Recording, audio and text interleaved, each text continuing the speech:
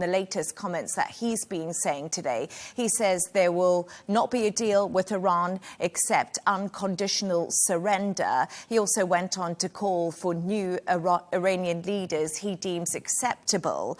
What do you make of Donald Trump's comments, and are these realistic at all? Well, I'll answer your last question first. No, they're not realistic.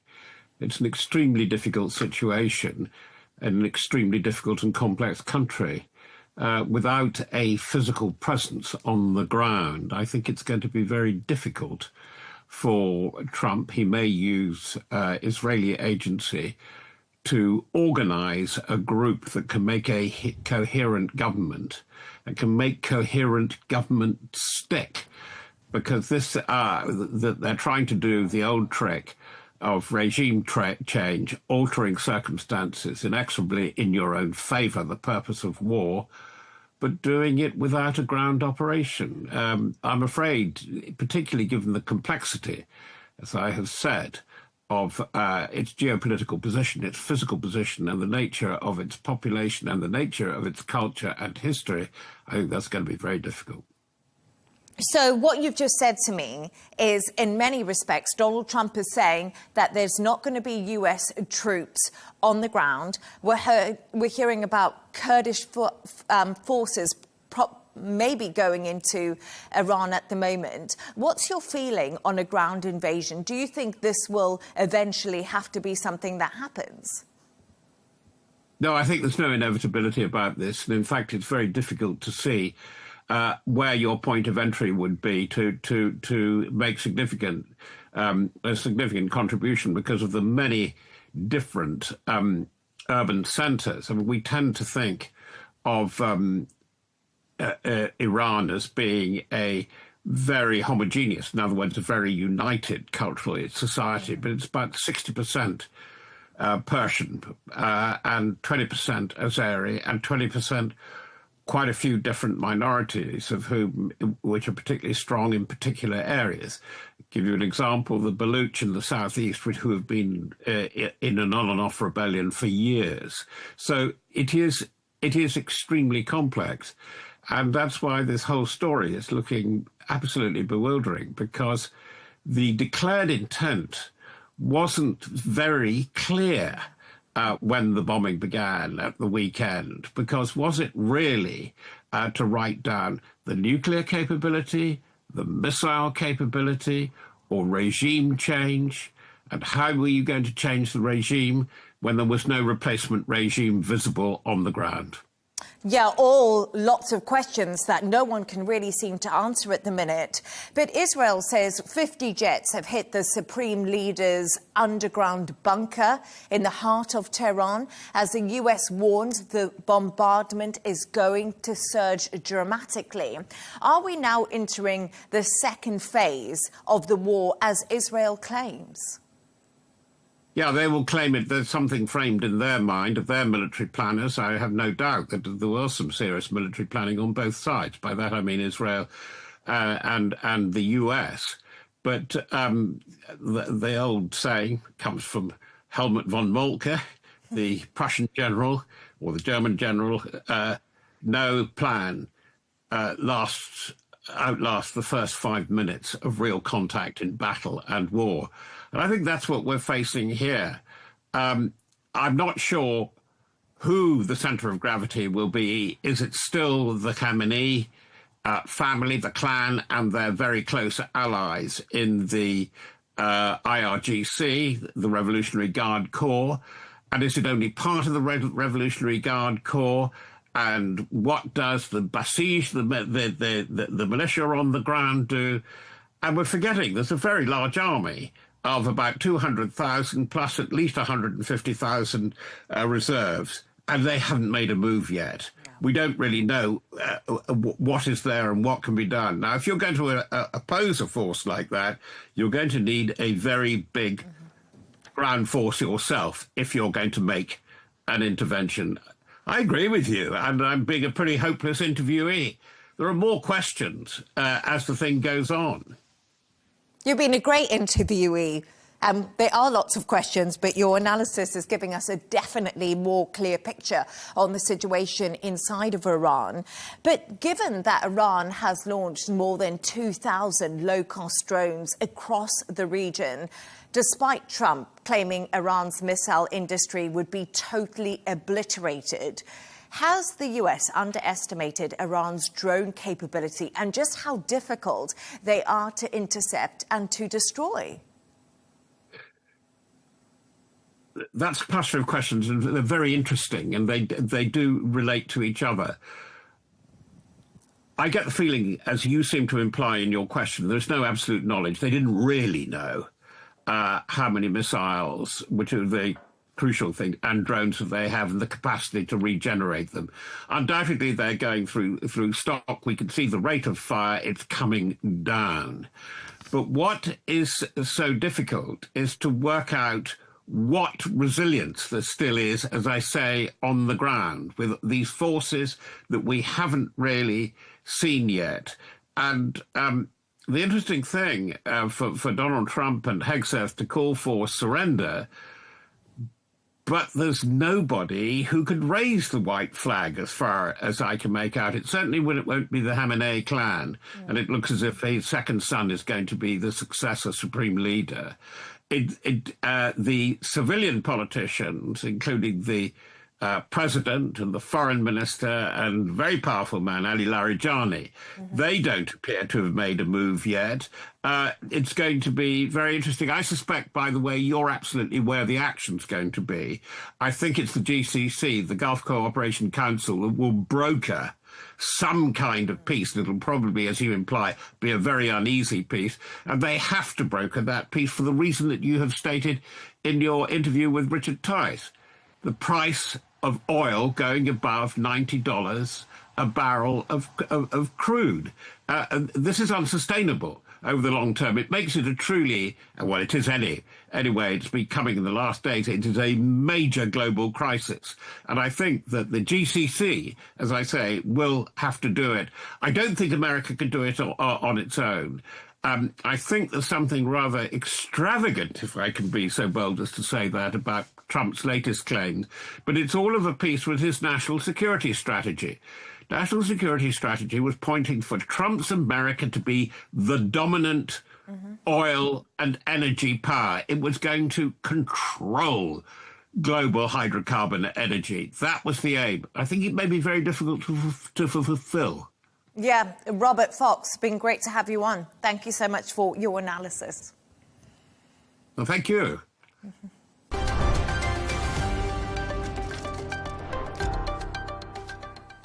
Iran's President Masoud Pezeshkian has said some countries have begun mediation efforts. He also said Iran was committed to lasting peace, but would not hesitate in defending our nation's dignity and sovereignty.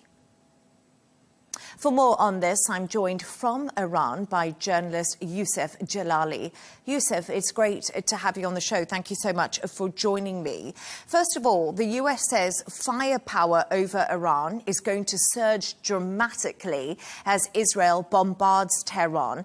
What is it like where you are, and what is the city experiencing as I'm talking to you?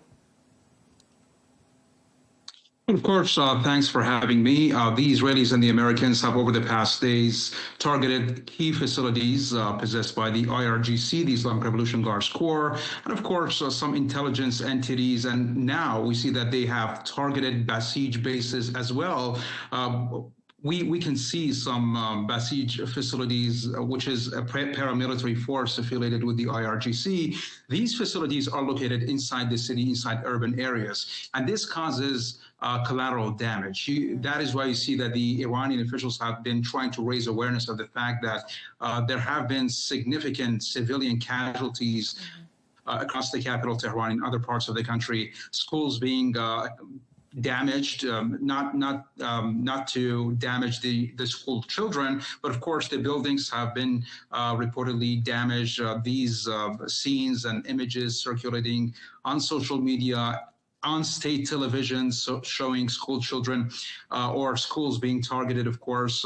Minab school in southern Iran was attacked, or was a collateral damage. We're not sure yet, because Pete Hegseth said that investigations are underway to shed light on what caused that incident specifically. But all in all, we see that some of the military institutions, especially Basij paramilitary force, which is regarded to be kind of a militia that is comprising people, ordinary people signing up to just offer services to the IRGC. These institutions are located in urban areas, and this is why you see that the civilian casualties are on the rise.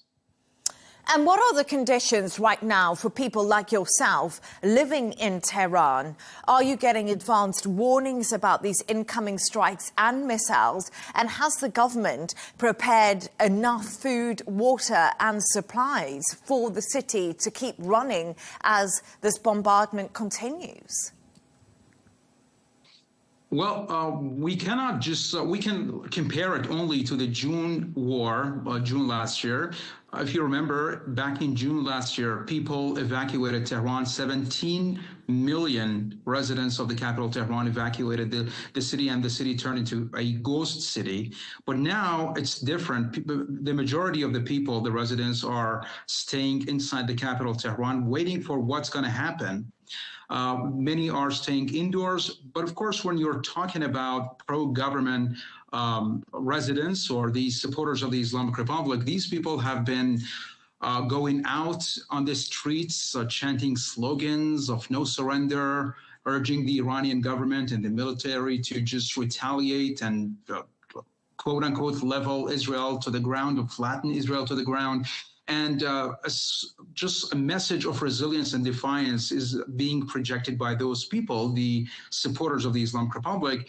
The others are staying indoors. Some of them have evacuated, gone to the northern areas where they deem to be safer, taking shelter in the northern areas, lush green land in northern Iran. So all in all, life, if you walk on the streets of Tehran, life seems to be normal, but again, you're not sure whether or not some like neighboring buildings or adjacent buildings may come under an attack all of a sudden. But of course, compared to the June war, it's a bit normal, and normalcy can be seen. President Trump says there will be no deal with Iran except unconditional surrender. Is this something the Iranian government will agree to? Or do you think that this is just not on the agenda at all? And of course, we have seen Iran retaliating against the US-Israeli attacks against them. Well, this is extremely unlikely to be accepted by the Islamic Republic. We've seen Iranian officials time and again saying that they are ready to continue this war for weeks and even months. And the Iranian officials, the Islamic Republic officials, are now saying that they have enough missiles, they have enough power to continue this war until maybe an unpredictable future. But of course, they're also trying to say that President Trump has not been able to achieve his immediate goals. They're referring to his statements about a regime change. He killed the #1 official in Iran, the supreme leader, and yet the Islamic Republic is continuing to survive. And of course, they're also referring to the Trump's statements about destroying Iran's ballistic missile capability and, of course, dismantling its nuclear facilities.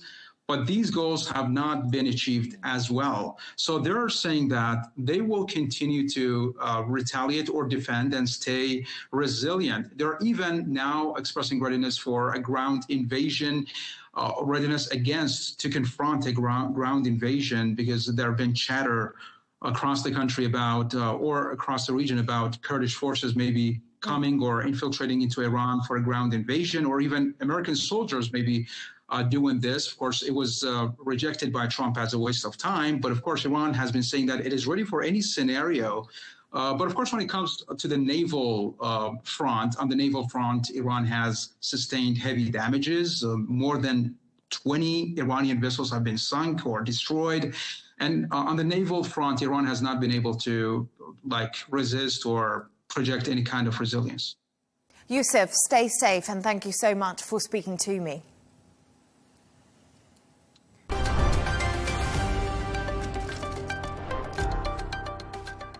With escalating tensions affecting flight paths across the Gulf, travellers are scrambling to find ways out.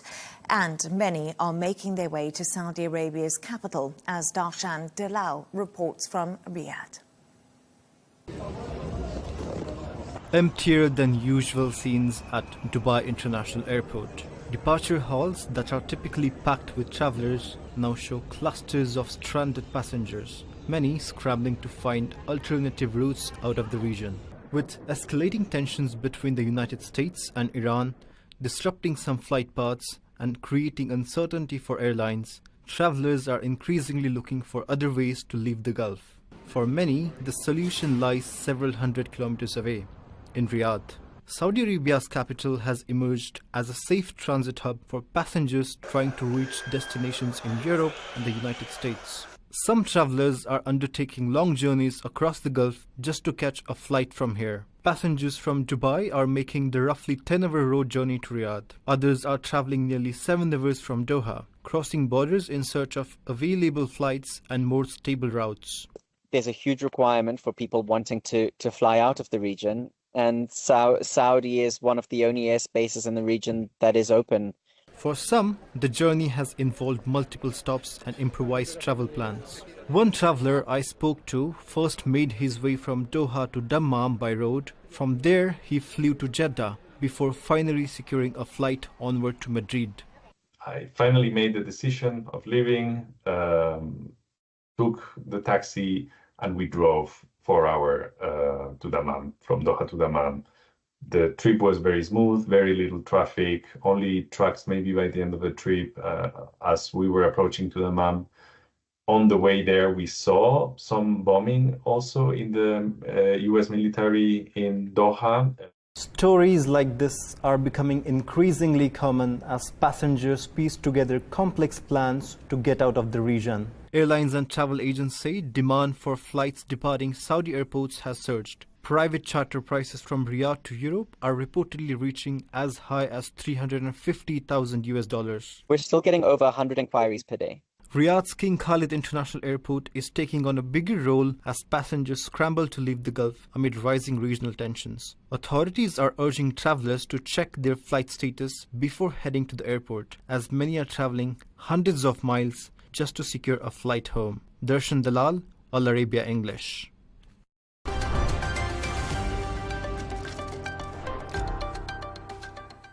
China's economy could be severely affected by the ongoing conflict in Iran.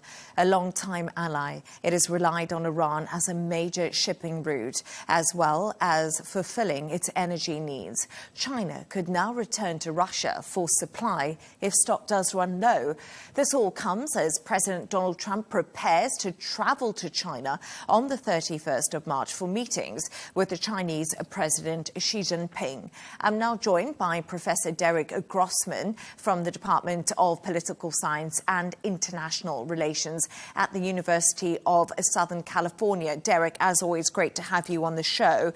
I want to begin with China because the Iran war is creating energy and economic pressures globally. How vulnerable is China to disruptions in Iran's oil supply? And could the ongoing conflict push Beijing now to rely more heavily on Russia for its energy security? Thanks for having me. Yeah, so I think that China is fairly dependent on Iran for its energy supply. It's something like 15 to 16% of China's total oil consumption comes from Iran. And about 80% of Iran's oil is sold to China. So actually, Iran is going to be in much worse shape in terms of selling its oil than China buying oil from Iran. But nonetheless, it is going to take, there is going to be an impact on Beijing as a result of the current war against Iran. And as you do say, actually, it will probably hit Iran a lot harder economically. As you said, China does buy 80% of the oil. But with China staying restrained at the moment to protect its priorities and Russia tied down by the war in Ukraine, how much support can Iran realistically expect from its traditional allies in this conflict, who have been China and Russia? Yeah, I think what's very notable in this conflict is that Iran really has no friends that it can rely upon for substantive support, right? The Russians have said that they support Iran within the last couple of days, but what does that actually mean? Is Putin sending troops to Iran? Is he diverting troops from Ukraine to Iran? Of course not. Is he providing ammunition to Iran? No. The Russians worry about their own ammunition supplies. Same thing with China. China has been very circumspect about the war against Iran and whether it wants to support it in any way other than rhetorical. I mean, if you look at the run-up to the war, China was providing Iran with certain dual-use technologies that it could use. But other than that, China has been extremely cautious. And especially now that the U.S. and Israel on one side are fighting Iran on the other, China is content to sit back and see what happens and then use the aftermath to its strategic opportunity.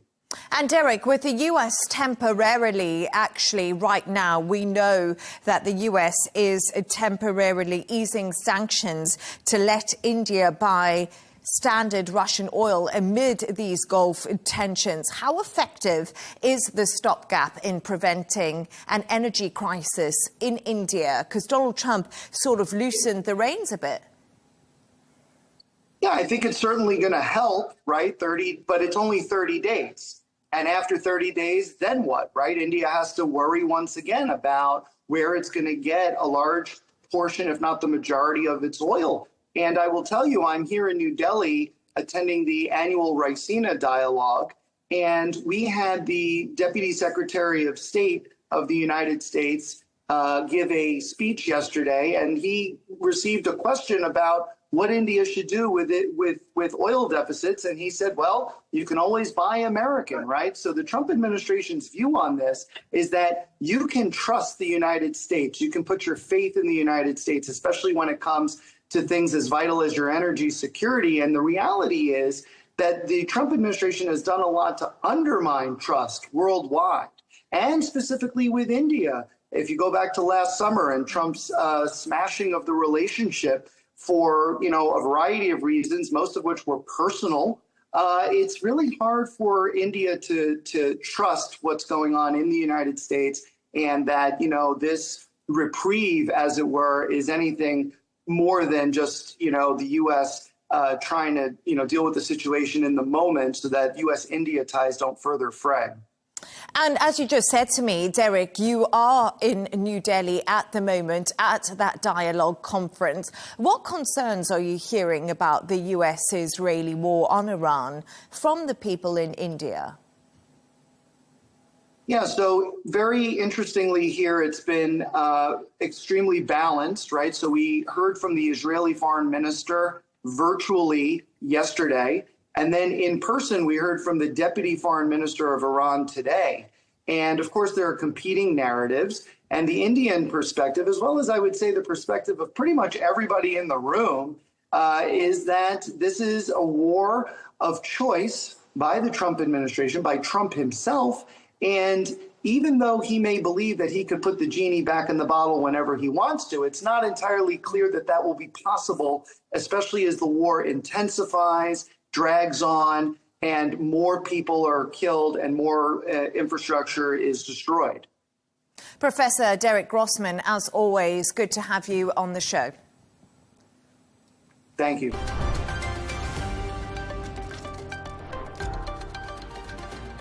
And that's all from us on W News. Don't forget to subscribe to our YouTube channel. Of course, follow us on X. Goodbye and thank you for watching.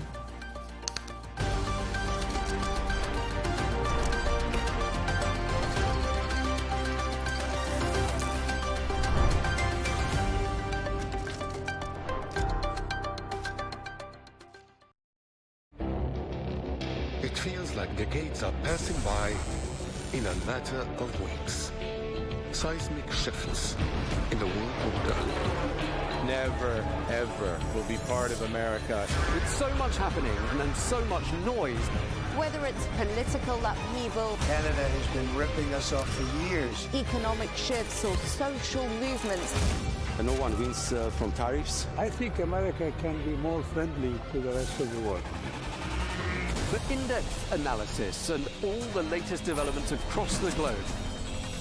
To have an inclusive policy together. The meetings with Hamas gave me some hope. We're in another nuclear arms race. the most important development straight to your screen. Welcome to the dressing room. I'm on my own. I need backup. And an insightful look at the issues shaping our world today. It was not going to happen, that war, and it happened. Join us on Arabiya News, where the world talks.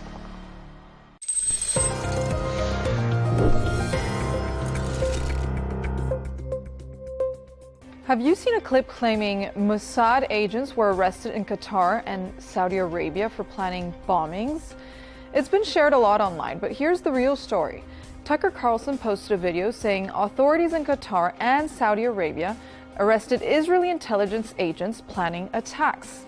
But the official response from Qatar's foreign ministry contradicts that. They've said they have no information about Mossad cells or arrests related to such a plot.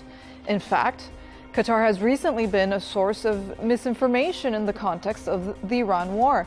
Qatar rejected a report by the Jerusalem Post claiming the Gulf state launched attacks inside Iran. Spokesperson Majed al-Ansari stated on X, Qatar has not been part of the campaign targeting Iran, and emphasized that Doha is exercising our right to self-defense and deterring Iranian attacks. He also called on media organizations to rely on official Qatari sources when reporting on the country's position. What has been reported via official channels, Qatari authorities say they recently arrested 10 people linked to 2 cells allegedly working for Iran's Islamic Revolutionary Guard Corps, accused of espionage and sabotage targeting sensitive and military infrastructure. So, the bottom line, no confirmed Mossad arrests in Qatar or Saudi Arabia, no credible sources backing Carlson's claims, and Qatar says it has no involvement in attacks on Iran and urges media to check official sources. And here's a crucial point. Spreading false news in Qatar is a serious crime. You can face up to 5 years in prison and fines up to $27,500 US, with penalties doubled if committed during wartime. So before sharing sensational claims, remember, in Qatar, fake news isn't just misleading, it's criminal.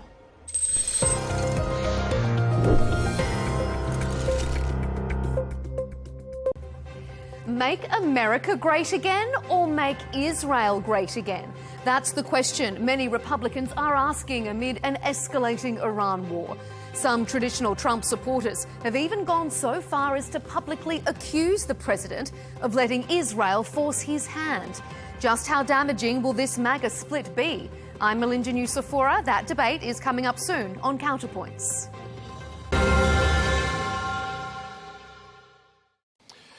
Well, let's get more now. We're joined by Dr. Abdelaziz Sagar, who is the chairman of the Gulf Research Center, which is a Saudi-based think tank. He joins us from Jeddah. Dr. Sagar, thank you very much indeed for taking the time to speak to us. There's lots of having me today. Thank you. There's so much we can talk about, and obviously tensions are high right across this region. I wanted to start by asking you why you think Tehran carried out those strikes on GCC nations during the course of these last 6 days? Well, I think their assumption, which is wrong, by expanding the territory of the war and involving the Gulf countries, that they can put a pressure on the U.S. Either to stop it or to change the attitude or to reduce the attack on them. But that assumption is wrong for 2 reasons. One, Saudi Arabia and the rest of the Gulf country, they cannot force the U.S. To do anything that the U.S. would not like to do. The U.S. have been negotiating with Iran, and the Iranians have chosen not to deliver what the U.S. want. And on that basis, the U.S. decided that they will carry with Israel a military operation to achieve the goals that they have talked about it in their statement. Okay, so clearly you're saying Iran has misread the situation. And we're in a situation now where diplomats and staff at embassies, including in Riyadh's diplomatic quarter, are sheltering today. And I'd like to ask you, what's been the reaction there in Saudi Arabia to these airstrikes across the region, and specifically in Saudi Arabia? Do you think they took people by surprise, or was there some degree that this was expected? No, I think it took us all by surprise, because we thought after all the big efforts Saudi Arabia and the rest of the Gulf country, including Oman and other countries in the region and Qatar, have tried to mediate, to encourage the dialogue and to encourage the discussion and to encourage the de-escalation, which have led to the meeting in Muscat and in Geneva. As a result of that sort of positive effort and vibe was coming out of the Gulf countries, the Iranians have decided to attack the Gulf countries, hoping by expanding this war zone and include the Gulf countries that they can use them as a leverage to pressure the U.S. On the other hand, I think they're making a big mistake because if they stay in power, whoever left from the regime there, they still need to have a better relation with the Gulf countries. And that not sure it will happen. As we have seen, Qatar and UAE have decided to withdraw their ambassadors. And I'm sure the more they continue, it's going to push for diplomatic withdrawal of ambassadors, and also maybe some other political decision will take. So if you stay in power, you still need to deal with the Gulf. You cannot deal with the Gulf and that you have gun and attack the people and the civilian, the hotels, airport, and also critical oil facilities. So you're saying a deep sense of surprise that it's come to this, that diplomatic missions, including in the Saudi capital, have come under attack. Is that surprise accompanied by a deep sense of disappointment for the reasons you just gave? Of course, it's a major disappointment. This is against the Vienna Convention, against the Geneva Convention, against the international law. Normally, diplomatic institute and the diplomatic premises is very well respected and protected, and they have violated all of that. Okay. I mean, obviously, Dr. Sagar, in a situation like this, there are all sorts of reports that get circulated, some of them true, some of them untrue. One claim that has made a few headlines lately is a claim made by the media personality Tucker Carlson, who alleged that some Mossad intelligence agents, that's Israeli intelligence agents, have been detained in Qatar and also in Saudi Arabia. They were allegedly, according to him, suspected of planning attacks inside allied Arab nations. Now, we had a guest on this channel yesterday from Saudi Arabia who repeated those claims that Saudi Arabia had captured or detained those Mossad agents. I just wanted to ask you what you make of these claims. Well, conspiracy theory in a situation like this can be always a big bromo, and it makes the news. I don't think the Saudi government have officially announced anything like this. I don't think there has been any evidence, supporting and endorsing such things. In fact, today there was reported by Reuters or by other agencies that Qatar and Saudi Arabia denied, such an issue. So I think if the journalist who have said it, he has an evidence, he might be willing to share that evidence and present it. But I don't think, and at the same time, having a Mossad agent, you still need to have an operation. You cannot just do it by being 1 or 2 or 5 agents. You still need to have a launcher, you still need to have the drone, you still need to, there are many other requirements to be able to achieve such a thing. So I don't subscribe to that story. I think it's a part of the stories that people like to tell during such a situation. Yeah, part of the fog of war, some might call it. Yeah. I'd just like to ask you, I mean, given what you said at the beginning, do you think it could be argued that one of Tehran's perhaps biggest miscalculations has been the fact that they have brought the Gulf nations even closer together to each other and to Washington by carrying out these strikes that they began last Saturday? What do you make of that?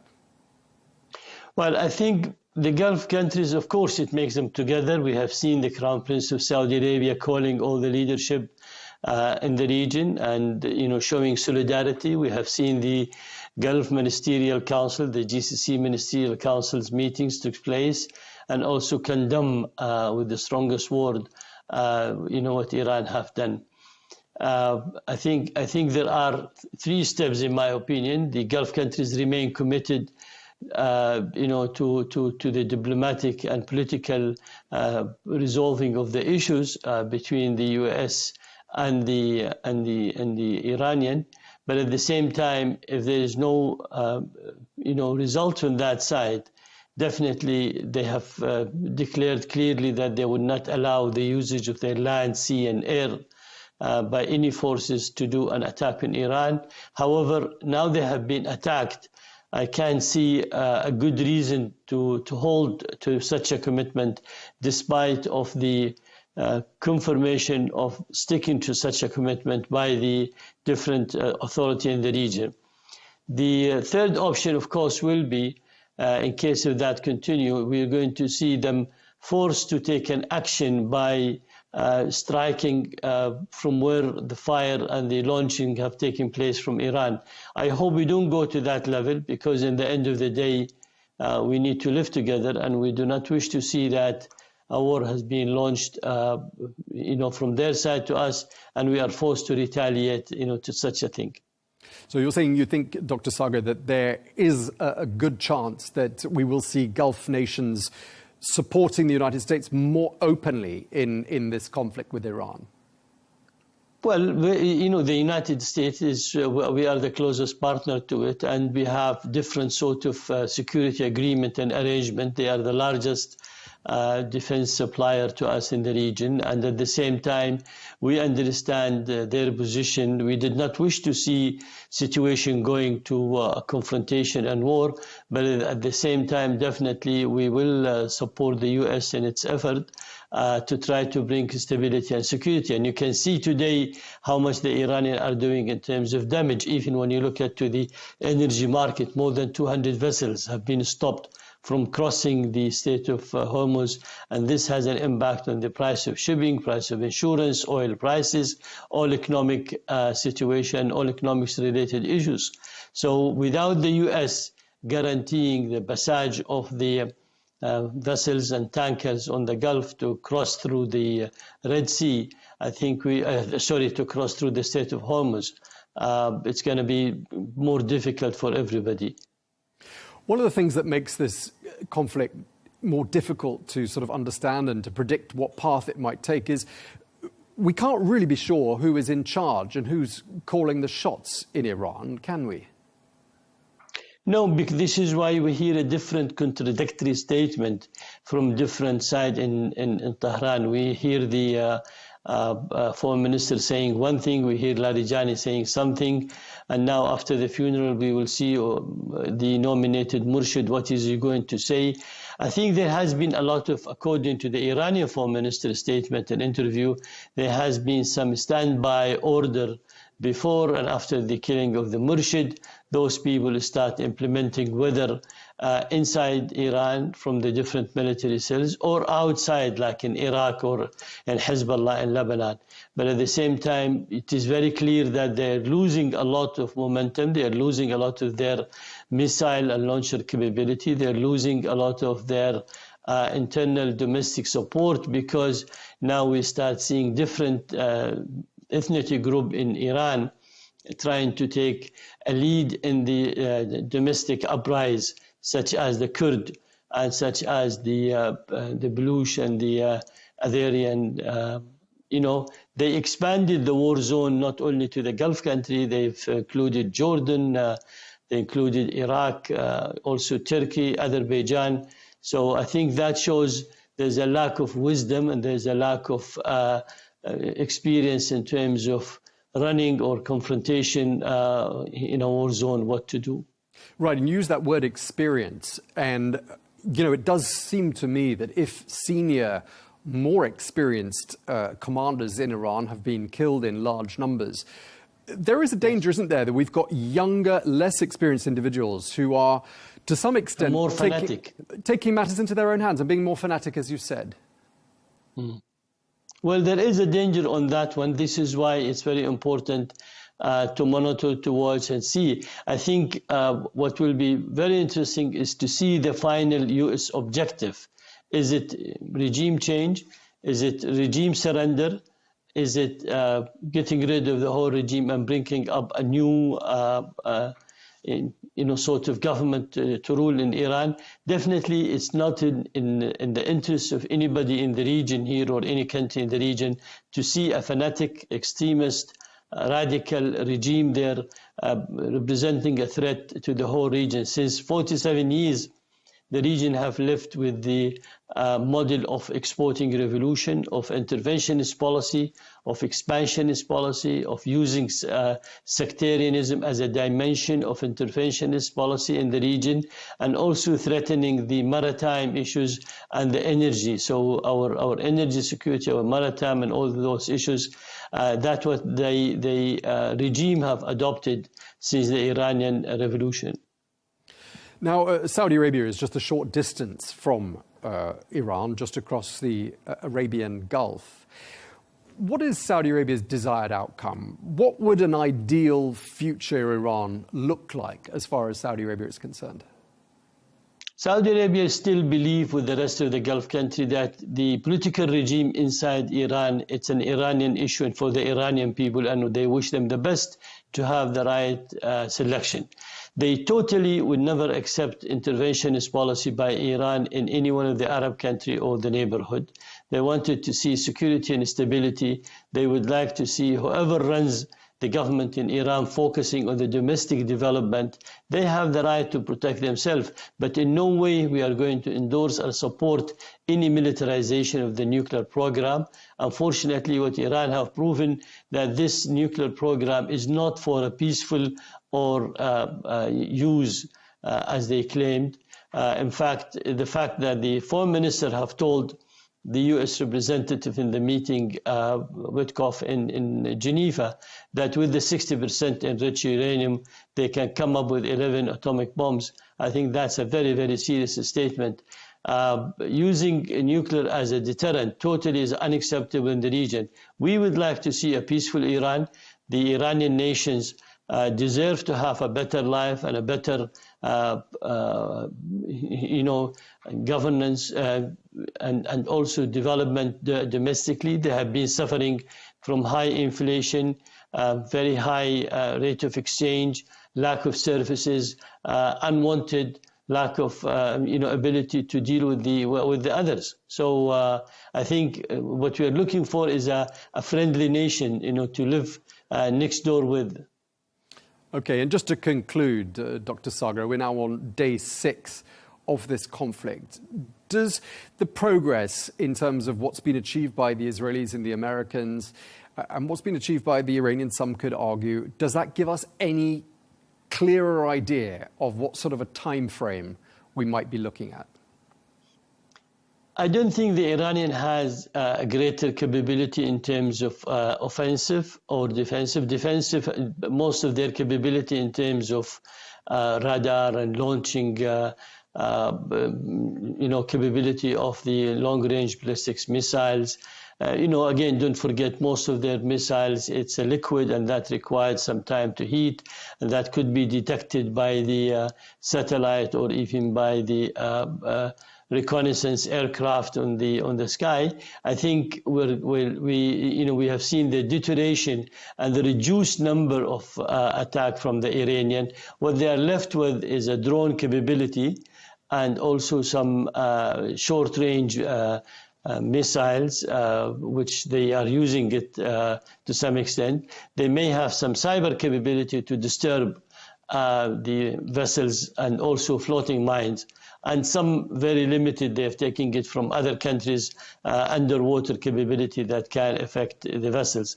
But in general, I think with all the big effort from the US and the Iranian, which is from the American and the Israeli, have destroyed a lot of their militant capability, including location, command control, naval capability. I think the lesson the American gave, to hit the frigate in front of the Indian Sea also was important, that they expand. 1/3 of the U.S. naval capabilities already in the water. And I think the Iranians should take it damn serious. They are not here to, as a tourism. I think they're here to do, to finish a mission.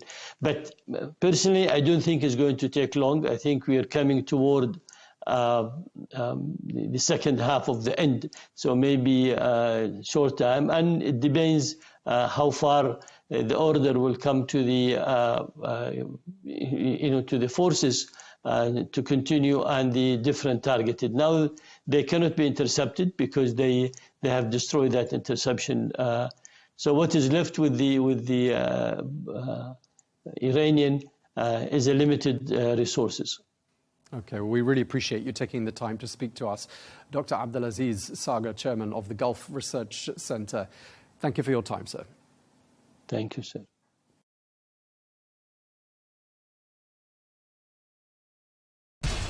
We have to take care of our people, and we're going to take care of our people first.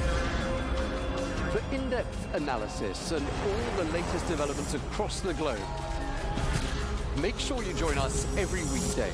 President Trump is trying to negotiate a ceasefire. With so much happening, so much information, and so much noise, international law will have no part in his administration. It can be hard to keep track. Tariffs will just fuel inflation. We're going to fight these tariffs. But you can count on us to tell you what you need to know. We stand by your side. Join me, Tom Burges Watson, for Global News Today, right here on Al Arabiya News.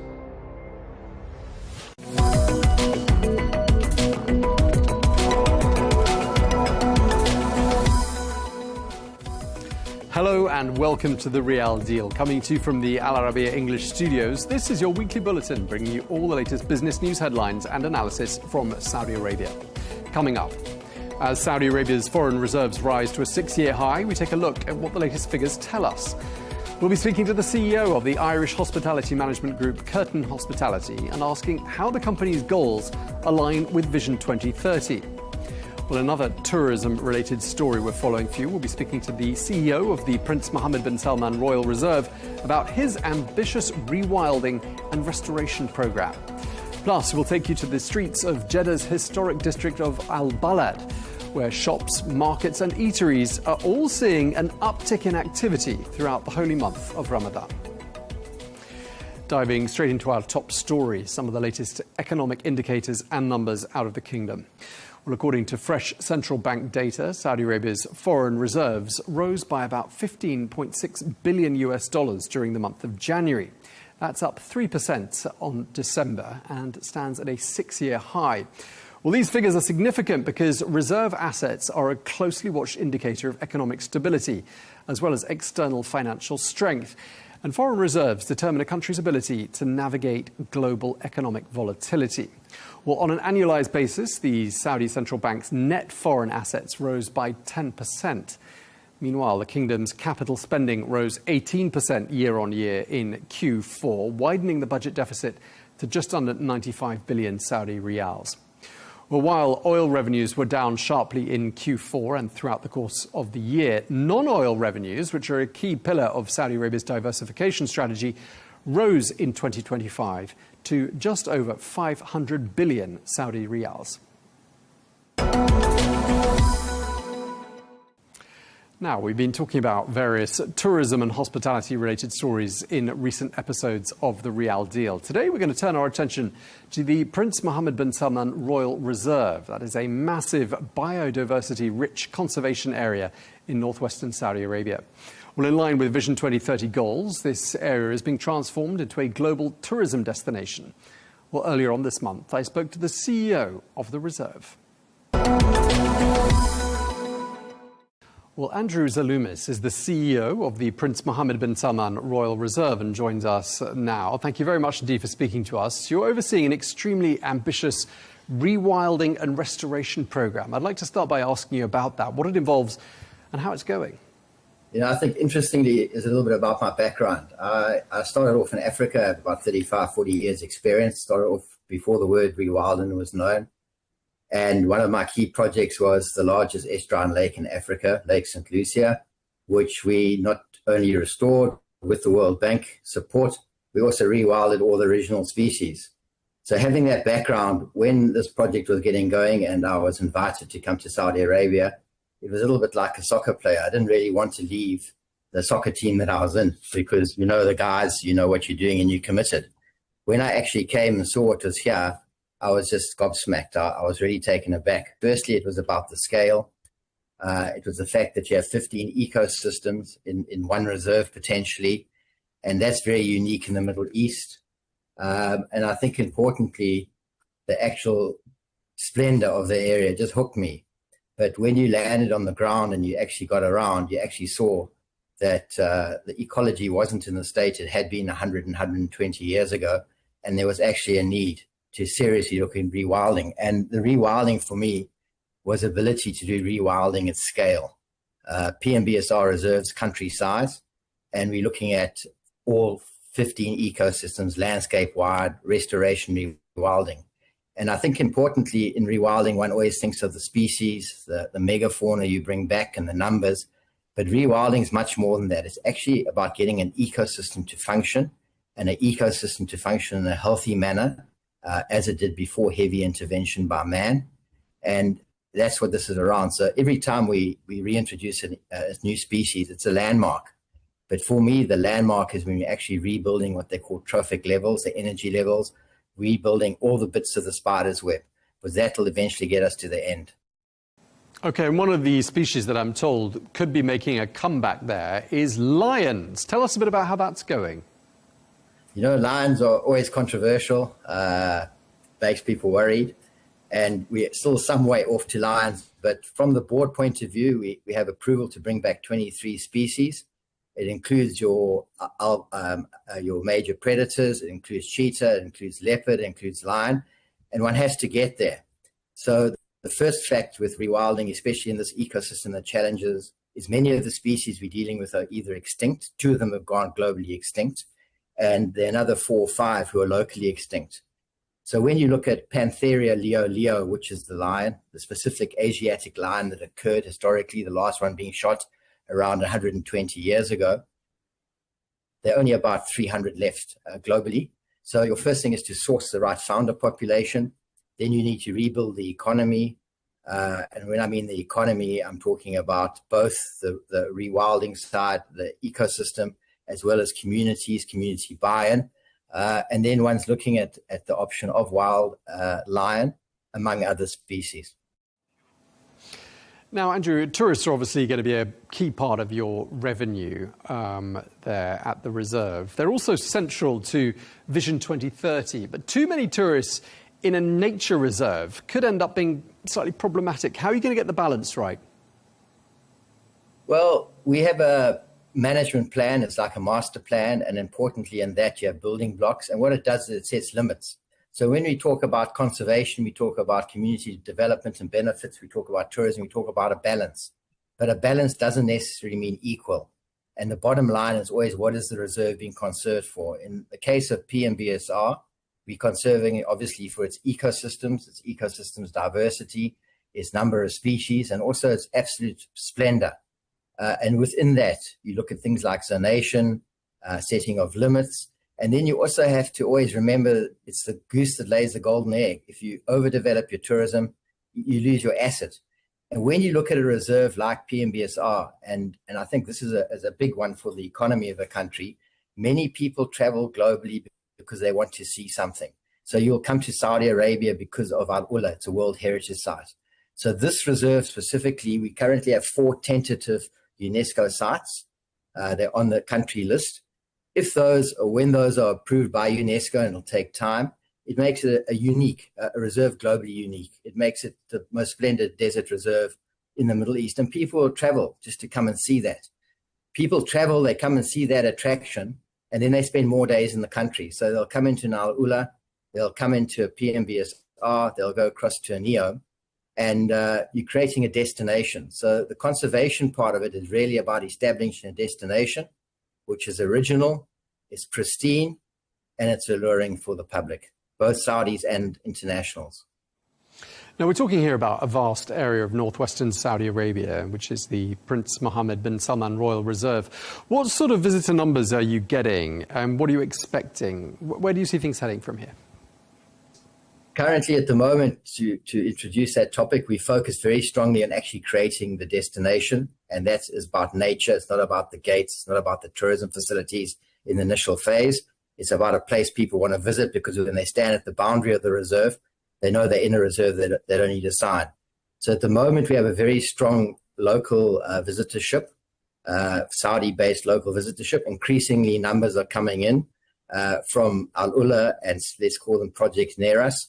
At the end of this year and early 2027, Amala will open, which is an anchor tenant in the reserve, and it's opening many hotels.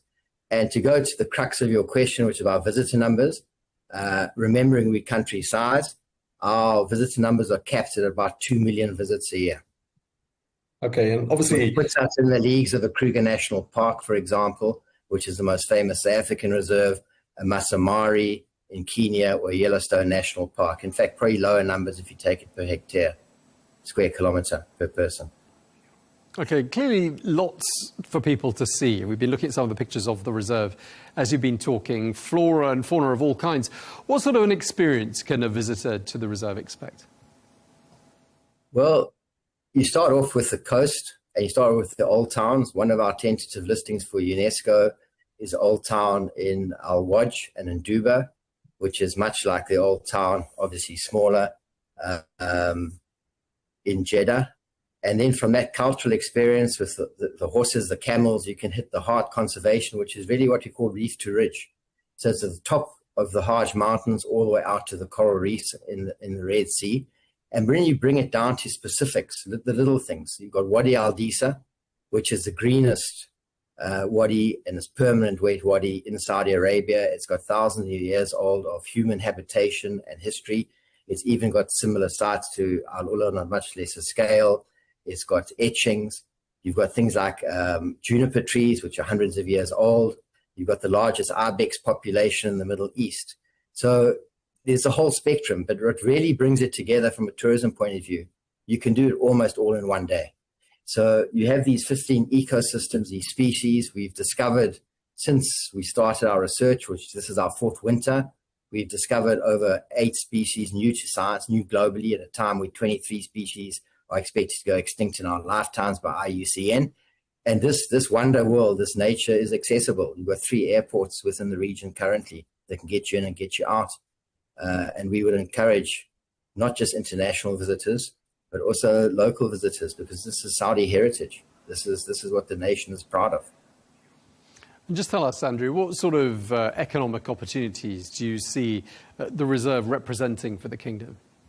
Well, you can take the longer-term economic opportunities that you perfecting and establishing how to rewild and reestablish ecosystems. And a healthy ecosystem is the base of every economy. And conservationists like to waffle about that sort of Mother Hubbard stuff. So let me get much more to the point. If you take this current phase of the project, we've established over 350 permanent jobs for locals, rangers. So 83% of our staff are from local communities. 96% of our staff are Saudis, but it's going somewhere. The kingdom signed something called Vision 3030, which is very similar to Vision 2030 in that Vision 2030 also includes 30% of Saudi Arabia being in conservation by 2030. When I came into the kingdom and we started, we were sitting at about 9%.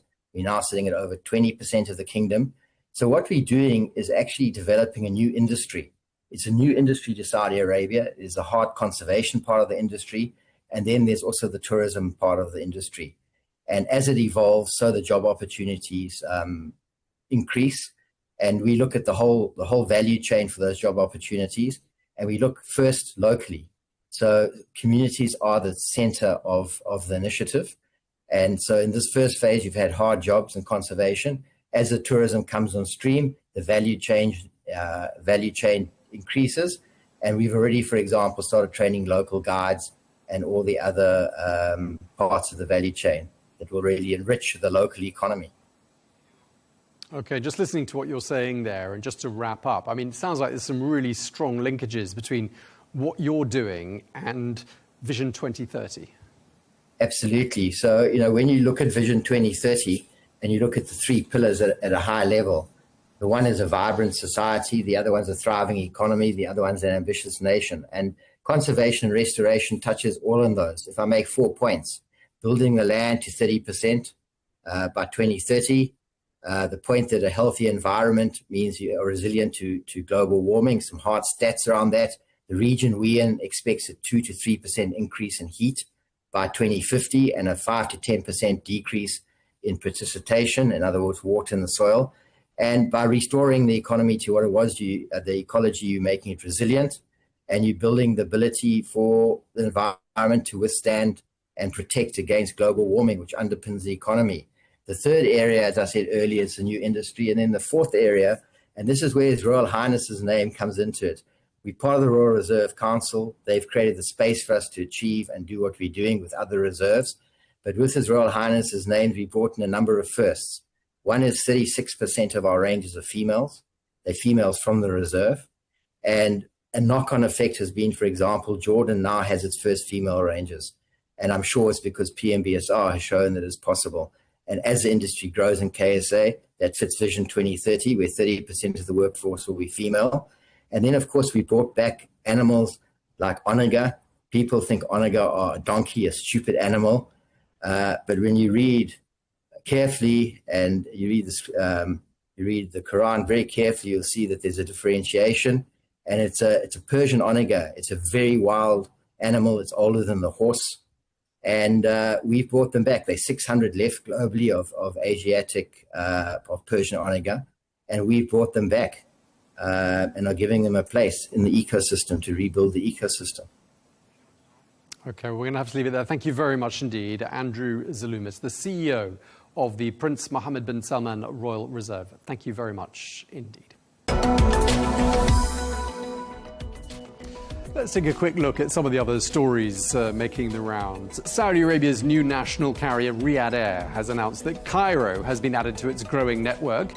The airline will offer daily services between Riyadh and the Egyptian capital with a Boeing 7879 Dreamliner. Well, Riyadh Air, which is going to take delivery of its first planes in the coming weeks, is launching with flights to London, Dubai and now Cairo before reaching more than 100 destinations by 2030. In a sign of how Saudi Arabia is now a global holiday destination, the travel agency Thomas Cook has just unveiled package holidays to the kingdom.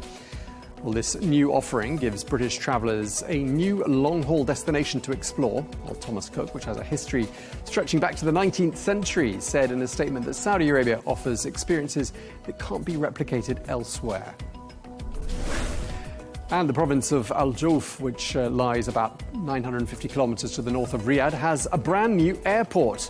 Al Jouf International officially began operating last Thursday, finalising the complete transfer from the old airport. Well, the new facility has an estimated annual capacity of 1.6 million passengers, compared to 175,000 at the previous airport. And the city of Qiddiya mega project under construction is set to be a massive entertainment, sports and cultural destination just close to Riyadh. But the city is about to become even closer to the capital thanks to the new Qiddiya bullet train. Well, with speeds of up to 250 kilometers per hour, that train will transport passengers from Qiddiya to Riyadh in just 30 minutes. Now, tourism is central to Vision 2030, and the sector, which has seen staggering transformation on several levels, is an important contributor to the national economy. Well, the Kingdom has surpassed its original Vision 2030 tourism goal 7 years ahead of schedule and has raised the bar with an even bigger target of 150 million tourists by the year 2030. Well, one of the companies with a growing presence in Saudi Arabia and which has been playing part in making the country a premium global destination is the Irish hospitality management group Curtin Hospitality. Well, Curtin, which manages hotels, service departments and collaborative co-working hubs, has a long-standing track record in the Kingdom. And in many ways, Curtin's approach seems to mirror many of the goals of Vision 2030. Well, I'm joined here in the studio by Marloes Knippenberg, who is the CEO of Curtin Hospitality. Marloes, thank you very much indeed for coming to see us. Thank you. As I said in the introduction, you're an established player in the Saudi market. But for people who don't know Curtin, can you just tell us a bit about your company and the brands under your umbrella? Yeah. Curtin Hospitality, we're a mixed-use lifestyle operating company. A little bit different than many other operating companies. We go by brand guidelines versus brand standards, which means that the brands that we have, so the house is our upper upscale premium product.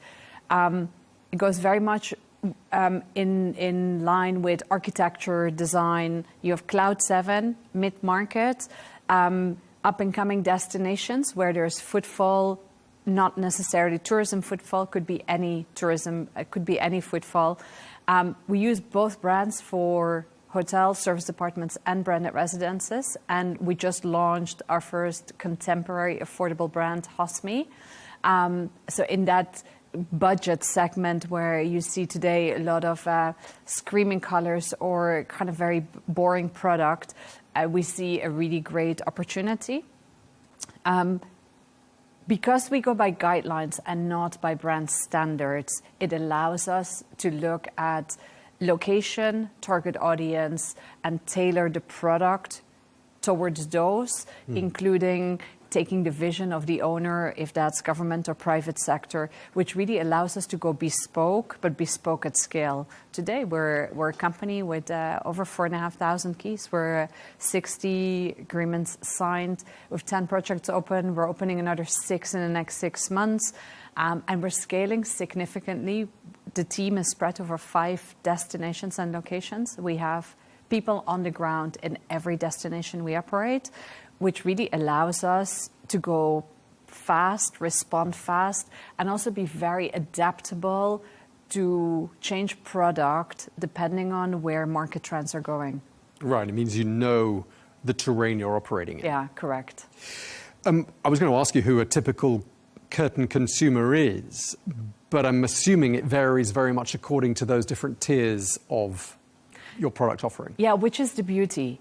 And you really see how we have quite a strong following. So we have a lot of direct business since the onset because people have seen our project, you know, either in the media or communications, or are looking for something that is a little different, that is very community-centric and not as a marketing gig or something that is, you know, over the top of storytelling, but something that's simply inclusive of the environment, inclusive of whatever is going on, and has more depth than just a bed to sleep in.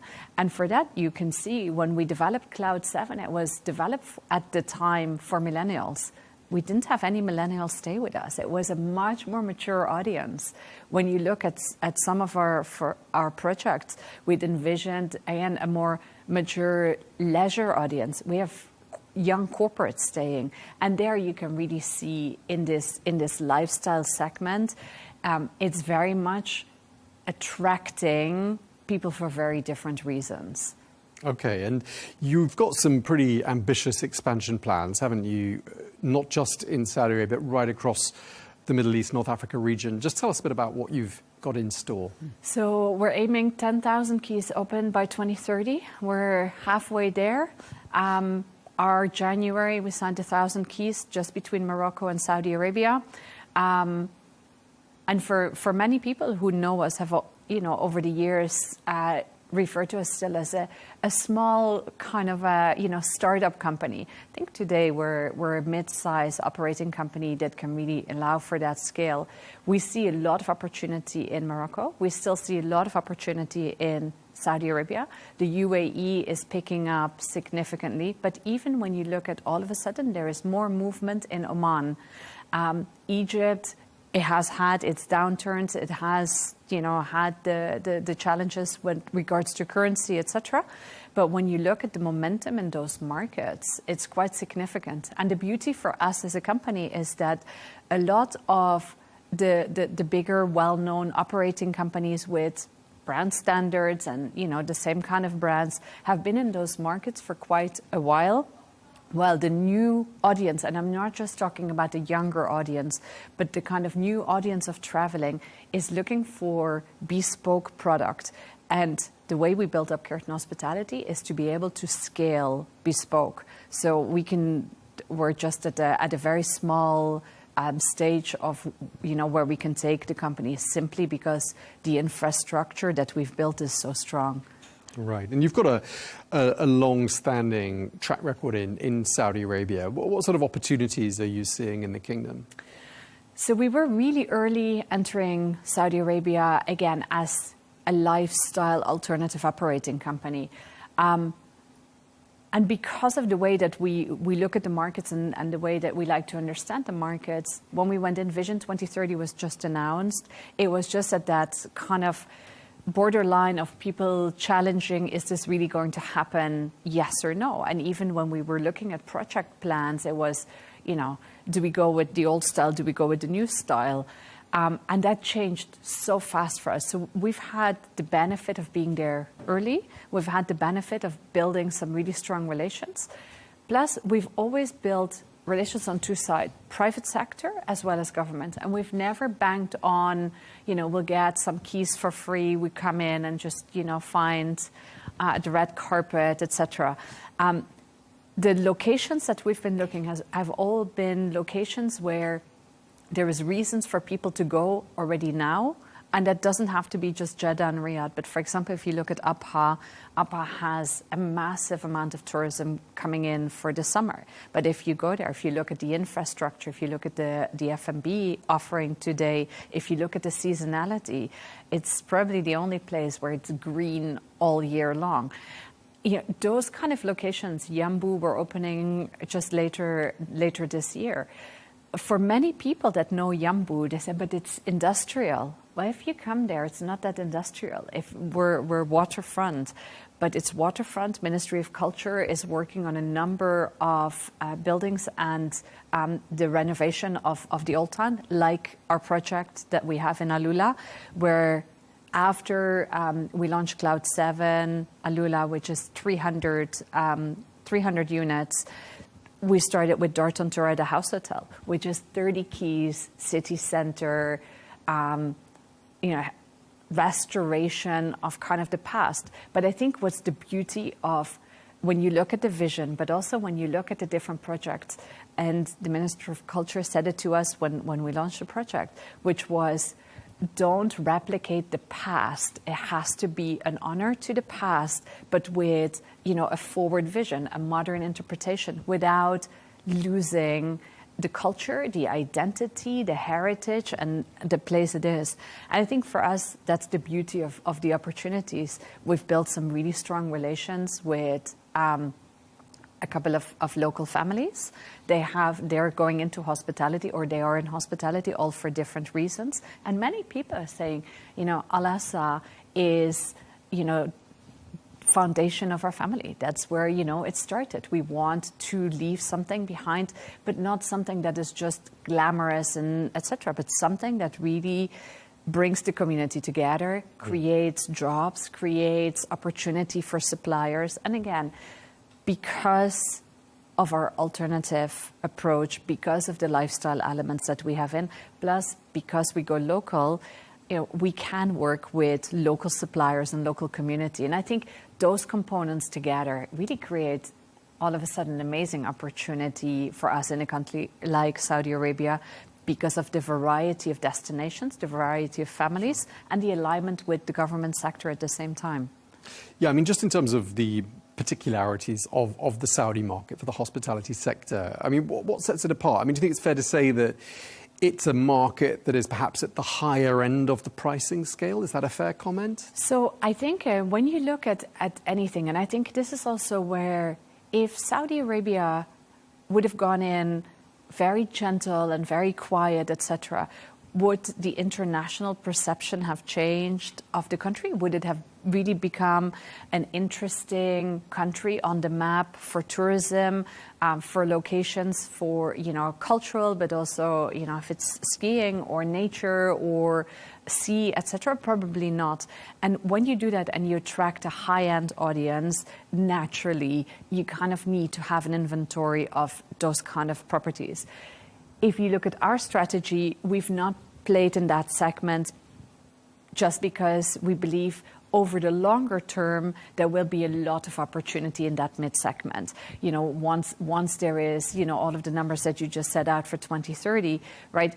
There will be a lot of different people coming in a lot of different segments. And that's where we're really playing strong, because all of a sudden people will start traveling the countries, start exploring different locations, and there people will start looking for different types of products.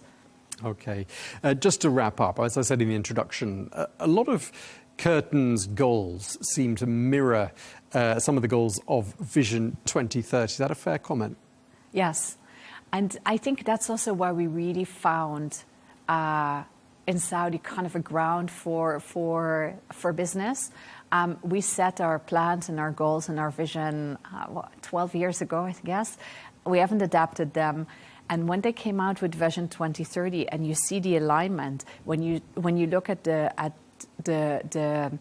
talk about lifestyle, culture, integration of community, building ecosystems, building growth for the local population, creating product for not just international travels, but for Saudis in Saudi, which is such a different kind of perspective. But it really goes along with our look at, local hiring, supply chain, and everything else. So there's a great alignment, and I think that's also why we build good relations, and we resonate with people like PIF, with people like government sectors, with governors in different establishments, because we understand what they're saying, and because we go by guidelines, we can actually take those different visions in the different destinations and tailor that very easily to product. All right, so plenty of synergy by the sounds of things. Yes, absolutely. All right, well, thank you very much for coming to see us. Really appreciate it. Marloes Knippenberg, CEO of Curtin Hospitality. Thank you. Thank you very much.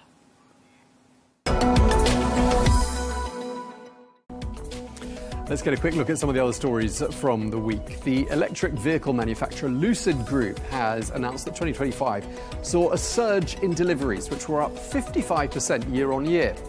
Lucid, which is majority owned by Saudi Arabia's public investment fund, delivered 15,841 units during the year, with a particularly strong Q4. Well, deliveries were up 72% in Q4 versus the same period of 2024. Well, the EV maker has indicated confidence for the year ahead. Apparel Group is accelerating its Saudi expansion, adding 25 new brands and planning to open more than 200 stores this year, taking the retailer's footprint in the kingdom to nearly 1,000 outlets. Well, Apparel Group manages 85 global brands, amongst them Tommy Hilfiger, Skechers, Crocs and Calvin Klein. The group also operates food and lifestyle brands such as Tim Hortons and Jamie's Italian. And the Saudi electricity company has launched a new corporate identity. The company has rebranded itself as Saudi Energy, which it says marks a new chapter in its journey and reflecting its role within the kingdom's national energy ecosystem. Well, in line with the objectives of Vision 2030, Saudi Energy seeks to enhance energy supply security and grid reliability.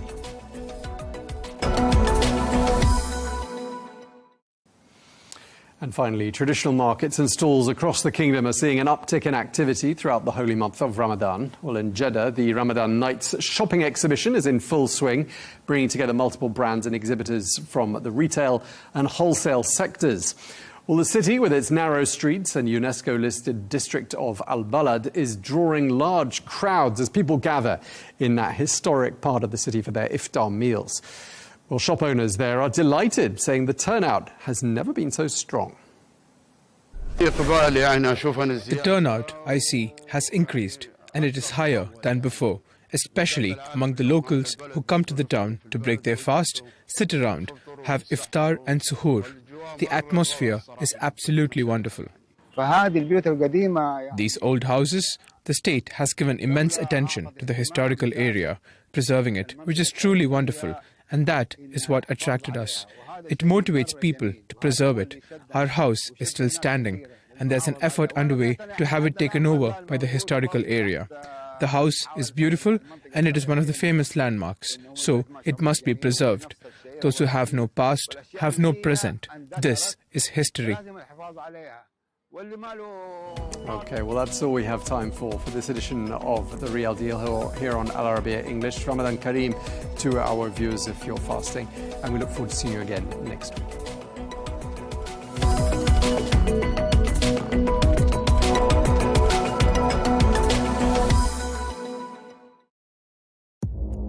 Our allies, in many cases, are worse than our enemies. Stay informed and connected with the latest international headlines. There obviously is a risk. From breaking news to in-depth analysis, it would appear that this war is coming to an end. Who buys this stuff? Investors, pension funds. We deliver the most important developments straight to your screen. Iran always wanted to deal with militia. Join us for compelling, expert-driven conversations. A curfew order has been established.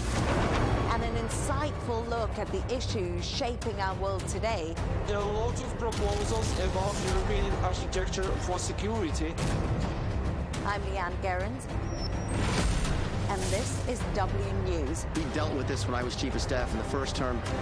Where you don't just hear the headlines, you get the full story.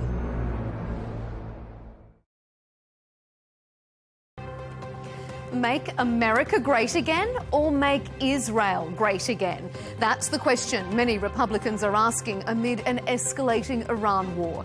Some traditional Trump supporters have even gone so far as to publicly accuse the president of letting Israel force his hand. Just how damaging will this MAGA split be? I'm Melinda Nucifora. You're watching Counterpoints.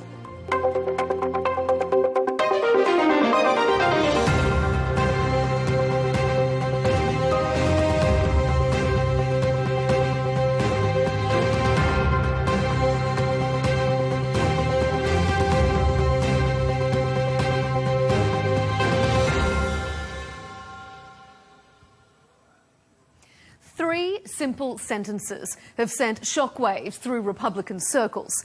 Secretary of State Marco Rubio wasn't cornered or thrown off guard by a trick question. He offered up this explanation for war freely.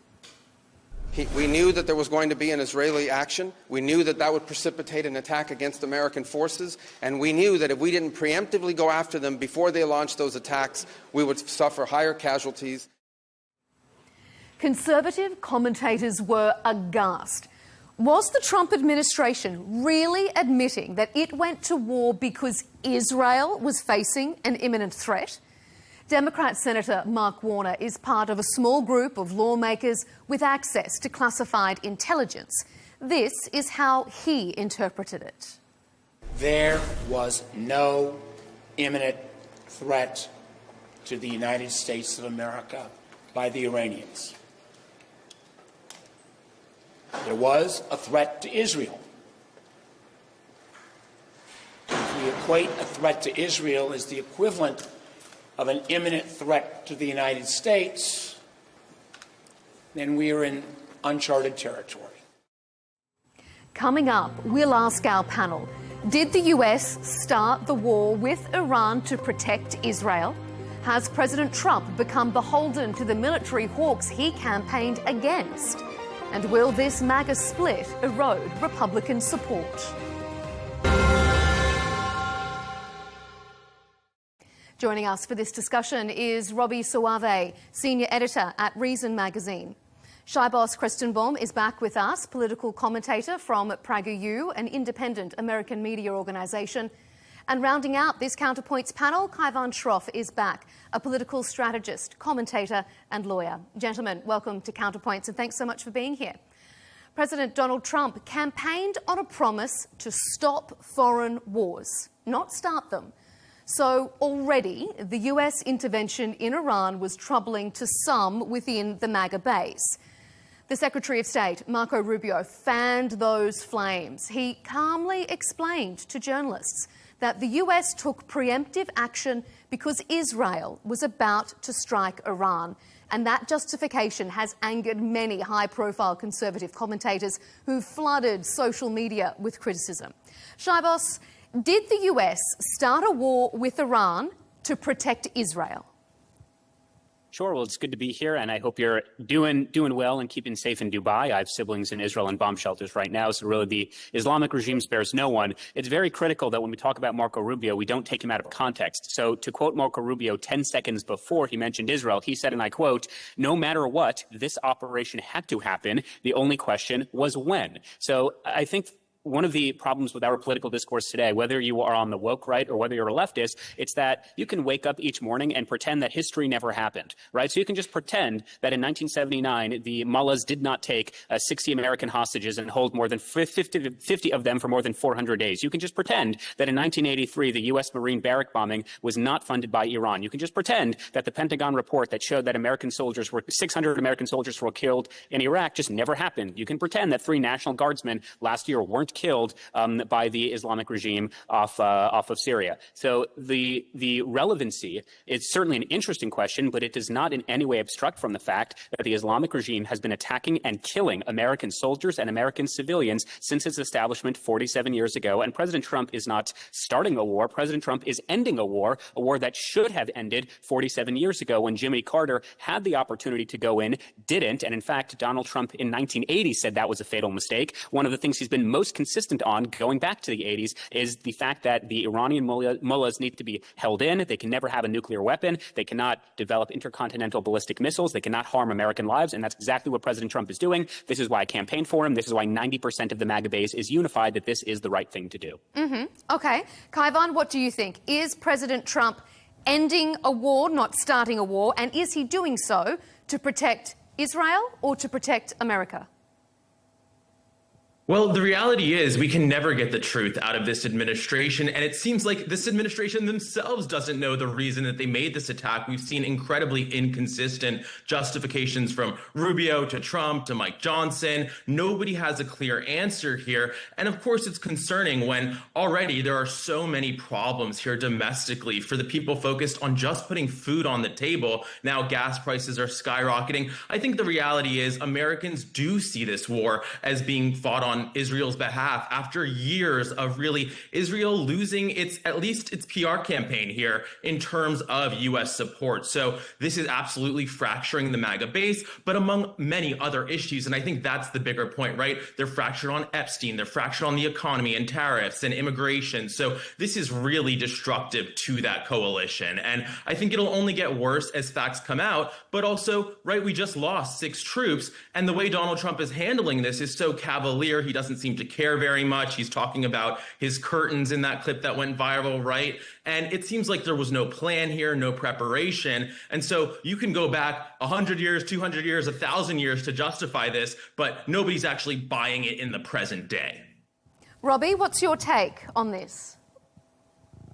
Well, I guess my job is to be somewhat in the middle here, and frankly, I am, because I agree that the Iranian regime is evil, authoritarian, and extremist. It's not a question of the harm they've caused to Americans and to Israel, which are considerable, but it's a question of what actually are our goals here.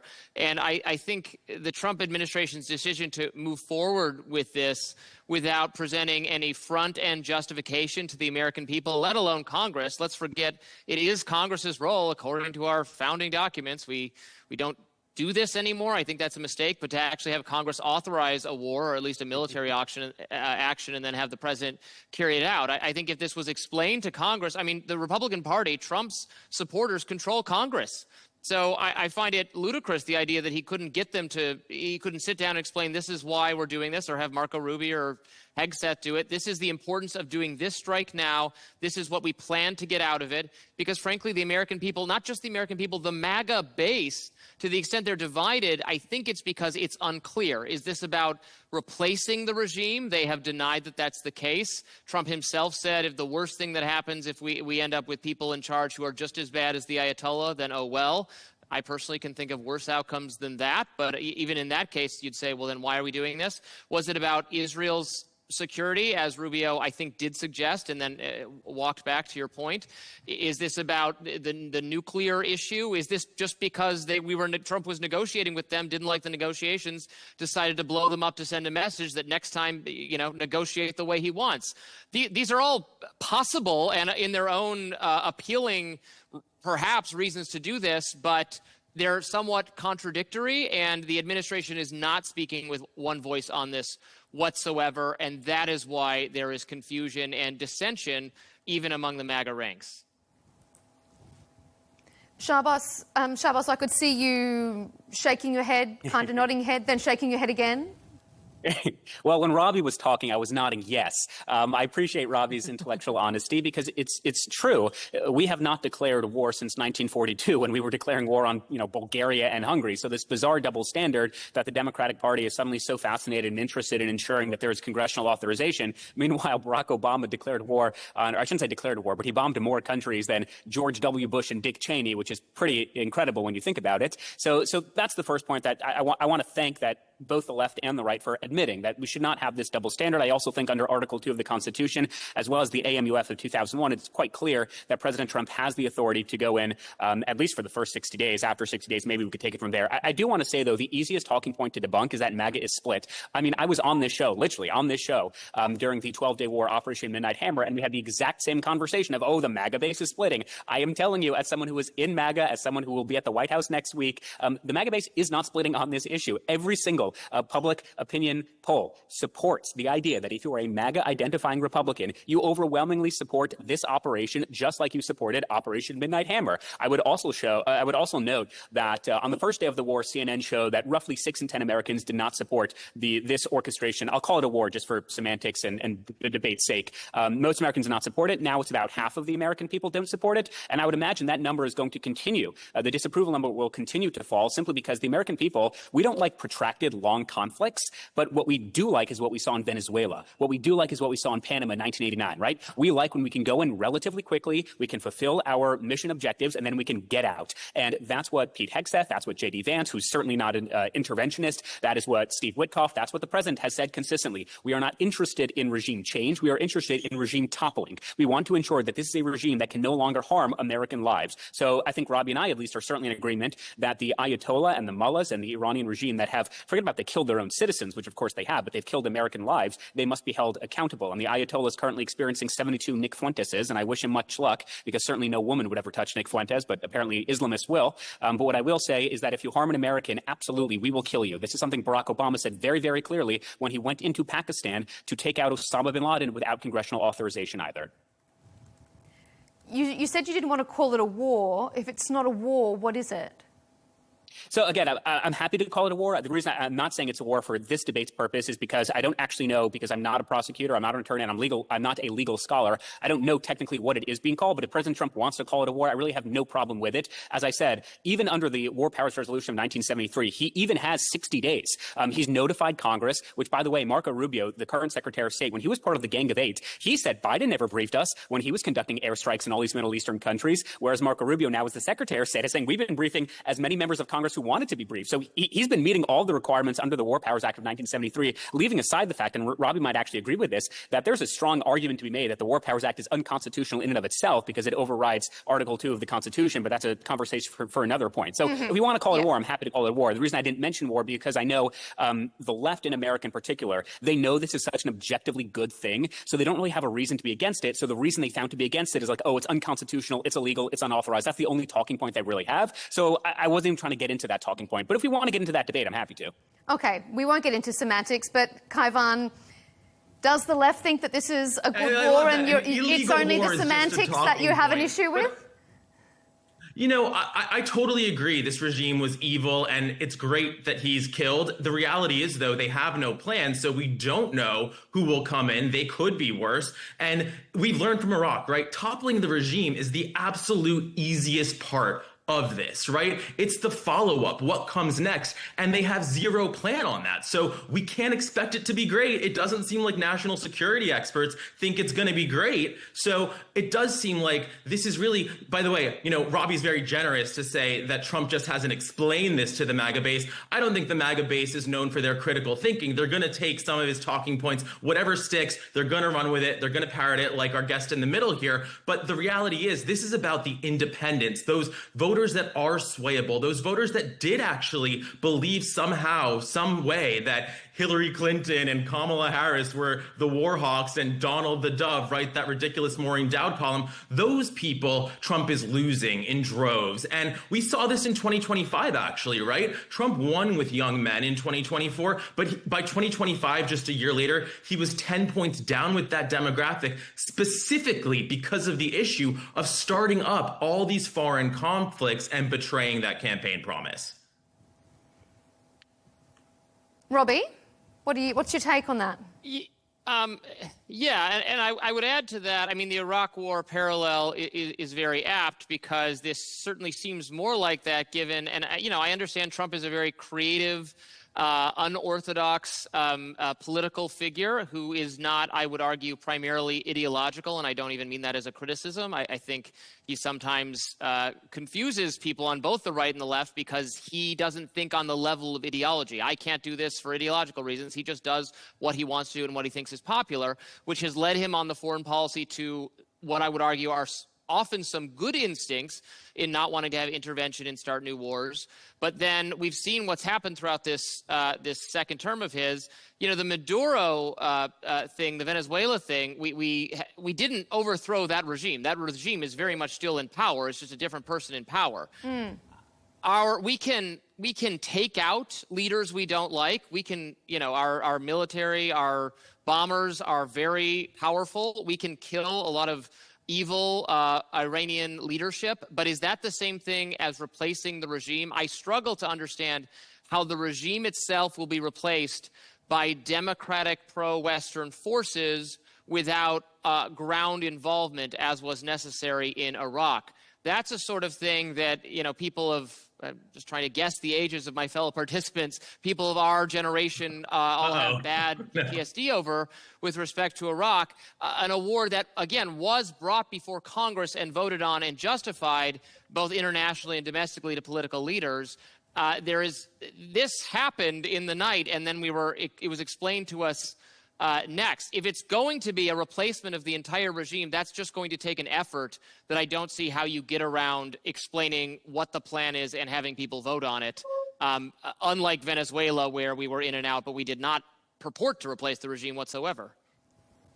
Well, similar to Venezuela, President Trump has said just recently that the US will have a role in picking Iran's next leader. He said that to a couple of news outlets. So if this is not about regime change, Shabos, what's it about? And how can the US have a say without necessarily having troops on the ground and getting more bogged down in this conflict? Sure. So again, it's not about regime change, it's about regime toppling. But I just want to first respond But if President Trump is saying he's going to have a hand in picking the next leader, well, that is regime change because he's going to install a new leader.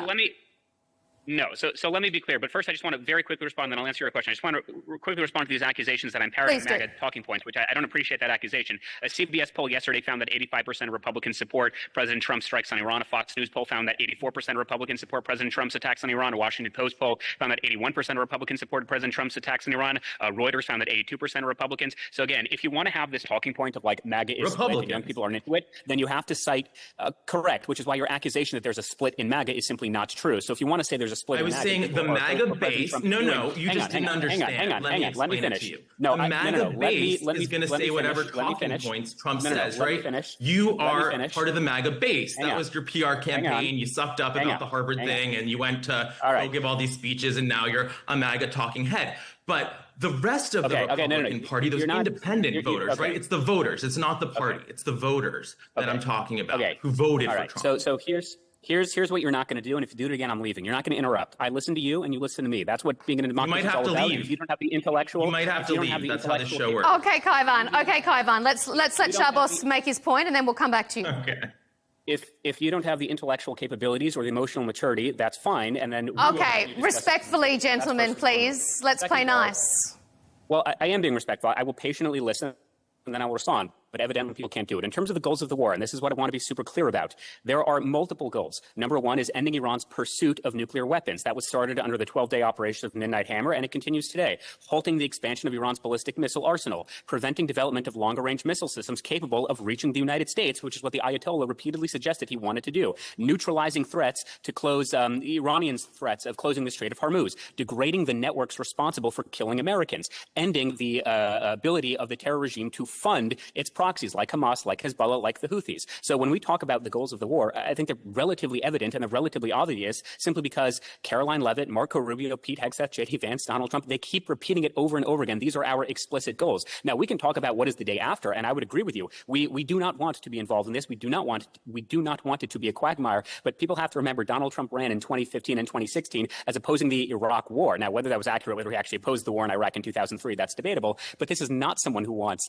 interventionism. This is not someone who wants boots on the ground. This is someone who wants quick and decisive military action, and we are already seeing that. I mean, I made a joke last night that I currently own more boats than the entire Iranian naval fleet, which is true because I happen to own one boat, and they currently own 0. That is because we have destroyed their entire naval fleet. We have destroyed, or I shouldn't say we've destroyed, we have killed their Ayatollah. We have killed the second in command. We killed the top 40 IRGC commanders. We have air superiority in less than 3 days. This is a remarkable achievement, and it shows the dominance of the American military and, of course, the complete collaboration, vindication of the U.S.-Israel relationship. So do we want boots on the ground? Absolutely not. Do we want a long, protracted conflict? Absolutely not. You know who else doesn't want that? Donald Trump. He keeps saying it every day.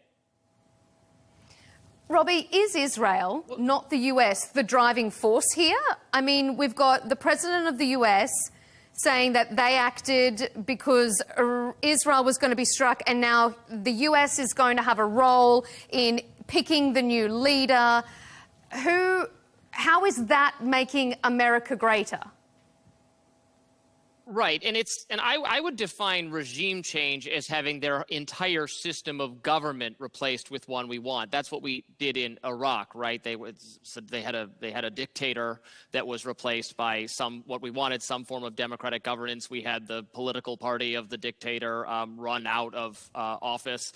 Just having a different Islamic extremist source of authority come to power in Iran, literally a different person, would not be regime change. That we could do in terms of the kind of negotiations Donald Trump is having with them, but we're not like the kind of loftier, like we want the people to rise up and maybe the Kurds should be involved and maybe this will happen and that will happen. It is unrealistic, no matter the amount of air support we can supply for that to take place. And it's, when I listen to Pete Hegseth and others talking about, yes, our military power is awesome. Israel's military power is awesome. We can blow up all their ships. We have their security systems hacked, we being Israel, in a very precise and specific way. We can kill everyone from the Ayatollah to the janitor. We can do this with great ease.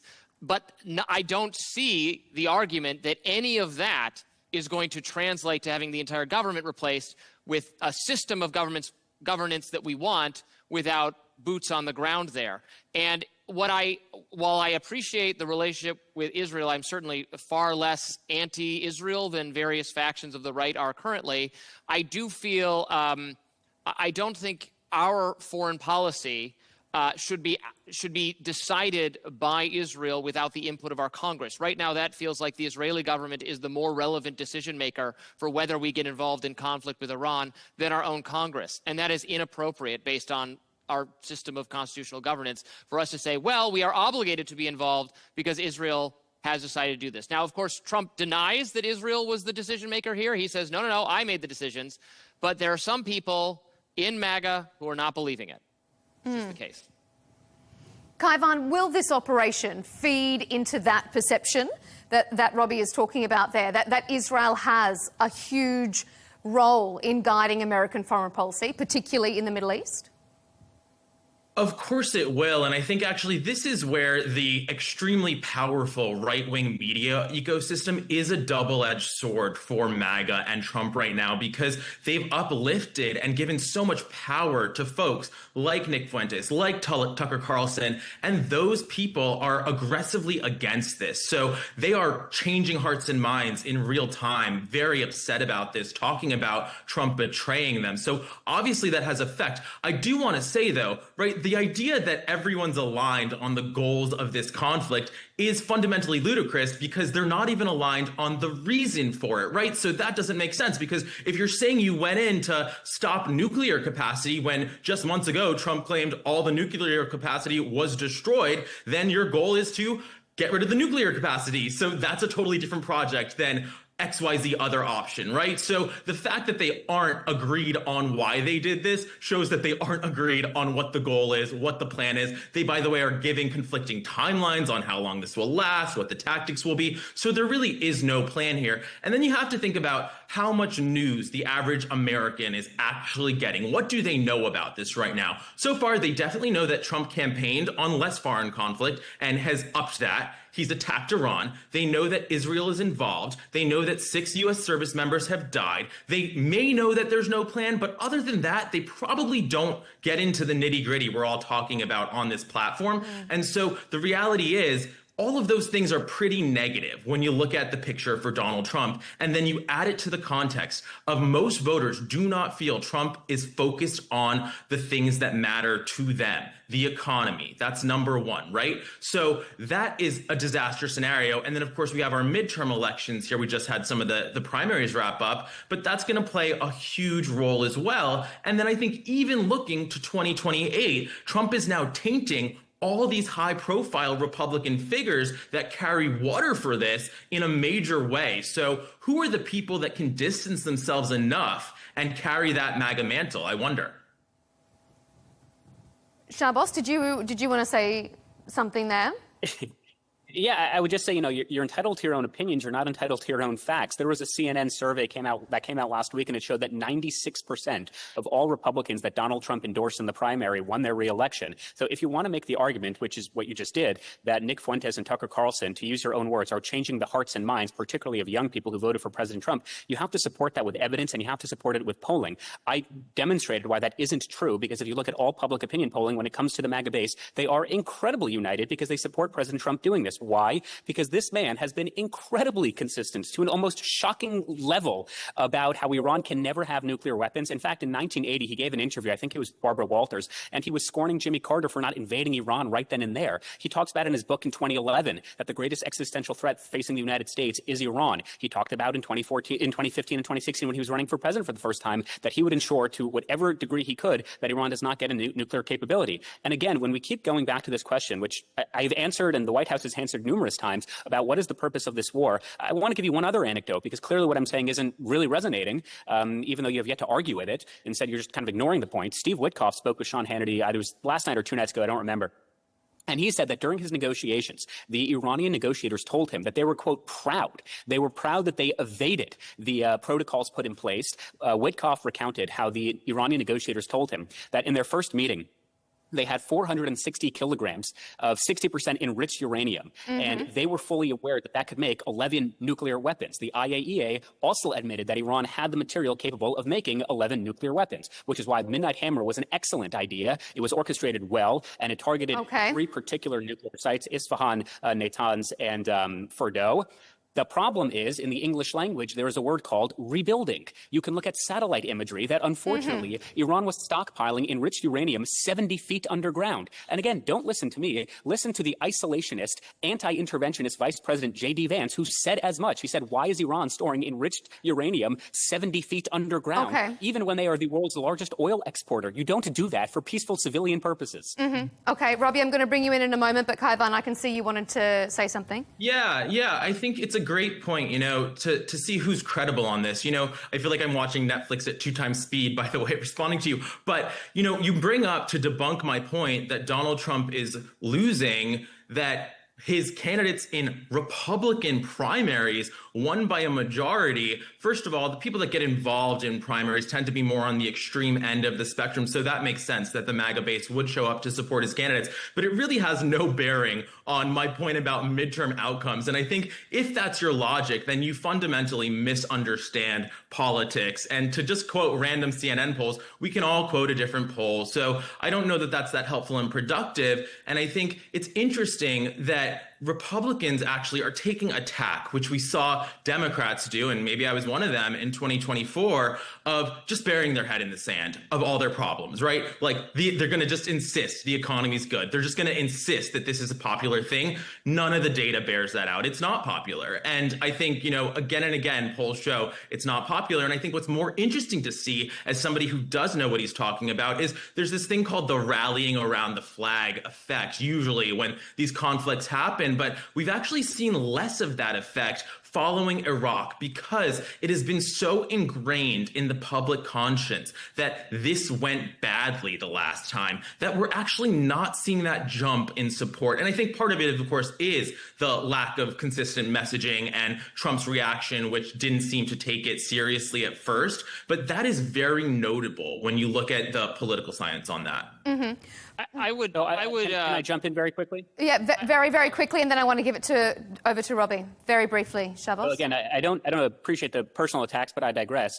I want to be convinced of your position. So you had said that Nick Fuentes and Tucker Carlson are changing the hearts and minds. I am pointing to specific public opinion polling that suggests the exact opposite. So I would like to ask you to substantiate your claim. What data or what polls are you using to suggest that Nick Fuentes and Tucker Carlson, what numbers, what polls, what statistics are you using to prove the point that Nick Fuentes and Tucker Carlson are changing the hearts and minds of young people? What do the numbers suggest? Let me Because I have numbers that suggest the exact opposite of your point.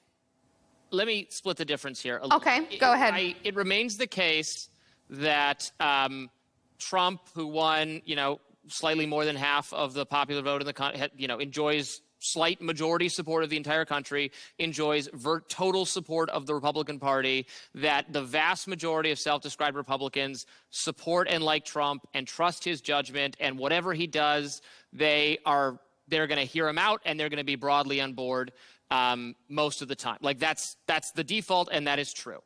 It is also true that Trump brought in for this election a number of voters he didn't have with him previously, and that in this closely divided country, even though it's a small number of, relatively speaking, of truly undecided or independent or up for their vote kinds of people, they were a lot of them young men of various ethnicities. Frankly, if you look at the demographics of the polling, it's a lot of young men, young Latino men, young black men, young white men, a lot of men brought in by speakers, thinkers, podcast people like Joe Rogan and Theo Vaughn, and yes, like Tucker Carlson and others, who articulate a different foreign policy than what has been coming out of Republican leadership like John McCain and Mitt Romney and George Bush for years. And for them, this is not what they want and what they signed up for. Does that suddenly mean he's losing control of the Republican Party? No, of course not. But just a small slice of Trump's new coalition saying, "Hey, I didn't sign up for this. I thought no new wars. All right, I'm out." What are Democrats offering me again? I got to look at that again. Even if that's a small number of people, that will affect Trump's coalition overall.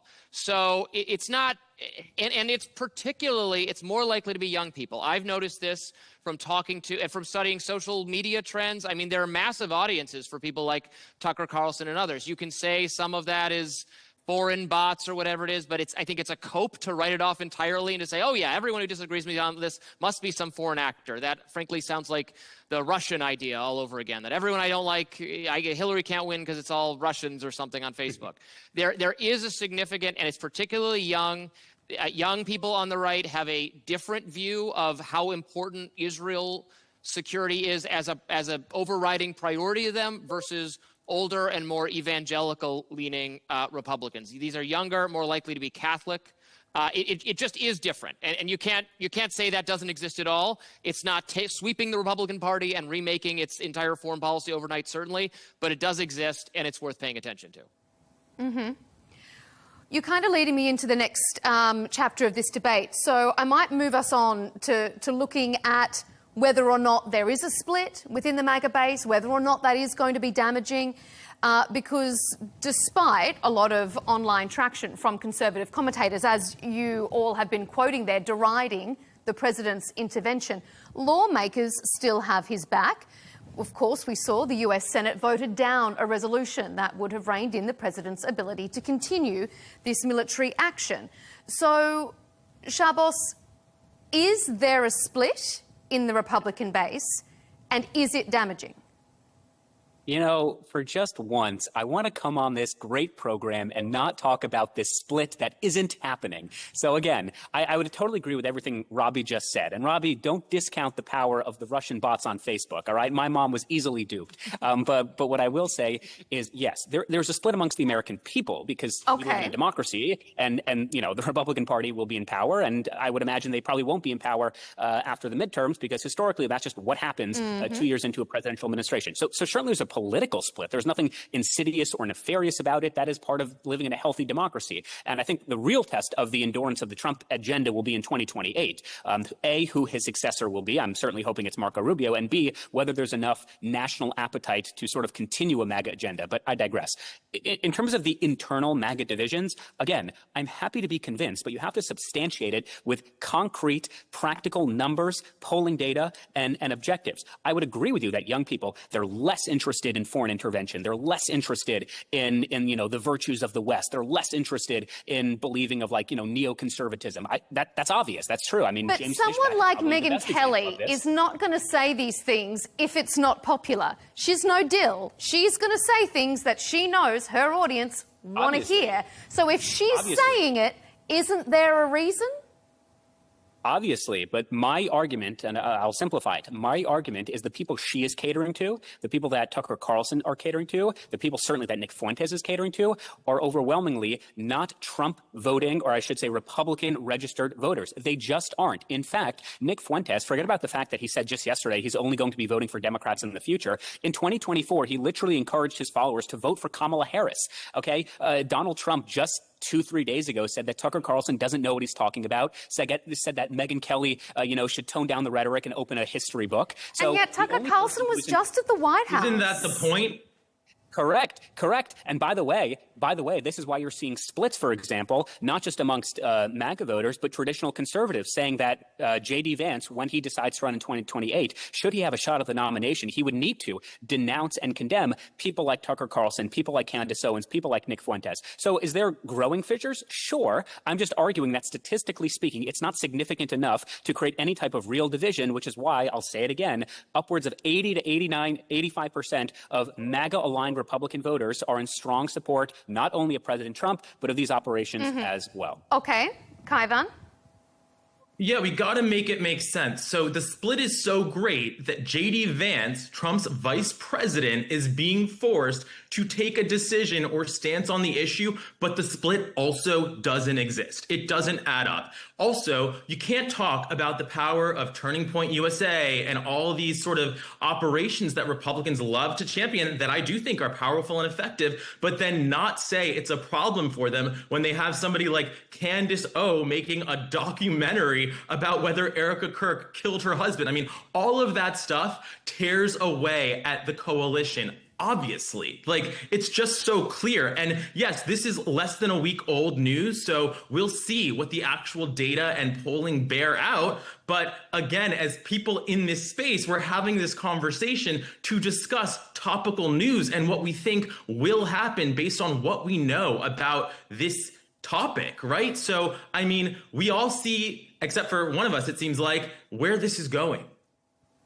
Well, I'm glad you brought up Candace Owens, because that's actually a pretty good example. She was not invited or allowed to speak at a TPUSA conference in more than 4 years, but I digress. So again, I'm not denying that there is a growing problem. What I am saying is it's not enough of a problem at this moment in time whereby a political commentator or political analyst can seriously suggest that there is such a fracture, whether it's in the MAGA base or whether it's in support of these operations in Iran, that it's going to seriously hamper the Republican efforts in the midterms or in 2028. Then why is JD Vance a whole host of issues, whether it's the Epstein files, whether it's the cost of living. I mean, they're genuine domestic issues. But the argument that people are propping up, and particularly propagated by the mainstream media, that this is the issue that is tearing the base apart, how can you possibly say that when, again, I sound like a broken record, 80 to 85% of MAGA-identified Republicans say this is something they support. So again, there is more ideological diversity amongst the conservative movement than there is within leftism. I mean, this is brought out by almost all publicly available opinion polling.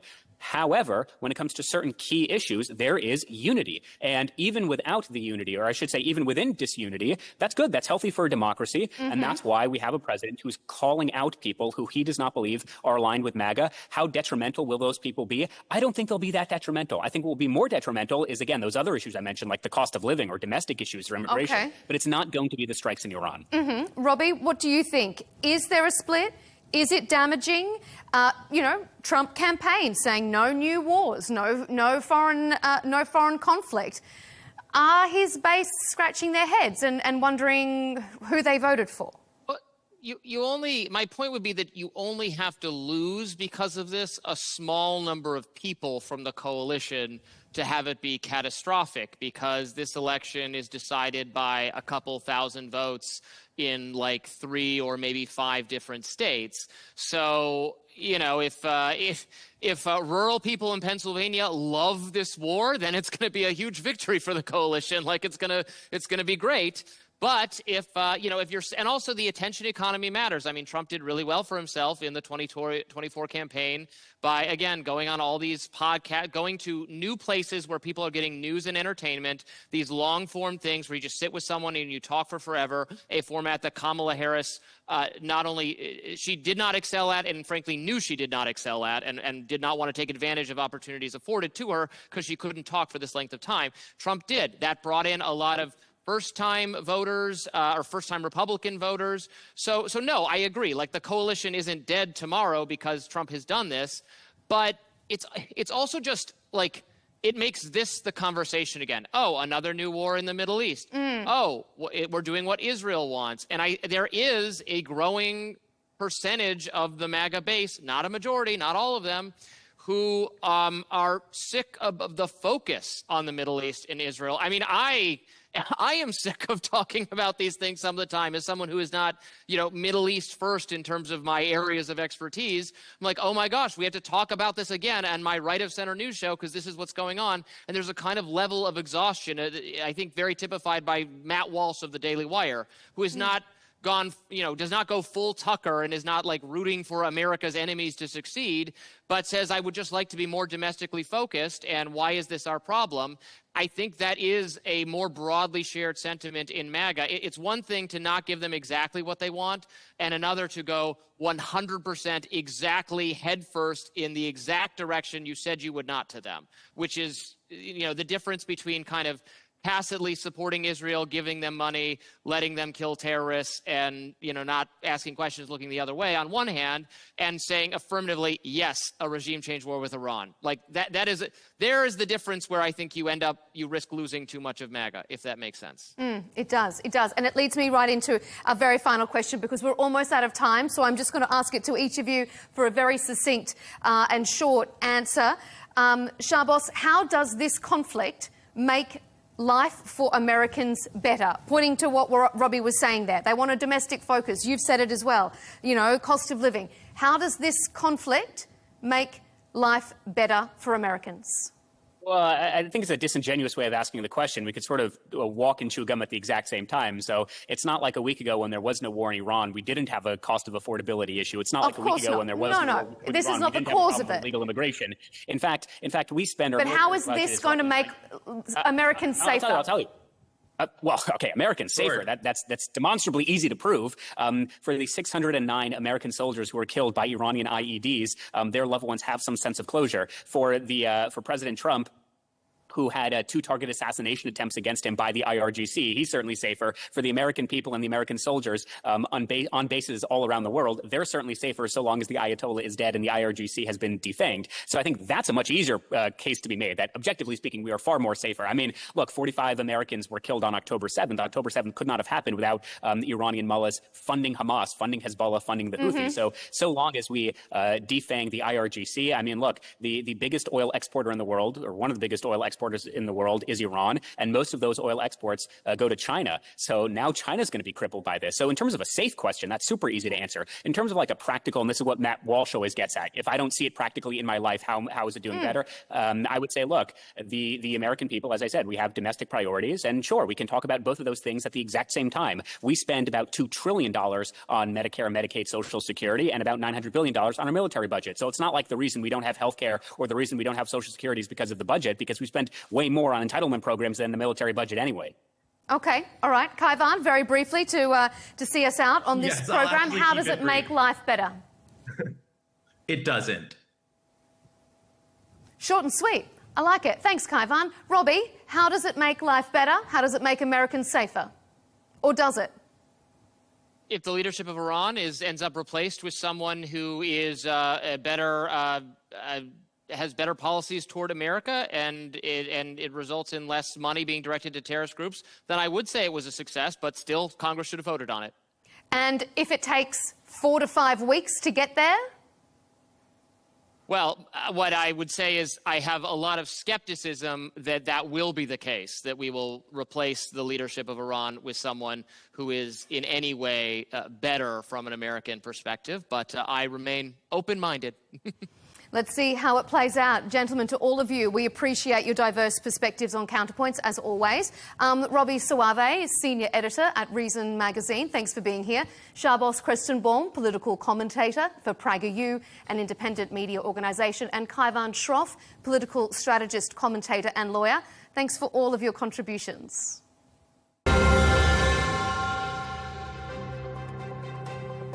And as always, thank you to you for tuning in to this episode of Counterpoints. Be sure to follow us on YouTube, X and TikTok to stay up to date with our latest debates and interviews. And we'll see you next time for more analysis.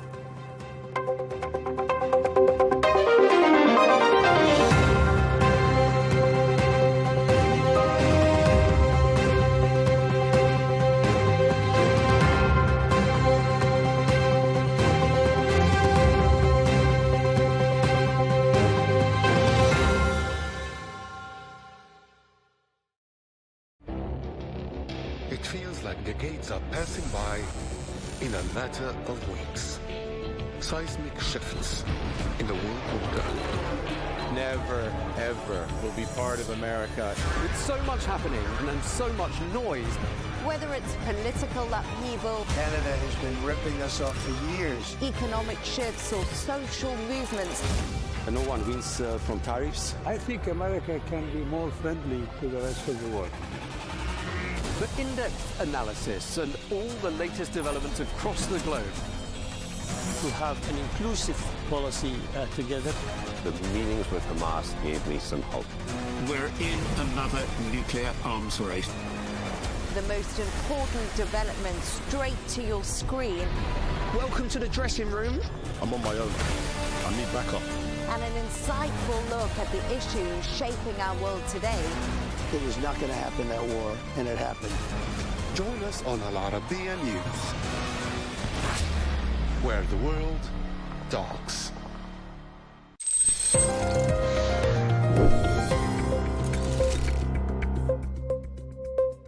What if a drone that costs around $30,000 could force a country to spend millions just to shoot one down? That's Iran's battlefield advantage. It's called the Shahed 136, a one-way attack drone, sometimes called a kamikaze drone, designed to fly into its target and explode on impact. Each drone costs around $30,000 to $50,000 to make. It carries roughly 50 kilograms of explosives and can travel up to 2,000 kilometers. It's not especially fast, it's not especially sophisticated, but it's cheap.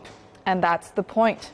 Iran's strategy isn't perfect precision, it's saturation, launching dozens, sometimes hundreds at once, to overwhelm air defenses. Even if most are intercepted, each one forces defenders to use missiles that can cost hundreds of thousands or even millions of dollars per shot. Over time, that cost imbalance becomes a weapon in itself. During recent escalations, UAE authorities to this day say they have detected 941 Iranian drones, intercepting 876 of them, while 65 fell within the UAE. Israel has also faced waves of these drones as part of broader attacks. Even when interception rates are high, it only takes a handful to cause serious damage. But this isn't new. Russia has launched more than 60,000 of these Iranian drones against Ukrainian territory, targeting cities and energy infrastructure. So the question is the Middle East ready to intercept a similar wave? The UAE Defense Ministry recently stated that the region has strategic reserves of air defense systems capable of countering aerial threats for a prolonged period. The spokesperson also added that the UAE will not accept any infringement on its sovereignty or the safety of its territory.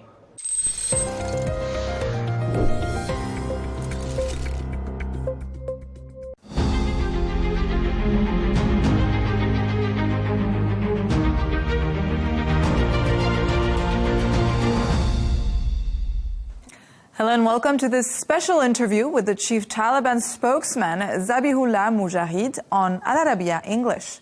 I'm your host, Catalina Marchand-Abreu. Tensions between Afghanistan and Pakistan have escalated sharply in recent days after Pakistan carried out airstrikes along the Afghan border, claiming to have killed at least 70 fighters. Afghanistan's Taliban government denies harboring militants, and reports suggest civilians may have been caught in the crossfire. The strikes have sparked fears of further instability in the region, raising questions about border security, sovereignty, and the safety of communities along the frontier. We're now speaking to the chief Taliban spokesman to get their perspective on the latest developments.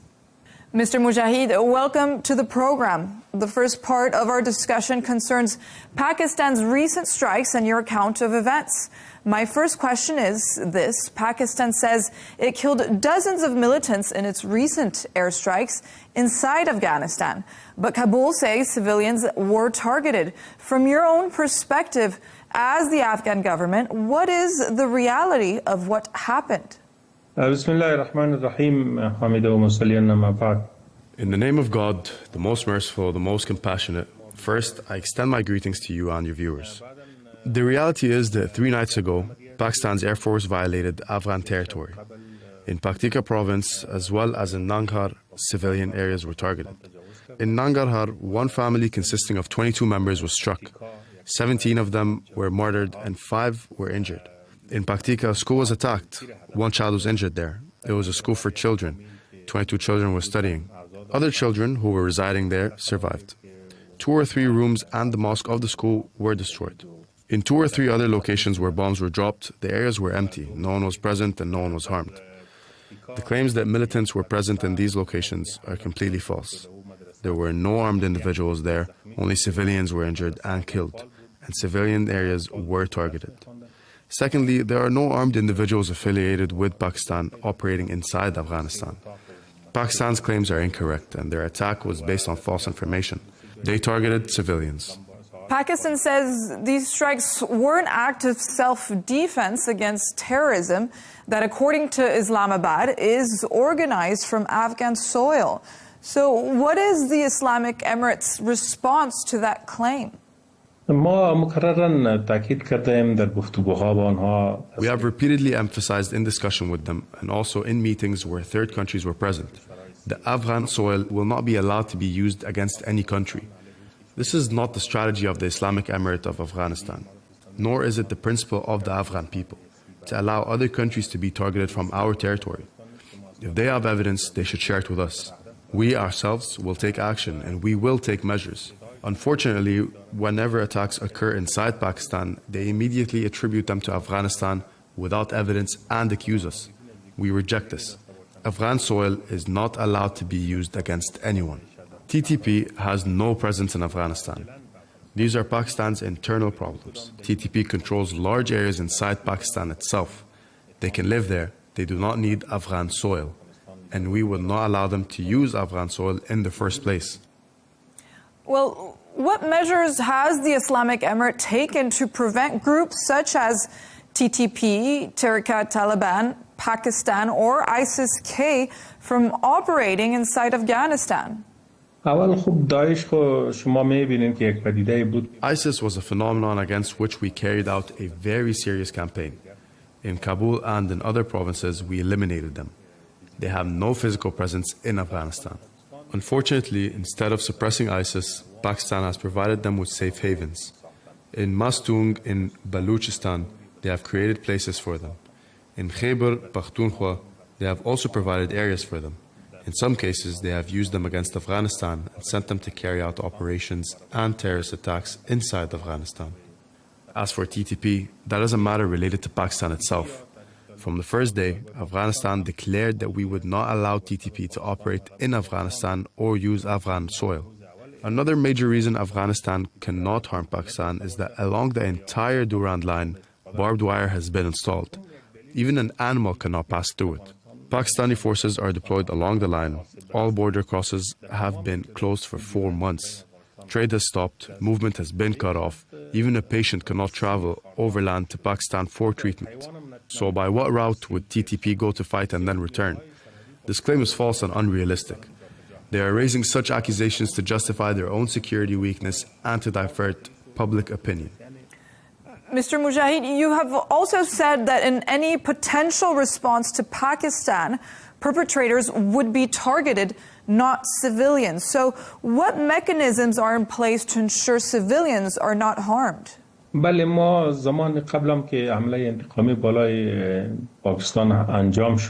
Previously, when a retaliatory attack was carried out against Pakistan, we targeted only military positions and destroyed them. No civilians were harmed. If we deemed it necessary again to respond to these attacks, naturally civilians will not be targeted. And without going into military details, if Kabul plans a response to Islamabad, what kind of action might we expect? Would it be political or security military? Naturally,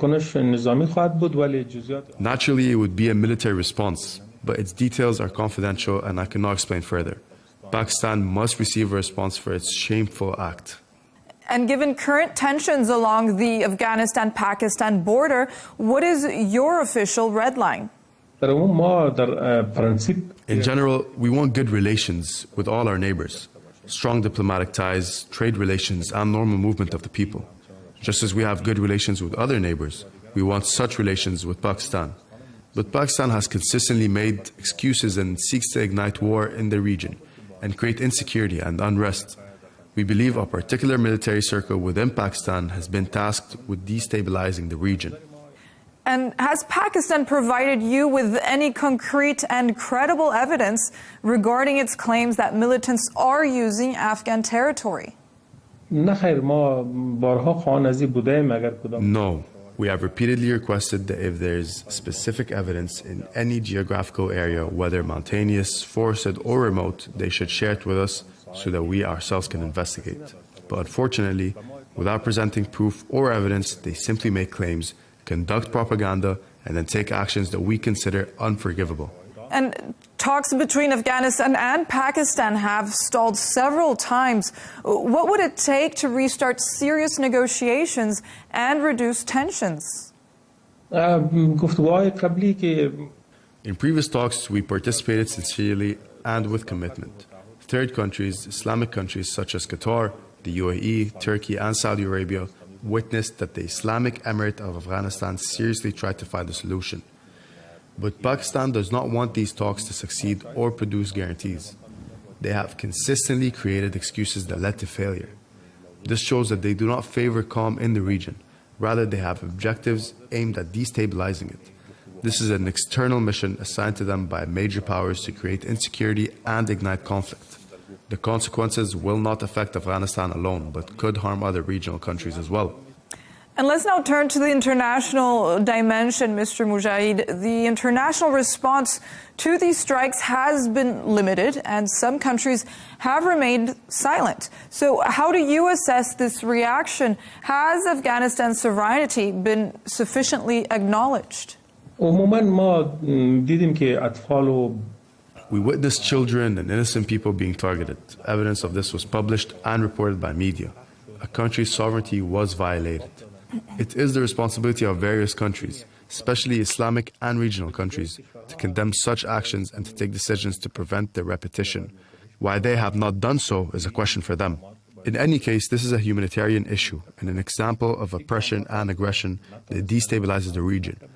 Everyone should show attention and sensitivity to it. How do tensions with Pakistan then affect your regional relationships, especially with countries such as China and Middle Eastern states that sometimes play a mediating role? Naturally, relations between countries are important for the people of both sides. If war occurs in the region, insecurity will spread to different countries and create opportunities for misuse. We do not want insecurity. We want all countries to support the security and stability established in Afghanistan and help strengthen it, so we can move the region toward lasting stability. But Pakistan's efforts to destabilize the region must be stopped. Is there anything you would like to add, Mr. Mujahid? We want regional and Islamic countries to understand their responsibility in this matter and persuade Pakistan to change its approach. Afghanistan and Pakistan are two very close nations with many shared interests.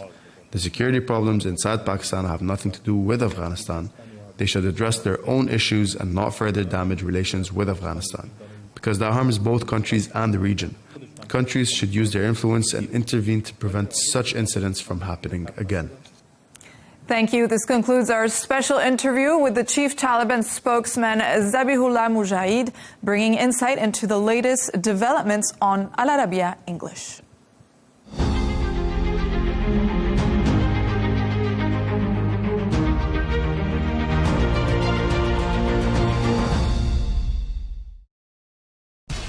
We have to take care of our people, and we're going to take care of our people first. For in-depth analysis and all the latest developments across the globe, make sure you join us every weekday. President Trump is trying to negotiate a ceasefire. With so much happening, so much information, and so much noise, International law will have no part in his administration. It can be hard to keep track. Tariffs will just fuel inflation. We're going to fight these tariffs.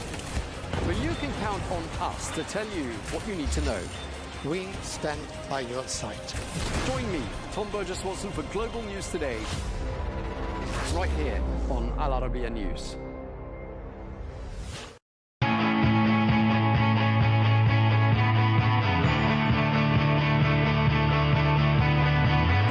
Welcome to the metropolis, the big city.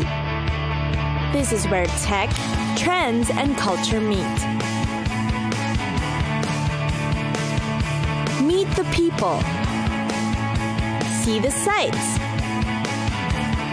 Walk the city streets. And experience the lifestyle.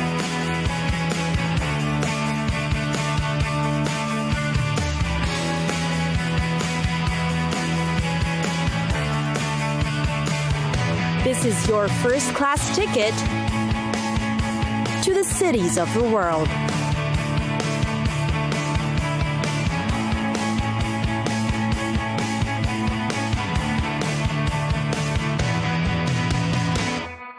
Jerusalem, an ancient city going back to more than 3,000 years. Jerusalem. It is one of the rare places that is layered with hundreds of years of history, while also being a bustling modern city. A visit to Jerusalem offers you world-class cuisine, plenty of religious and historical landmarks, and yes, archaeological relics. Also known as the Western Wall or Kotel, the Wailing Wall is the holiest place in Judaism. Millions of tourists arrive here each year to pray. The ancient wall is believed to be the last remnant of the second temple built by Solomon. Another religious site is the Golden Dome at the center of the Temple Mount, which can be seen from around the city. It is the third holiest site in Sunni Islam. The Church of the Holy Sepulchre is considered the most important pilgrimage site for Christians for centuries. But it will also be appreciated by art lovers and history buffs.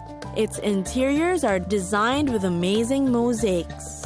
Israel Museum is the country's largest cultural institution. The place is most famous for housing the original Dead Sea Scrolls. Jerusalem's Yad Vashem is the world's largest Holocaust museum. It was built in honor of the millions of Jews who perished during World War II. The expansive 45-acre complex is Israel's second most visited site after the Western Wall. The Eucalyptus restaurant is great for a culinary escape. It combines Middle Eastern food in a fusion of nationalities and wonderful local ingredients. The Jaffa Road is ideal for a place to relax, hang out, and enjoy a good time. It runs through the heart of the new city. Both picturesque and arty, it is great to stroll down and cut off into the shopping and dining areas hidden behind it. In the streets around Zion Square are a buzz of bars and local hangouts where you can sip on local Gold Star beer and people watch for hours. The Shuk, or Jerusalem's large open-air market, is a great place to find produce, meat products, and the like at great deals. A great deal of cafes and boutiques can be found here, making it a great place to wander.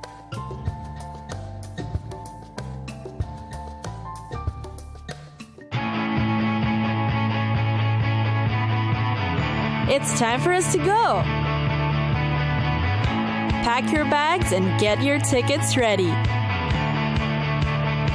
And we'll see you on the next destination. Catch us again next time on Cities of the World.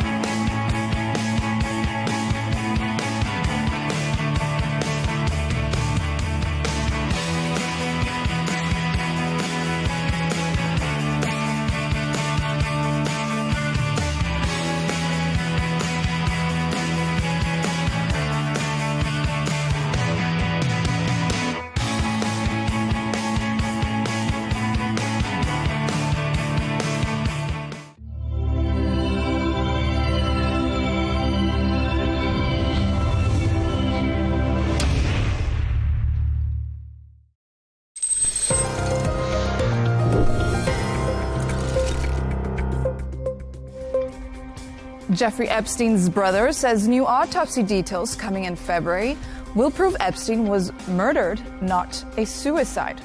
Epstein, the convicted sex offender, died in his New York jail cell on August 10, 2019, while awaiting trial. His death was officially ruled a suicide. His brother Mark Epstein identified the body and has questioned the ruling ever since. What does that tell us about this? Oh, it's a scary thought that you could be killed in prison by the government. Mark claims there's evidence of murder. He even hired former NYC chief medical examiner Dr. Michael Baden, who said the injuries point to homicide rather than suicide.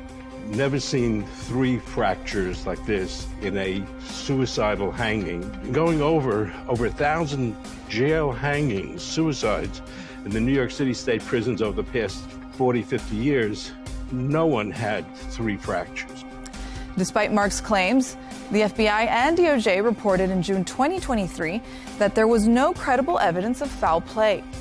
Still, Mark doubled down in a January 9th interview with News Nation, saying more autopsy facts will be released in February that prove it, insisting the injuries didn't match the way his brother was found hanging. Mark has also claimed Jeffrey told him he had compromising information on powerful figures, including Donald Trump during the 2016 election, allegedly enough to cancel the election. In a recent December 2025 interview with Chris Como, Mark went even further, suggesting Trump could have been involved in his brother's death. You really believe that Donald Trump is capable of having your brother murdered to spare himself embarrassment? Absolutely. Based on what? From meeting him years ago and just watching his performance the last 20 years. See, he doesn't seem to have a limit on what he would do to help himself. Now, a vocal critic of the Justice Department's investigation, Mark says he won't show his face publicly due to safety concerns. His continued claims and the promised new autopsy details are reigniting debate and conspiracy theories surrounding one of the most controversial deaths in recent history.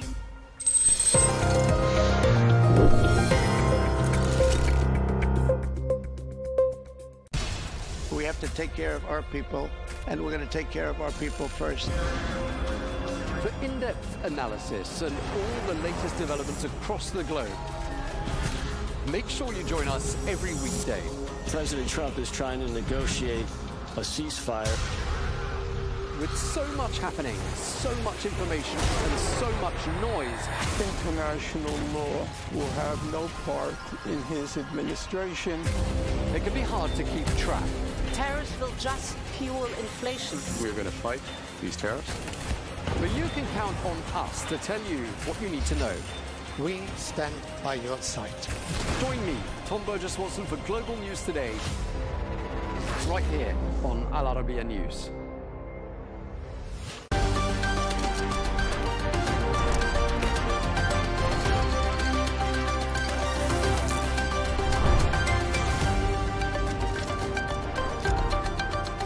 Hello, I'm Leigh Ann Gerrans and welcome to a special edition of W News Extra. Coming up on today's show, we'll be taking a look back at some of the highlights of the week, all broadcast from the Al Arabiya headquarters.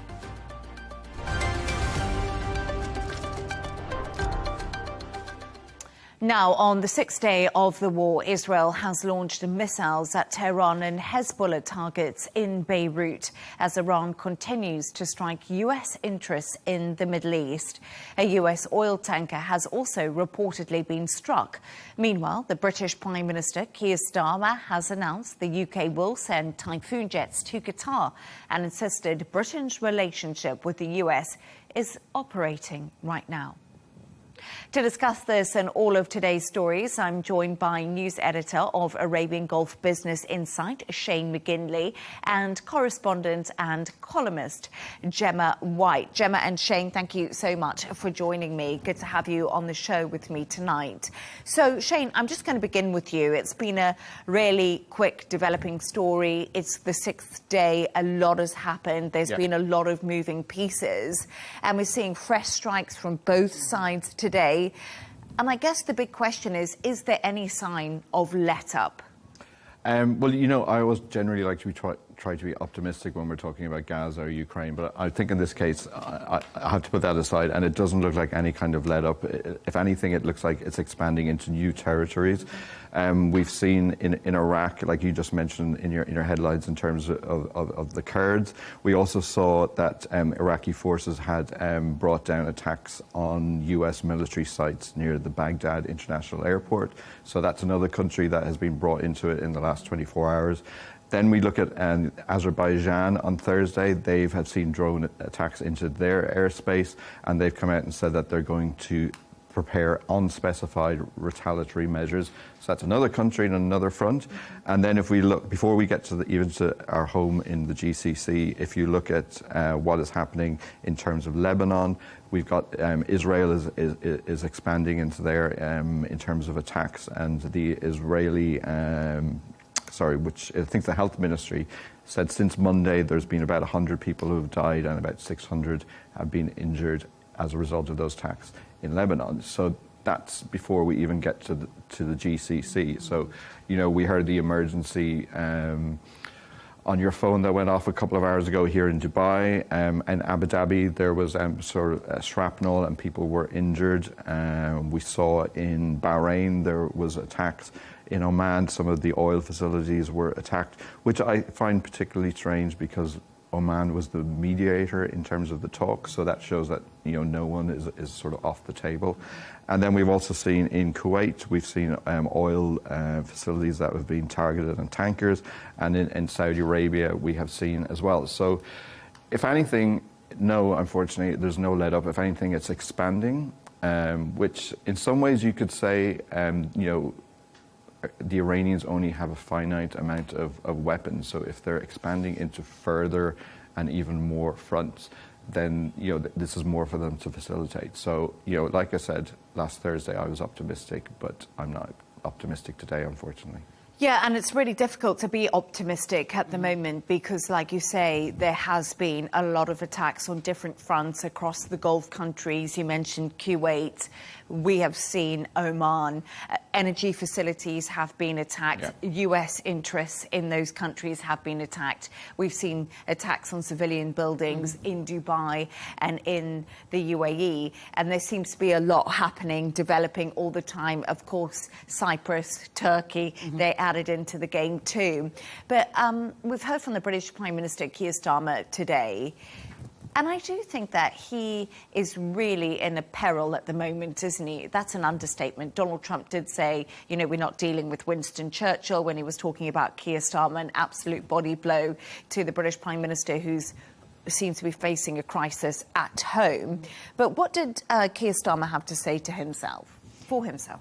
I do want to say, though, in his defence, Trump is no Roosevelt either. So, we can both... I was just trying to think, who's the president equivalent? I'm glad you got there. So Starmer is sort of acting, but a bit too late for Trump's liking and a bit too late for his critics as well. As you said, he sent 4 RAF Typhoons to Qatar, 2 helicopters to Cyprus, and HMS Dragon will be going out to the Mediterranean. That might be in about a week or so because it's being fitted for armaments and missiles.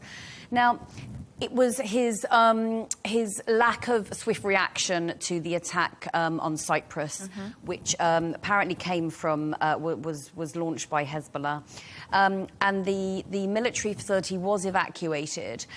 Because there are British interests, it was expected that Britain would immediately send warships or support, and it's not. It took a few days, so that's where the criticism has come from. Then obviously he's been criticised by Trump. Trump has indicated that he wants to use RAF Fairford in Gloucestershire, and he also wants to use a facility in the Chagos Islands. And Starmer has sort of said, no, we're not going to do that. He's stood up for himself and for what he believes.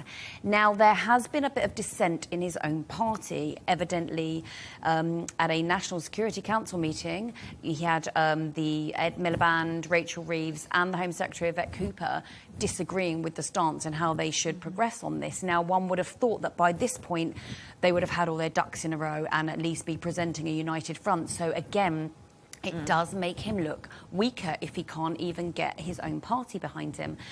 I also do firmly believe that he has got the legacy of Tony Blair in his mind. As we know, Tony Blair followed George W. Bush into the Iraq War.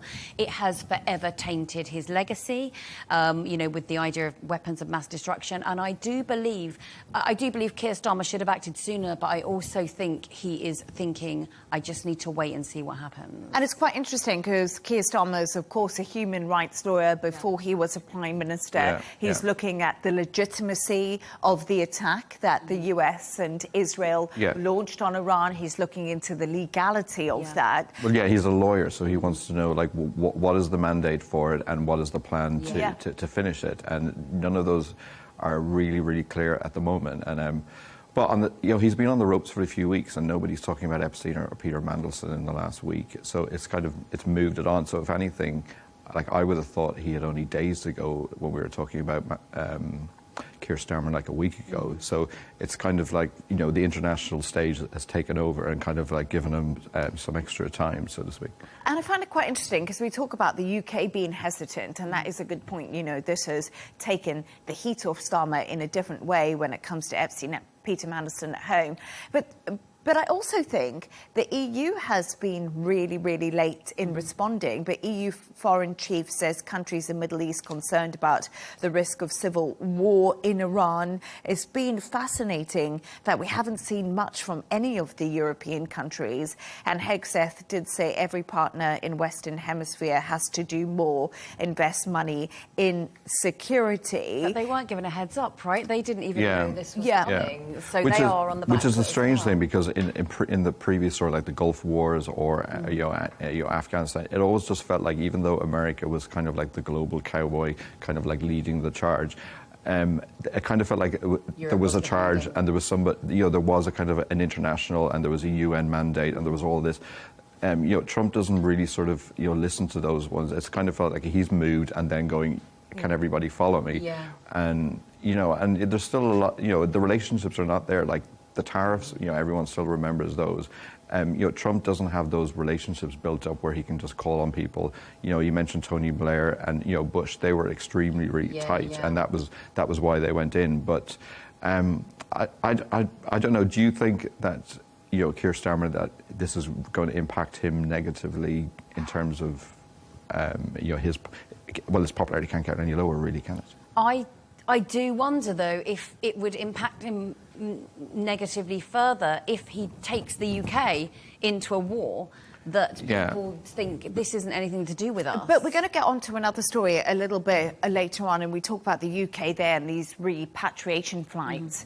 And I think a lot of people think that the way that the UK and Keir Starmer has dealt with this, it's been a little bit of sideshow Bob going on here. Like, it hasn't been a coordinated response at all. It hasn't. And I wonder if that looks good for people at home. But Shane, just a quick thought before we wrap this up. How much is this conflict expected to cost? Because I've been really interested in this. In the numbers getting it. We have to think about the vast cost of all these weapons. Well, it's difficult. We won't know for years. But there obviously has been a lot of reports. There's been a lot of accountants doing the numbers. So I looked at some of the more sort of like official or credible ones. So the Wall Street Journal looked at how much it was going to cost to move the more than a dozen ships and 100 aircraft to the region. Just do that, you're talking about 600 million. So, and that's before you've even started last Saturday. So then, if you're looking at the actual fighting of the war, you're talking about like 2 billion a day at the start, and then as it goes on, you're talking maybe down to 1 billion, and it does kind of decrease as the days go on. So to give you an example, so a Tomahawk cruise missile, every time one of those goes up, that's $2 million. Every time an F-35 fighter is flying through the sky, every hour, that's $36,000. But to put it into context, the entire budget of the Pentagon is $840 billion roundabout. Let's round it to $1 trillion, because in Trumpian terms. So that there is a lot of money, but we're talking like the billions. And if you look at like one of my colleagues over at AGBI, we looked at how much the UA is having to spend. So luckily when we hear the boom noises that you hear, that is the interceptors that are working, and we're all glad that they are working. But each one of those, you're talking millions every time one goes up. And if you look at the numbers of missiles and drones that have hit the UAE across, you're talking like about 1 million a day, and then that's just the UAE. If you look at Bahrain, Kuwait, Oman, all of the interceptors. So we're talking billions and billions every day on both sides. It sort of something rings in my mind when I hear this, because Donald Trump has really pushed those European countries to spend more on defence, and we're just in a situation where we hear fighter jets all the time. How important defence spending is, because when you're talking about those sorts of numbers.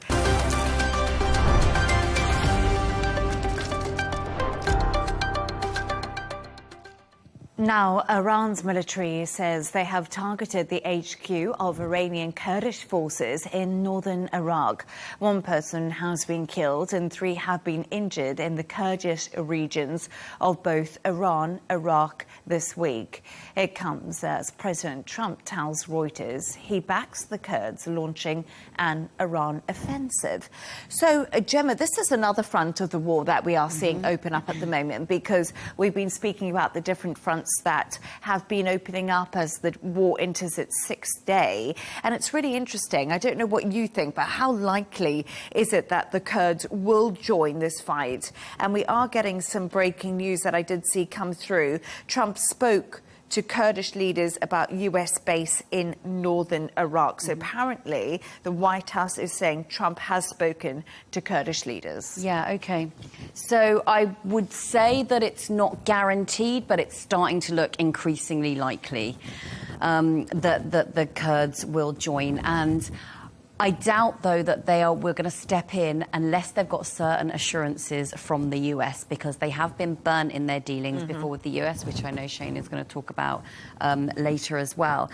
Now, there are sources saying that the CIA has actually been in contact with, Kurdish leaders for several months now, and that the CIA does maintain an outpost in Iraq, in the Kurdish area of Iraq. So there has been that constant contact, and there has been contact between the US and political figures. And as you said, Trump has recently said, I'd be all for it with regards to a Kurdish offensive in Iran. I think very much they're looking at the Kurds being the boots on the ground. You know, America's going to provide the firepower, they're the ships and the drones and the aircraft, and the Kurds will be, on the ground there. So you've got fighters from 2 main groups here, which is the Kurdistan Freedom Party, PAK, and Kamala. And there are reports that they have actually moved closer to the Iranian border. You're most likely to see these insurgents coming across the border, and they're with the intention of, there's about four ways this could go.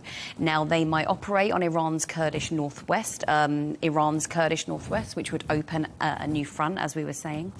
They might be the ones to take on the Iranian security forces, to kind of pin them down, distract them, while, the uprising from the protests that we've seen as well, so it kind of frees this those organic guys up. movement they've been talking about, you looking at sowing chaos in the region as well, chaos and dissent. And you're also looking at the fact that they might hold territory in the northern part of Iran, which would act as a buffer for Israel.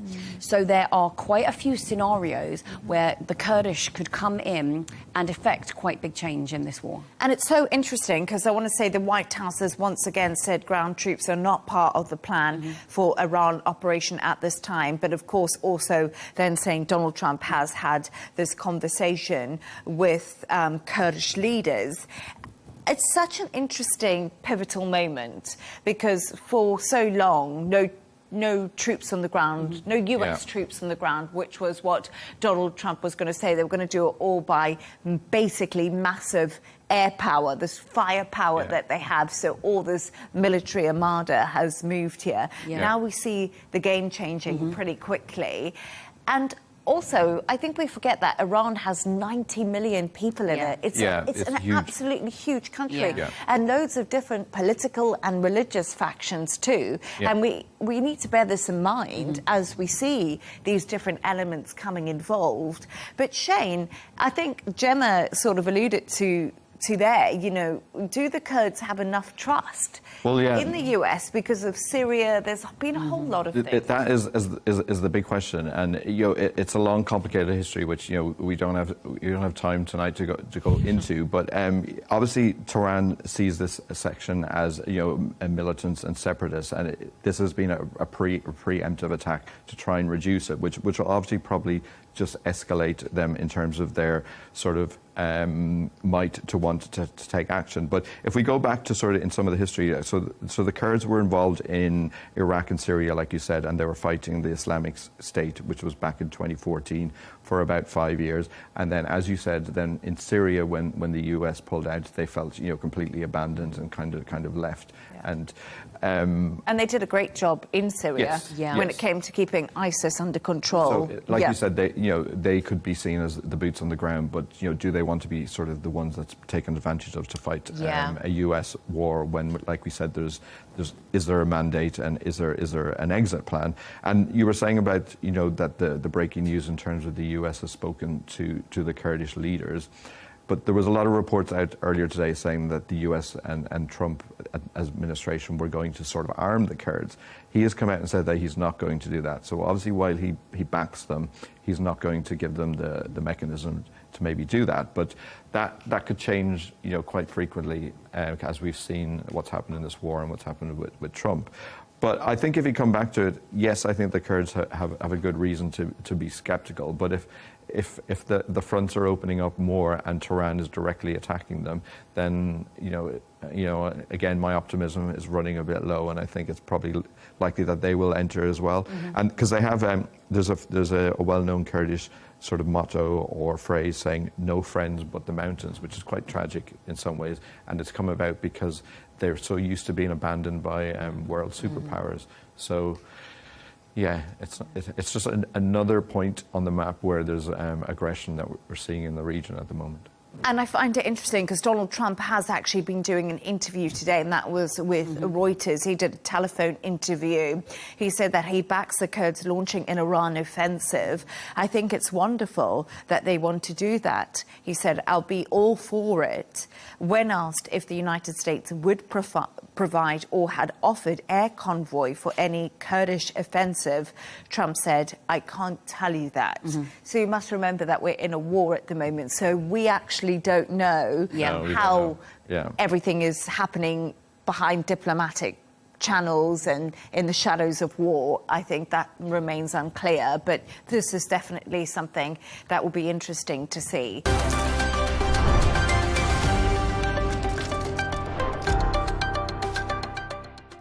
The death toll in Iran from the US-Israeli attacks has risen to 1,045 people. That's according to Iran's semi-official Tasman news agency. The state funeral for Iran's supreme leader, Ali Khamenei, who was killed at the weekend, has now been postponed. Meanwhile, Iran's reportedly close to a decision on appointing a new leader. One of the front runners is Khamenei's son, Mujtaba Khamenei. So, Sarah, we're going to speak to you right now about this because we've been talking, Wissam pointed to it about 3 front runners possibly. But what does the future look like for Iran if Khamenei's son is put in charge? And how will the Iranian people react to this? Yes, Leigh Ann, I mean, it would be a continuation of the regime, which is something that, again, part of what we've seen as the justification for going in. President Trump was sort of saying, well, it's in the Iranian people's hands. I think really important to note at this point that you have the Iranian people currently, and we're not getting much information out from the ground from the people in Iran right now. The internet has gone dark in many places. But the small bits of information that we are getting out, people are scared. They're exhausted.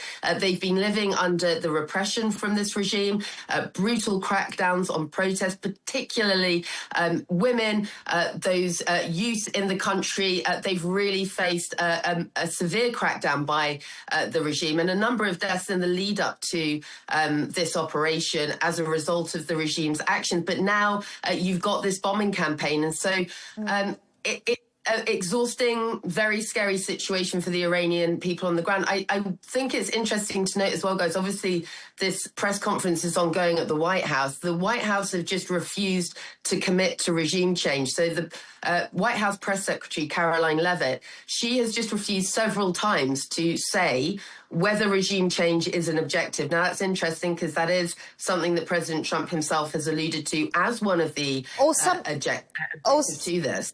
Something a lot of people say Israel wants.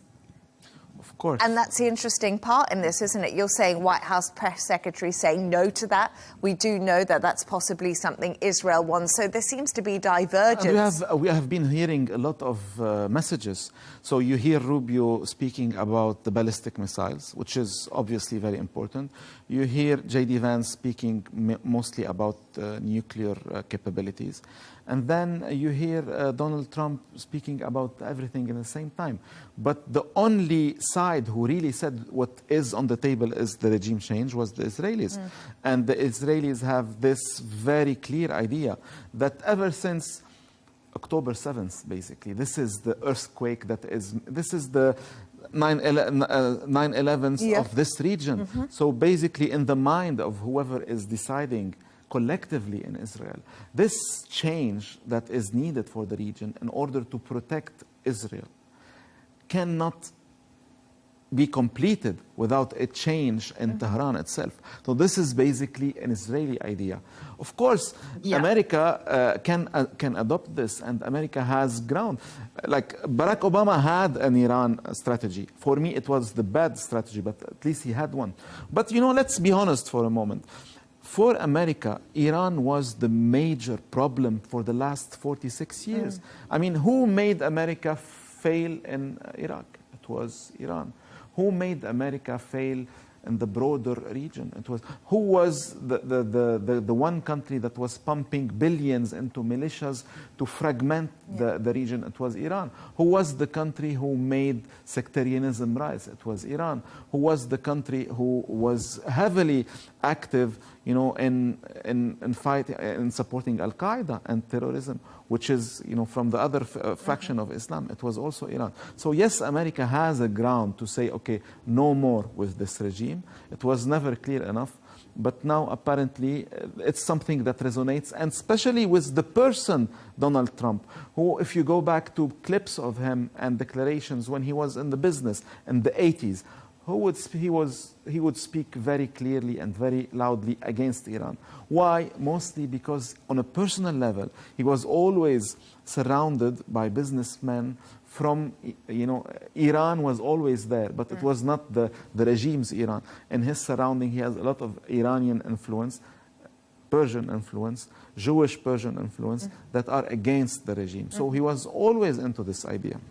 And it's fascinating. Leigh Ann, and guys, I can just tell you on this point, they've just been asked at that press conference if the military objectives were achieved, but the Islamic Republic still existed, would that be an acceptable outcome? And the White House press secretary, Caroline Leavitt, refusing to be pushed on that, saying, well, it's a hypothetical question. Of course, what we've just heard Wissam saying there, and what we're talking about, is not a hypothetical question, really, because what we're seeing right now on the ground in Iran is the moves towards potentially a continuation of the regime. So just interesting to note that already the administration here in the US moving away from that regime change narrative as the objective behind this. And of course, guys, we don't actually have, as much as we are pushing the administration, we don't have them laying out clearly what the plan is here long term when it comes to Iran.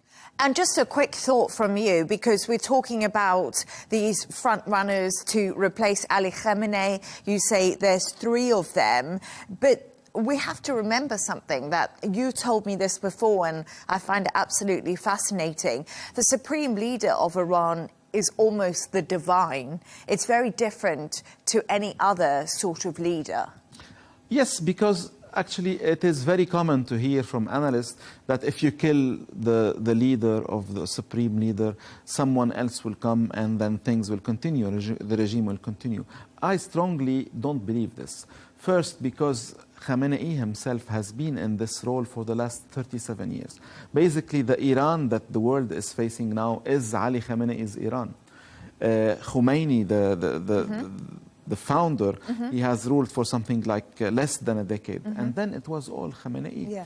And in this mentality, in the mentality of Iran and the Islamic Republic, he is the Wali al-Faqih. He is the vicar. He is the one who is to decide for all Muslims. So it's not an executive role. It's not even a royal role. It's something much further. He is the leader of a nation. And this is why I also believe that if this mentality and this culture is to remain, the divide on cultural and religious ground, unfortunately, would be steeper in the future. Because when you kill someone who is such a figure, it cannot just fade with time. It's a big thing. And Ali Khamenei is already 20% of what Khomeini was, as stature, as charisma, and I believe the next one will be 20% of. So yes, killing the leader is affecting the future prospect of the regime, definitely. And it's absolutely fascinating because it obviously leaves this power vacuum at the moment in Iran while they are facing this barrage from the US and Israel. But thank you so much for your thoughts on that.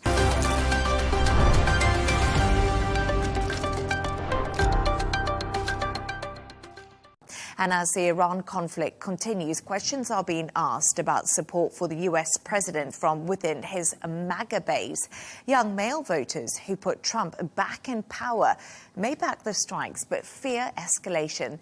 And with worries and concerns over his America First message, youth support for Trump shows signs of slipping a course ahead of those all-crucial midterm elections, Sarah. So, Sarah, do you think the Trump administration should be really concerned about this? And the big question here is can they win them back? Because I watch some of the MAGA people who do shows quite often on YouTube just out of interest what their stance is. Tucker Carlson very much against this US strike on Iran. Megyn Kelly very much against it. Charlie Kirk is no longer with us, but of course was the head of Turning Points USA, very much against it before his death. He spoke out about it. Yes, Leigh Ann, and you're exactly right. Those are major MAGA influencers, very respected media voices who are highlighting the fact that President Trump rode into power again for his second term on the promise of no more forever wars. So this is something that is really dividing the American public. We've seen that reflected in the polling. There was a Reuters Ipsos poll that came out in the initial days of the operation being announced. It was just under 50% of Americans who said that they were opposed to the military operation. It was a fairly low percentage, somewhere in the 20%, that said that they were in agreement with it. And again, you've seen President Trump speaking, trying to sort of prime the public for what's ahead. He's spoken about the fact that you've already seen some of the US personnel, military personnel, have been killed. 6 US military members at the moment. US Defense Secretary Pete Hegseth spoke about that again today, paying tribute to them. But President Trump really trying to warn the American public that he said, in his own words, there is likely to be more before this operation is over.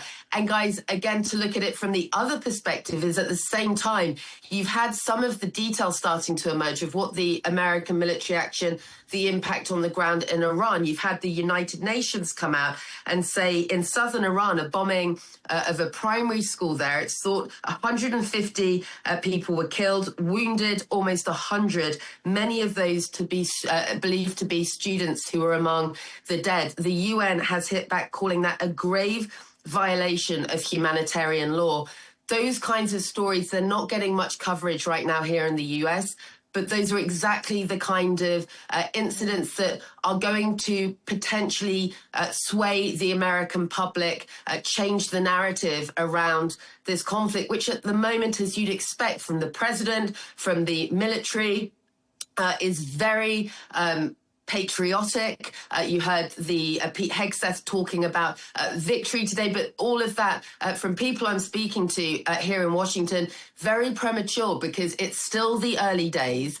There is a lot of unknowns here. There is a lot that the administration is not answering about. And I can tell you again, at the White House press conference that has been taking place right now, the press secretary was asked, has the president considered how he views a US role in Iran post-conflict? And she said, well, I think it's something the president is considering. There are no concrete details at the moment about what President Trump, what the US administration have by way of a plan when it comes to Iran post-conflict. And yet here we are in the initial days of them launching this major military operation and throwing the region into turmoil. So there is a great deal of concern, and expect to see that division amongst the American public only deepening with the days going on with this war.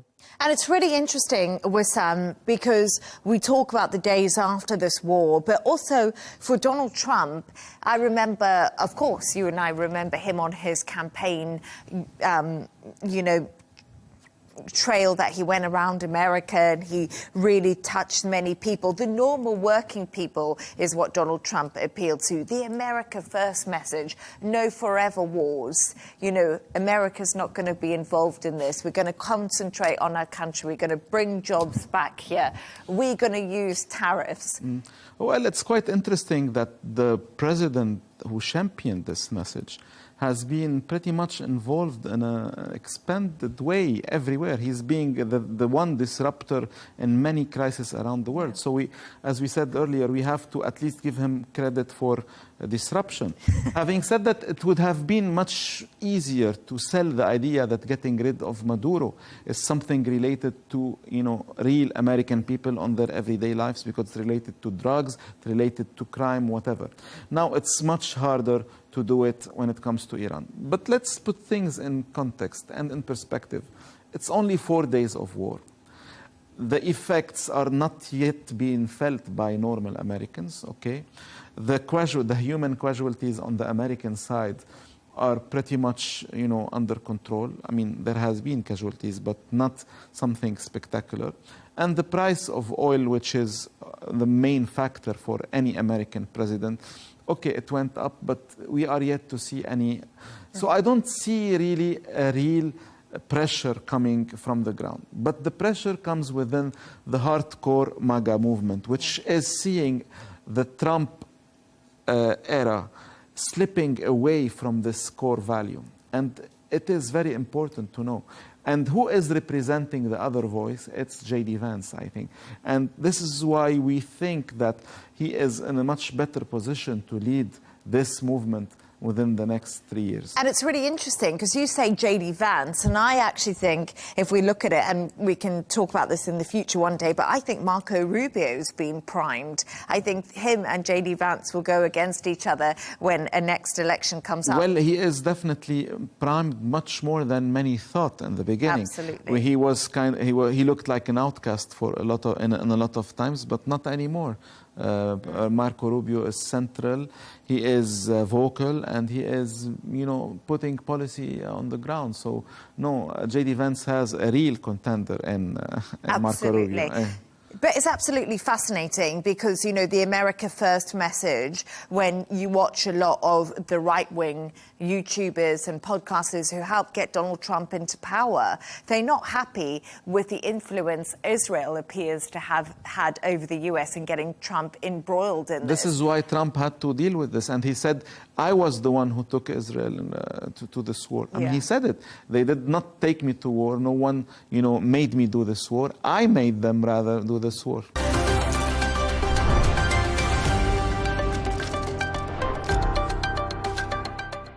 The UK has confirmed it's sending a major warship to Cyprus to defend an RAF base from a potential strike from Iran.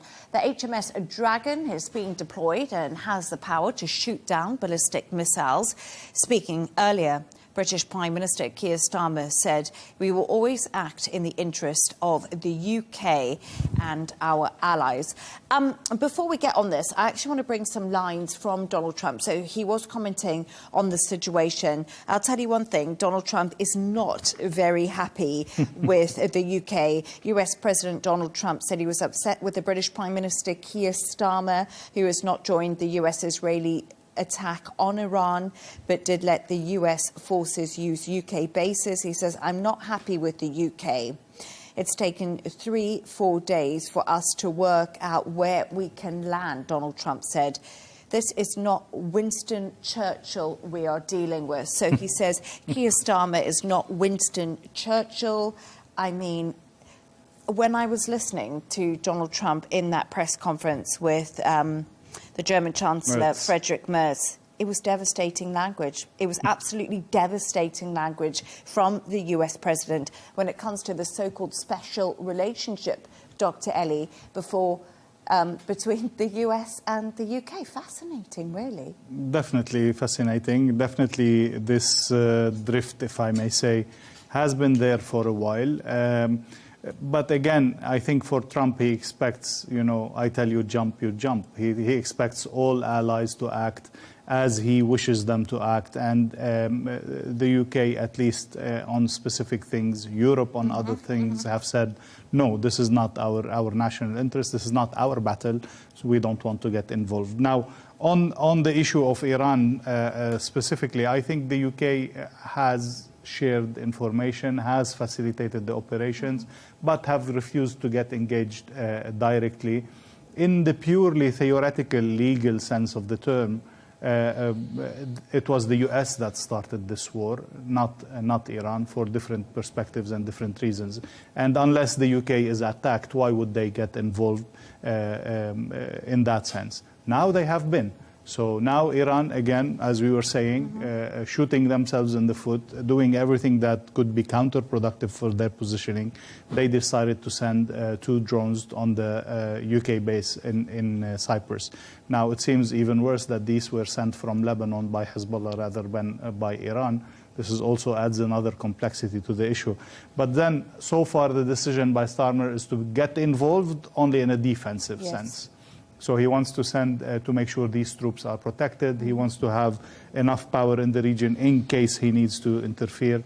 But we have to wait and see whether he will be feeling the pressure to actually get involved in this. Isn't it also, by comparing him to Churchill and shaming him. Also interesting complete shame. Donald Trump has wanted Europe and the British Prime Minister to get involved. And for now 4 full years, the Europeans and the British have asked, the U.S. president to get involved in the Ukraine war. And I think that European leaders, seeing how Mark Carney acted and spoke at Davos, are maybe starting to get a bit of a backbone. And maybe it would be a good thing for the world leaders, certainly the ones in Europe, to stand up to Donald Trump, to say the kowtowing has done nothing but hurt us. So maybe it's time that we take a different tactic. And I think that's an interesting point to make. And I think that is maybe, possibly, what Keir Starmer is thinking. But it's all about the British position and the British government on Iran. And that initial strike that took place over the weekend, the British view was that strike was not legal. And that's where it appears Keir Starmer is standing. But right now, has he bowed to the pressure? Because we're now seeing HMS Dragon and helicopters going to this base in Cyprus. And I think it's important to note that too. But Trump and Hegseth have really criticised the UK Prime Minister Keir Starmer for the lack of involvement. Is it warranted? Is it unfair? But just from another point of view, when we're looking at this, Keir Starmer as a Prime Minister in the UK, maybe we should put this into context, he has been very slow to react to anything politically inside the country, and he's had a lot of criticism. He's faced a lot of scandals with the likes of Angela Rayner, Peter Mandelson. He's been very slow at getting rid of people who are harming the Labour Party, and now he seems to be slow on foreign policy. It's like dithering. Right. But I would say that being slow on a decision to go to war is actually a good thing. And if we could also reverse the situation, it took the Japanese bombing Pearl Harbor for the Americans to finally get involved in the Second World War. So the Americans are looking back throughout history selectively. Also, I would say that Pete Hegseth and Donald Trump are bullies, and that's exactly how they're acting. Okay. I want a prime minister of the UK who's going to be a little bit more thoughtful.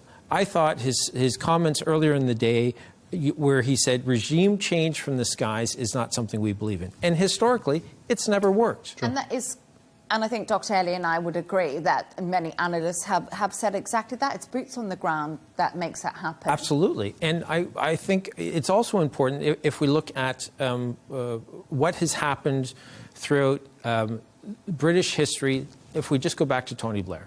Tony Blair, the stone that hangs around his neck is, of course, that whole argument that there were weapons of mass destruction in Iraq. And, of course, there weren't. And we all know that that was not true.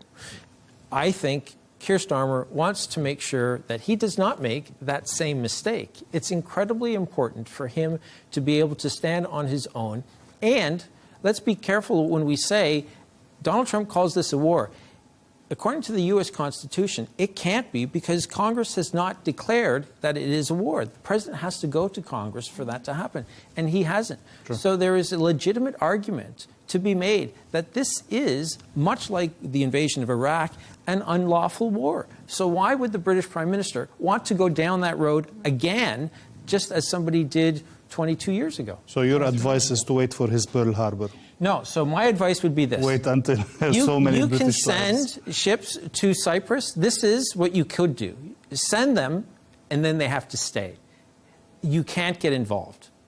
You know, you can't overreact to one drone that was sent to an air base or a military base in Cyprus. You just can't. I mean, I think the Gulf countries are doing a fantastic job of being full of restraint as much as they would like to take on the role of the aggressor. I think it's up to the British. Fine. Send support, but then you sit and you have to be principled and stick to your guns. And the way the situation is set up now, I don't see that there is a legitimate reason for Keir Starmer to go in or to get involved in this war at this point. I don't agree, because I do believe that the Europeans have been hurt by this Iranian regime as much as the Americans have been hurt. The missiles that they have will reach Europe, but will not reach the US. The damage done in Syria and in Lebanon have caused direct damage to Europe, not to the US. So I'm afraid that the Europeans are just too hesitant to the extent that they want to reap the benefits if the regime in Iran falls, but they don't want to be involved. They don't want to get their hands dirty. Yeah, but now it's changing a little bit. The situation in Ukraine, and the Americans aren't. But that's on their doorstep. But this is not on the Americans' doorstep, and yet they're getting involved. It's on Israelis' doorstep. Well, yes, that's the issue, right? It's on the Israeli doorstep. I do believe that, no, it's fine. I do believe that the mood in Europe is changing a little bit with Merz in the White House, with Macron saying, we are willing to defend our allies. And then with this British involvement, it is changing a little bit. So I think if it drags on, and if the Iranians keep doing the mistakes they are doing, we might see a European engagement being more practically engaged or involved. I guess time will tell, but one final thought from both of you on this. I just think about Europe and I think about Ukraine right now, because, you know, we have spoken about Ukraine extensively and we see the coalition of the willing. Sometimes I like to call it the coalition of the talking, because sometimes Europe just doesn't do enough. And I'm worried that right now this could really come back to bite Europe in many senses. Yes, but I think that there, again, if you're about to go embark on the continuation of bombing a country into oblivion, as it seems that the U.S. is going down that road with 1,700 strikes in 4 days, if you do that for 4 or 5 more days, I mean, you're going to have a lot more schools that are going to be hit. And that's something that the Americans have to think about. It's also something that the Europeans have to think about. And the Europeans, I think, to your point, they have something that's happening in their backyard that they would like to have, the situation addressed. So if you want to play high stakes politics and you want to be a little bit cavalier with, the way that the world works, and you want to try to get something from the Americans, maybe you can say, yeah, we can get involved, but you're going to have to start supporting us in Ukraine. I think this is what Merz was saying in the White House. Huh? He mentioned that, okay, we're here to talk about the whole thing, but also we want to talk about Ukraine also. So I think he made that connection, and he's going the way that you are suggesting. I do tend to see him as the most proactive European leader currently, and Germany playing more and more of a leadership role in Europe altogether. Don't let not Emmanuel only... Macron here. Well, unfortunately for him, I think nobody relies on the American power to actually change the course of history. But definitely an ethical position needs to be taken. Definitely logistical support could be done. They don't need to actually, fully get engaged. But yeah, I think the connection between the two could be very useful for both, for Ukraine and for the situation in the Middle East. And China says it will step up measures to protect its citizens in Iran as the situation evolves following US and Israel military strikes. Beijing has called for an immediate ceasefire and de-escalation, urging all sides to return to diplomatic talks to prevent a wider regional conflict. Patrick Falk has this report.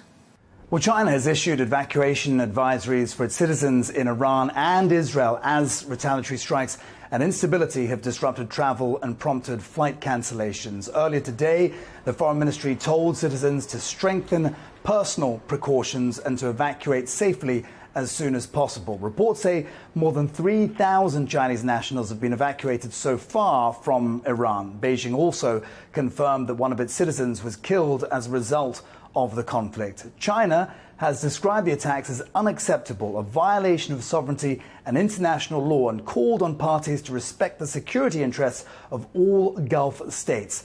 While condemning the violence, China has stopped short of offering military support to Tehran, instead emphasizing the need for political solutions.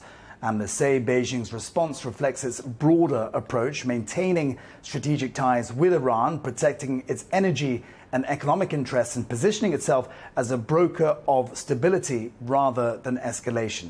That balancing act comes as the conflict is already affecting global markets and cross-border investment activity. Financial firms with Middle East operations, including some with Chinese interests, have postponed travel and deals amid security concerns, highlighting how the crisis is rippling into economic and commercial relationships. China's calibrated stance suggests it is wary of being drawn into the conflict, even as it presses for a ceasefire and greater diplomatic engagement to avoid further regional spillover.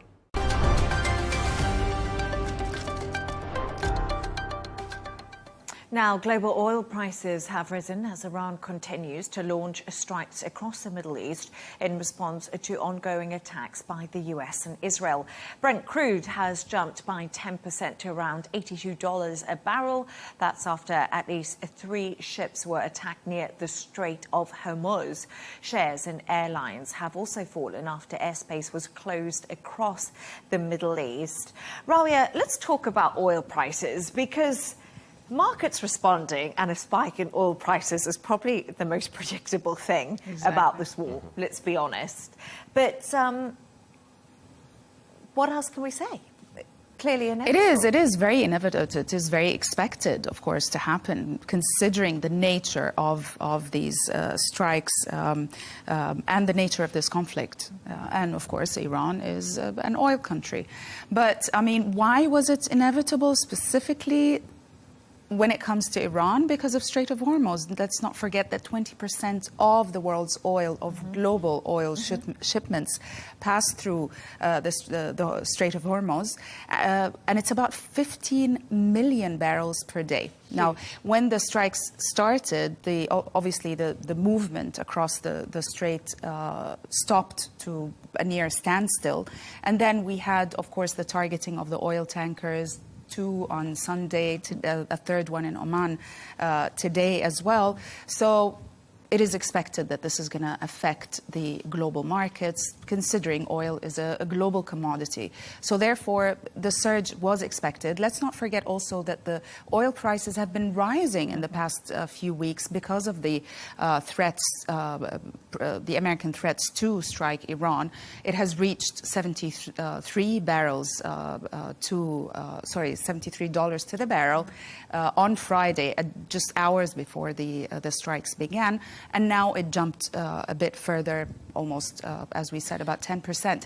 But consider 10% is not that high when you compare the oil price surges that happened in the past with far less serious conflicts. And I was thinking about this, and there's lots of reasons for that. One, it was baked into the price because Donald Trump has been talking about attacking Iran for weeks now. Lots of ships came through the Strait of Hormuz. And also we saw that OPEC meeting where they agreed to lift the number of barrels of oil in supply.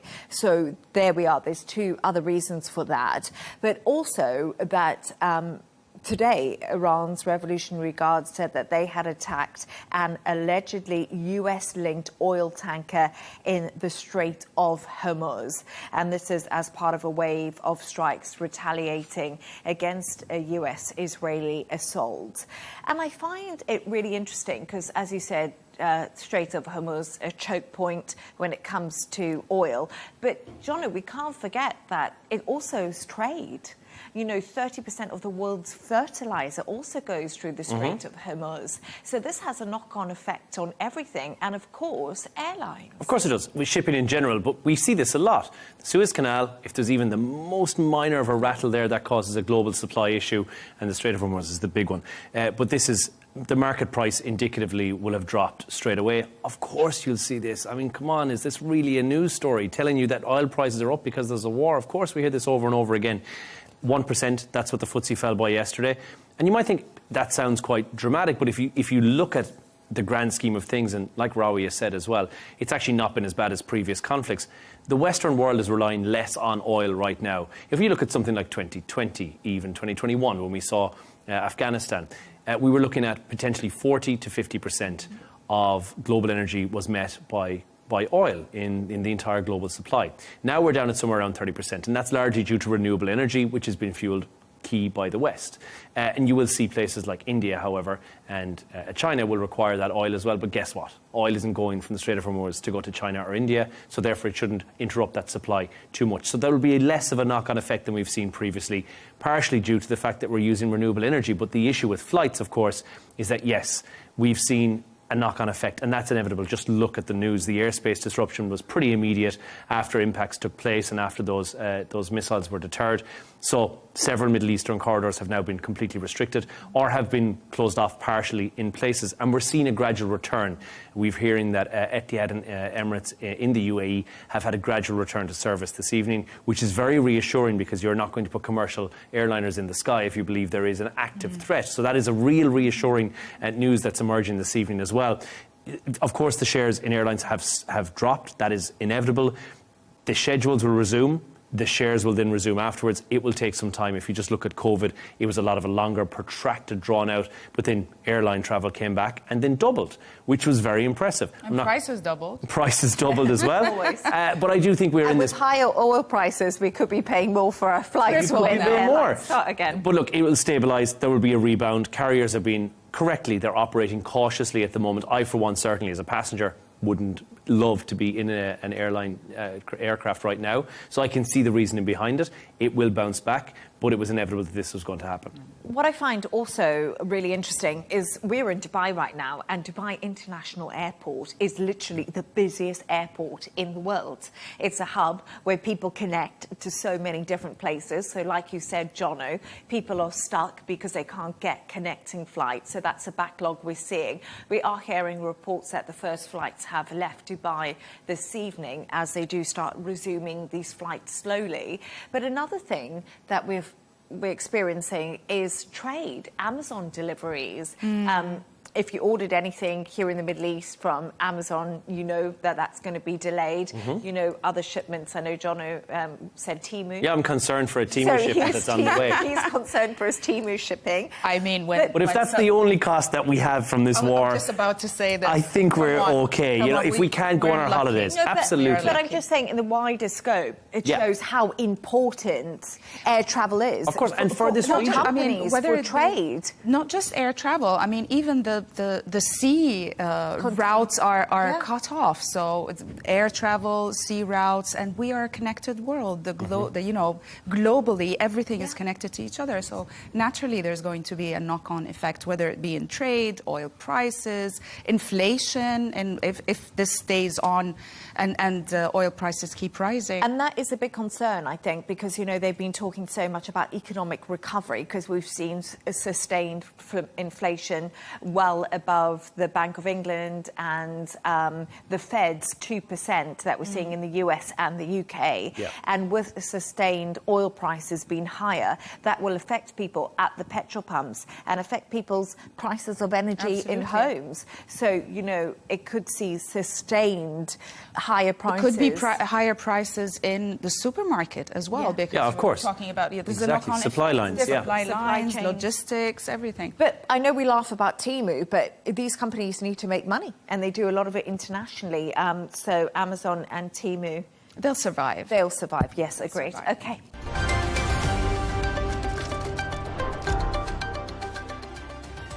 And that's all from us on W News Extra. Don't forget to subscribe to our YouTube channel and, of course, also follow us on X. We'll be back on Monday. Goodbye.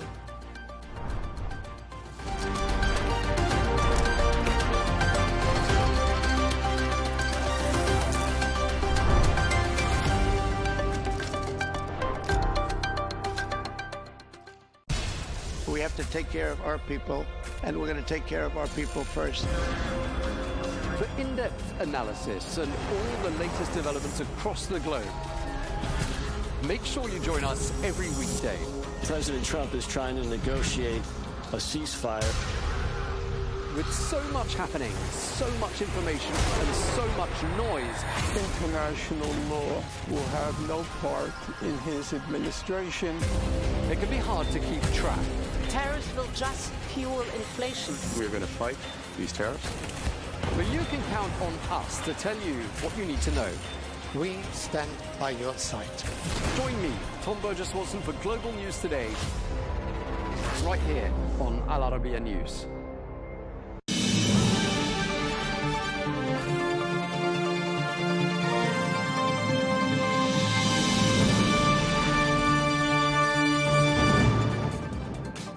Hello and welcome to Global News Today, bringing you exclusive interviews with leading experts every weekday here on Al Arabiya English.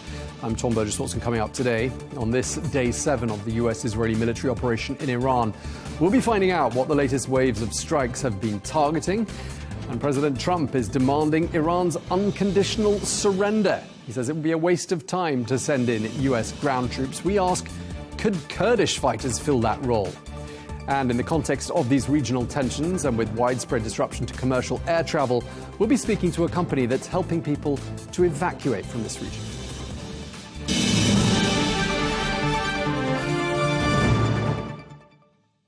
Hello and welcome to the programme. We continue our coverage of the conflict in Iran with all the latest updates. Now, massive explosions have rocked several parts of Tehran overnight, including a busy shopping street and areas near to Tehran University. That's according to local sources. And this as the war enters its 7th day. Meanwhile, the Israeli military says that 50 jets struck an underground bunker in Tehran. That's a bunker once used by Iran's supreme leader, Ali Khamenei. Well, they added that this site has been used by some senior Iranian officials. Meanwhile, in Lebanon, there's been panic in Beirut after fresh strikes hit the city. This hours after Israel said it had targeted Hezbollah overnight, with more than 20 strikes on the southern Beirut suburb of Dahiyeh. Well, for his part, the US President Donald Trump says that US forces have destroyed all of Iran's defense systems and aeroplanes. He even mentioned that the Iranian Navy has effectively been knocked out, with 24 ships destroyed. Let's take a listen. The United States military, together with the wonderful Israeli partners, continues to totally demolish the enemy far ahead of schedule. We're destroying more of Iran's missiles and drone capability every single hour, knocking them out like nobody thought was possible. As soon as they set off a missile, within 4 minutes, the launcher gets hit. They don't know what's happening. Their Navy is gone. 24 ships in 3 days. That's a lot of ships. Their communications are gone. Missiles are gone. Launches are gone. About 60% and 64% respectively. Other than that, they're doing quite well. I said, what's left? But they're tough, and they want to fight. We're joined now by Mike Dubke, who is a former director of communications who served under President Trump. He joins us from Washington. Mike, great to have you back on the programme. We're now on day 7 of this conflict in which the United States is clearly heavily involved. There was a lot of public concern about this conflict. There was political opposition, obviously, from the Democratic Party, warnings that there was a lack of strategy, warnings that things hadn't been properly thought through. When it comes to public opinion, have you noticed, as this conflict has gone on, that the needle has shifted at all? There's been a couple of surprising things on public opinion. First and foremost, the president ran in 2016 and then again in 2024 on not getting the United States bogged down in foreign entanglements. And I think the main question here is going to be whether or not this the effort by the United States and Israel is going to get to the point of being an entanglement rather than just a rather short-lived military strike. However, Republicans have stuck with the president. So in the public polling that we've seen in the United States, he has done, even though they supported a more isolationist campaign, the president's supporters have been with him at very high numbers. Where we've seen slippage is obviously amongst Democrats. But with that group, I'm not sure Trump could solve, find the cure for cancer, and I'm not sure they would approve. But more disturbing, I think, for the White House is the lack of support from independents. And so this is something that the White House is going to have to watch. And again, I think it will ebb and flow, but the longer the conflict goes on, I doubt that those numbers are going to improve. And then also we need to watch and make sure that the president's support amongst his own party stays strong. Right. I mean, this is not, to a lot of people in the MAGA support base, by any means America first. And we have had, people speaking out about this. There are a couple of well-known faces, on the MAGA right who've been vocally opposed to US involvement. I mean, are you hearing their voices getting louder, or are they being dampened down as the conflict goes on? Well, I expect, depending on how the conflict continues, right now they've been dampened. So there was a lot of speaking right about 7 days ago, right at the beginning of this conflict on Saturday, Sunday, when news of this conflict emerged. Those voices throughout the week have kind of lowered. However, if casualty numbers go up, if we see continued military and missile and drone strikes from the Iranians on our allies in the Gulf and trying to bring others into this conflict, my guess is those voices will continue to rise. That's why I very much am focused on the president's support levels here amongst his own party, because that's where, if those voices get louder, that's where that support is going to soften, and that would be, I think, hurtful to the administration. Is your sort of assessment that here on day 7, the US-Israeli joint operation in Iran has perhaps achieved more than people thought it would have done by this stage, day 7, and therefore has that translated into perhaps a conversion of some of the doubters and some of the more skeptical people earlier on in the week?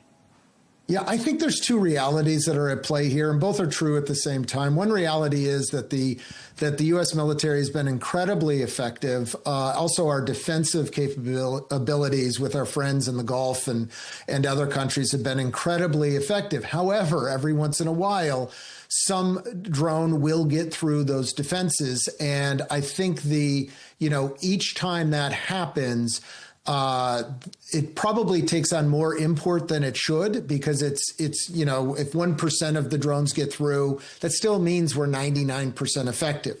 So I think this military engagement is going to be judged on two levels. One, how long it lasts. And secondly, how much damage the Iranian military is able to do outside of its own borders. It's not a war of attrition yet, but when you look at the cost of these very low cost drones and how much it costs for our friends to be able to defend themselves against it, at some point, the U.S. is going to take that second step, which is where I think they're going right now, and destroy the stockpiles and the production of the drones and the missiles within Iran. And I think that's the part of the conflict we're entering right now. Okay, we've heard President Trump make a couple of comments in the last 24 hours. He's calling for the unconditional surrender of Iran, the leadership in Iran. We've also heard him saying, Iran will have a great future. Let's make Iran great again, or words to that effect, and coining that famous MAGA acronym and making it MIGA. Do you think he's willing to work with the current leadership or elements of the current leadership and use that much touted expression, the Venezuela model? Do you think he's looking at the moment for his Delcy Rodriguez equivalent in Iran? I think he is, and I think that's probably a very logical way to look at this conflict. That is a pathway to ending of hostilities. But I also, along those lines, I think there are individuals within the Iranian regime that would be unacceptable in that arrangement. The son of the former supreme leader being one that the president has been very clear would not be an acceptable leader. So the Iranian leadership needs to, decide a couple of things. One, can they find somebody to negotiate with the United States that is acceptable? I think that's one pathway here. And the Iranian people, as the president has said, this is a once in a generation opportunity to throw off the shackles of authoritarianism. So either one of those directions probably will bring this conflict to a shorter length.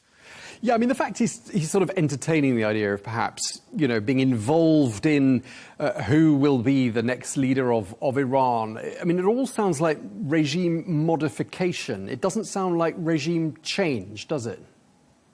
Well, no, it doesn't. And I think the president would love to be able to have, influence on that decision, but I don't know that will necessarily be what is needed for there to be an end game here. The one thing, though, that I would like to point out, and I think this is very important from a U.S. Political sense, regime change is not the same as nation building. And one of the bright lines that the Pentagon has drawn and the administration has drawn is boots on the ground. So I think they are looking at this conflict through that lens, that regime change or modification, to use your words, makes some sense. But this is not the United States trying to create a nation building or put its boots on the ground to influence the outcome of that regime change. We'll see as this conflict continues if that modifies. But as of right now, I don't think that's part of the end goal. Okay, one of the things we thought might have happened, or we were given rise to believe might happen, was that Iranians would rise up against their leaders and come out in support of the United States and Israel. I mean, I haven't seen any signs of that at all. Why do you think that is? Do you think it's just too early, or do you think perhaps the conditions aren't right, or perhaps that was wishful thinking from the get-go? Well, so I'm going to take issue a little bit, because there were some reports early on when the Supreme Leader was killed and news of that circulated. There were some reports early on some celebrations in the street. So I think that's important to remember. And I know also, across the world where you have the diaspora of Iranians around the world, they were thrilled with that. I think for a couple of reasons, maybe we haven't seen an uprising in Iran as of yet. Part of that is the U.S. has really been, and Israel have really been targeting military installations. So you have a police state in Iran that hasn't been touched by military operations yet. And part of that police state is tamping down, I think, some of the protesters that would be out there. The other, and this is really the dark truth of it all, if you believe the numbers of 30,000 plus Iranians who were killed over the last month and a half for speaking their minds, for speaking out against this authoritarian regime, you have 30,000 people who risked their lives knowing the supreme leader was still alive that are no longer there. And I think that's sent a very chilling message that until that police state and all of the domestic terror that the Iranians can bring to bear against their people, until that is overcome or those people lay down their arms, I think people are thinking twice about going out and heading to the streets. I mean, obviously, hearts and minds is an expression that gets used a lot in these sorts of situations, and winning over the Iranian people's hearts and minds, clearly something that the United States and Israel will be aiming to do. And I'm just wondering, I mean, there was that bombing on day one of this operation that struck a girls' school, killed dozens of 7 to 12-year-old girls, I mean, more than 150, I mean, a horrific scene. And, I mean, that's the sort of thing, isn't it, that would have turned anyone against, that would work very badly for America's goals of winning over hearts and minds, wouldn't it? You are absolutely correct. I mean, and this is not an excuse, because if you are going to conduct a precision military operation, then conduct a precision military operation. This isn't an excuse, but that school was right next to a Revolutionary Guard a compound that was bombed at the same time. So unfortunately, it sounds like the school was not targeted, but what had happened was an errant a missile attack. So, again, that is unfortunate. And frankly, on the American side, the 6 service members that we lost were all lost in one drone strike. And what would have been, I think, again, that is an unfortunate loss of life there. But those are the 6 American service members who have been lost only so far. And I say only because that's a bit amazing given the conflict here. But no, you're right. That shouldn't have happened. And it's unfortunate. But I think globally, after 40 odd years of oppression, there's a lot of hearts and minds still to be won and ready to be released to the streets of Iran if there is some level of safety for them to do so and head to the streets. Okay, and just lastly, Mike, I mean, perhaps the toughest question of all, no one knows the answer, but I'd love to get your thoughts. I mean, what sort of a time frame are we looking at, in your opinion? Is it looking any clearer now on day 7 than it was on day 1? I think it's looking a little clearer on day 7, only because they're now moving to the second phase of this operation, which is really going after production facilities and stockpiles of missiles. I think there are 2 things that can happen here that are going to bring a quicker end to this. One, we've already talked about, which is some outreach by persons within the current regime suing for peace with the United States and Israel. Second is a cessation of the bombings of Iranian Gulf neighbors, the opening of the Straits of Hormuz, and also the stopping of the bombing of other neighbors like Azerbaijan and Turkey. When the missiles stop flying and drones stop flying out of Iran to cause destruction and death, I think at that point you may see a lowering of the operations of the United States. So if those 2 things happen, or one of those 2 things happens, I think we're going to have a shorter end. But until that point, I fully expect this is full speed ahead for the administration and the United States military. OK, we're going to have to leave it there. Thank you so much for your time. Mike Dubke, always a pleasure talking to you. Thank you.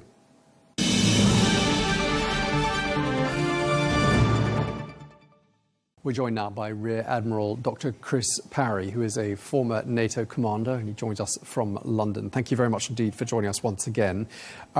This war is now on its 7th day. I'd just like to ask you, what have been the most notable developments during these last 7 days from a military point of view?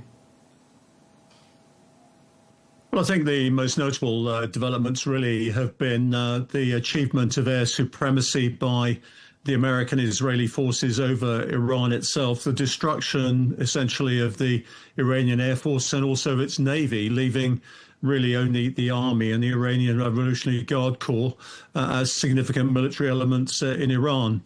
I think everybody in the Gulf knows that Iran has fired nearly 600 ballistic missiles and about 1,500 drones around the region. And of those, of course, about 190 have been fired at the Gulf states in terms of ballistic missiles, and probably about 1,000 drones have been launched. And I think everybody there knows that better than I do. But what this seems to indicate to me is not just an attempt to defend Iran, but also to reshape the regional calculus with regard to geopolitics as well. And, of course, to dissuade America's allies and partners from actually sitting on the sidelines. How much of the US and Israeli focus can we assume is on tackling that very issue you just mentioned there, Iran's ability to strike its Gulf neighbours?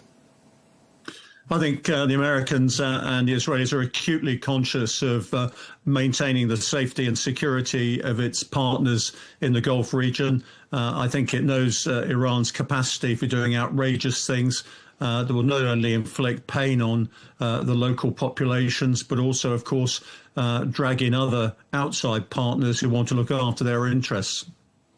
And speaking of outside partners, do you see anyone coming to Iran's rescue? Do you see, for example, Russia, that conducted joint military drills with Iran only a matter of weeks ago, coming to their aid in their hour of need?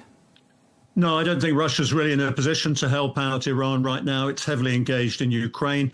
I think everybody knows that quite a lot of the munitions have been going the other way. In fact, we've seen a lot of Shahed drones going into Ukraine. So, no, I don't think Russia's in a position. And frankly, I think China's view would be this is not our fight. And despite our 30-year relationship with Iran across all sorts of political, military and commercial linkages, right now, as long as the oil and the energy flows, we're going to stand well clear of this. I think an indication that China might want to get interested is if that oil and gas ceases to flow from the Gulf and disrupts the Chinese economy. President Trump's been very clear from the beginning. This is not going to be done, any of this, with boots on the ground. Is that realistic? Can he achieve what he says he wants to achieve, which, does change a little bit? It's not necessarily wholesale regime change anymore. It's perhaps modifying or working with elements of the regime. But do you think he can achieve what he wants to without deploying boots on the ground? Well, I think we have to recognise, how fragile Iran was before the start of this most recent war. It was significantly weakened, of course, by the 12-day war, which Israel attacked Iran, and also by the significant attack on the nuclear facilities by the United States. I think it basically weakened not just the military capacity of the state, but also the authority of the Islamic Republic as well, to tell you the truth, amongst its people. And of course, we saw that there was serious unrest. I think those tensions still exist. We know the low levels of poverty amongst quite a lot of the population. It's a very young population, of course. And I think what it turns on, to tell you the truth, Tom, is whether those elements, along with the army, turn on the Iranian Revolutionary Guard Corps. In a sense, if you manage to do that, you have got troops on the ground. I think everybody remembers what 1979 was like. So I think a lot of people in Iran are very nervous of destabilizing the regime just to have anarchy. And one of the things I think we need to worry about is what I would call warlordism in Iran. Everybody breaks down into power structures, and you get a situation very much like Libya once the Gaddafi regime collapsed. I think the biggest weakness for really what President Trump is trying to achieve is what comes afterwards. There doesn't seem to be any sort of vision about who takes charge, how they're going to support any new regime, how there's going to be a transition. And as I said, I think the one thing the Iranian people fear more than anything else is anarchy and the sort of mass murder that occurred in the wake of the 1979 revolution. Just sticking with the issue of boots on the ground, I mean, one group of people that could fill that role and look like they're going to fill it are the Iraqi Kurds, who share a long border with Western Iran. And I'm wondering whether you think they're getting involved and supporting the US war effort is going to make much of a difference. Well, I think looking at the relative numbers, I think it's going to be a distraction for the Islamic Republic. They're going to have to sort of get forces out there to deal with that.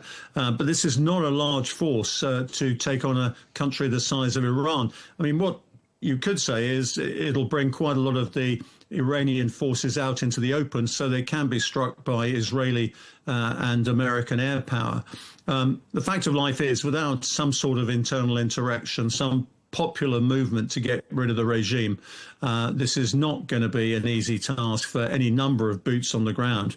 I mean, people always say, frankly, how big Ukraine is, and people don't realize the size of the country. I think the same is true of Iran. This is not just some small country that can be invaded by a modest force. It's got to be a wholesale insurrection, as I said, coupled, I think, with the stimulus of some external force to make it happen and to fix and deal with the Iranian Revolutionary Guard and the remnants of the Iranian army.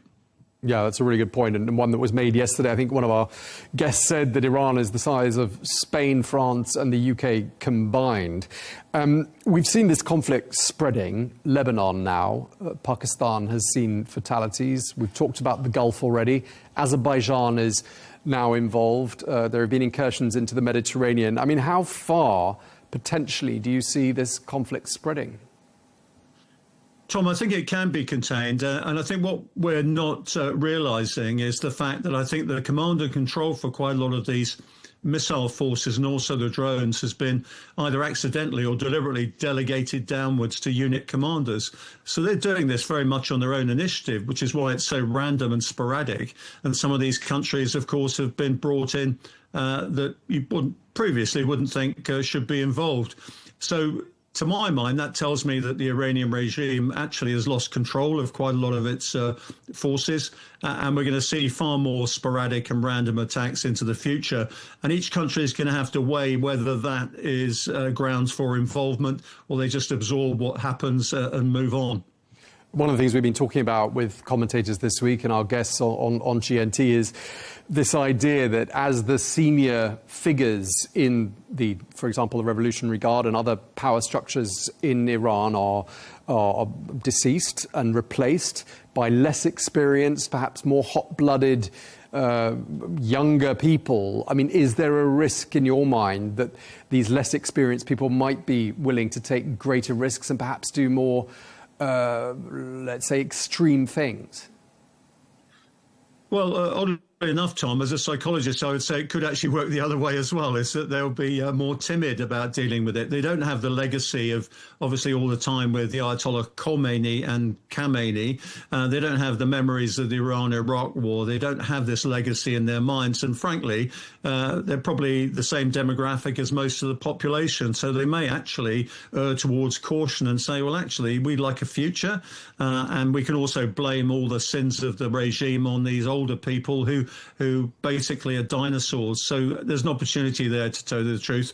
But you're right. I think people can be hot-blooded. They can get emotional overload and they can do things. And to my mind, that's a good reason why Iran needs dealing with now before they get more powerful and indeed before they get access to either nuclear or dirty bomb devices. That opinion wasn't shared, at least at the beginning of the week, by many of the European leaders. Fair to say a bit of hesitancy from the key powers in Europe, and not least the Prime Minister of the UK. Do you think we are going to see European leaders perhaps revisiting their position on this conflict? I mean, I think we're already starting to, aren't we? Yeah, I think we've seen adjustments in people's attitudes. I think for the United Kingdom point of view, I think the Labour Party in power is very wary of getting sucked in the same way that Tony Blair sucked the United Kingdom into the Iraq conflict, of course, back at the start of the century. And I think that sort of thing looms over their heads all the time. There's also, I'm afraid, an ideological approach from the United Kingdom government that they don't want to get obviously involved with a Trump regime that may take them further than they want to go. That's to be deplored in some ways, because obviously everybody's fighting against a very nasty, autocratic, theocratic regime that it frankly wants to and has done harm to a lot of its neighbours and people beyond. At the end of the day, we've all been suffering from the terror that has been inflicted on the region and more widely, of course, since 1979.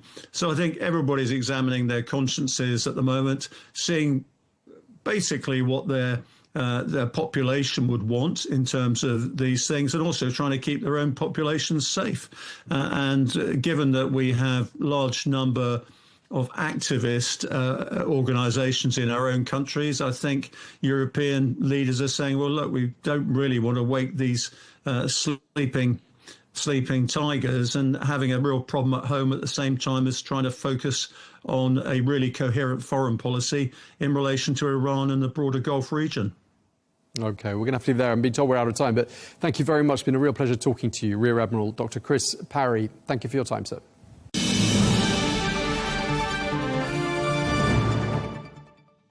We're joined now by Matthew Buckley, known as Wiz to his friends, a decorated former US Navy fighter pilot, Top Gun graduate, and a combat veteran who flew more than 44 missions in Iraq. Thank you very much indeed for joining us.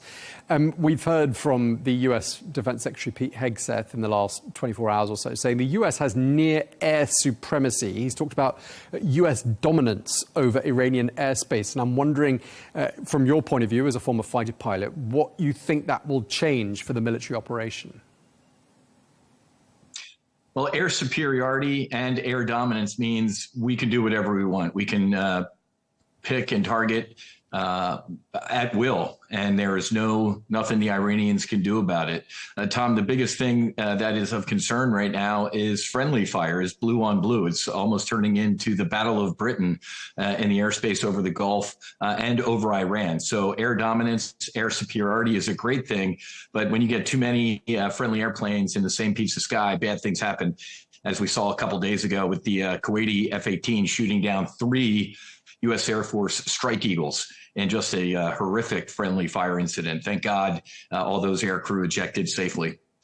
Yeah, I mean, that's extraordinary, isn't it? And I just wonder whether you've ever seen or heard anything comparable in other battlegrounds.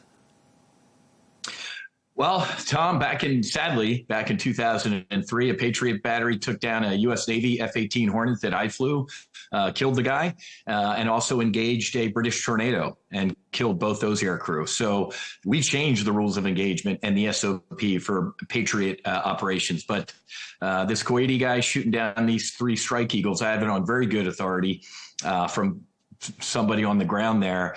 These 3 F-15 Strike Eagles were declared hostile by the Kuwaiti AOC, the Air Operations Center. Now, that Air Operations Center was undergoing an attack at that same time. So fog of war. It's never a good thing. In that fog of war, these 3 friendly aircraft were declared hostile, and the Kuwaiti F-18 guy just kind of essentially took matters into his own hand. As a single-seat fighter pilot, you ultimately are the ultimate trigger-pulling authority. It doesn't matter what the folks say on the ground. You got to use your eyeballs and your brain. So let's pray this doesn't happen again. We're not without dirty hands in friendly fire, Tom. I'm old enough to remember 87, 88, the USS Vincennes was a cruiser engaged in a battle with Iranian gunboats, and a contact got airborne out of Bushehr, Iran, and started heading, they thought, for the cruiser, and they thought it was a military aircraft, and they shot it down. And it was an Iranian airliner who was descending to their destination on the other side of the Gulf. So war is a horror. The fog of war is never a good thing. So even though we have air superiority and air dominance, bad things can still happen. You never want to underestimate your enemy, ever. Yeah, I mean, we've seen Iran obviously targeting GCC countries throughout the course of the last 7 days. And I'm wondering whether you think air supremacy is now going to enable the United States to essentially put a stop to that. I absolutely believe so. A day or two ago, a Kuwaiti F-15 actually shot down, I think it was 2 Iranian Su-24 attack aircraft that were zipping along at like 80 feet trying to do some bad work. So the GCC nations are awake to the threat.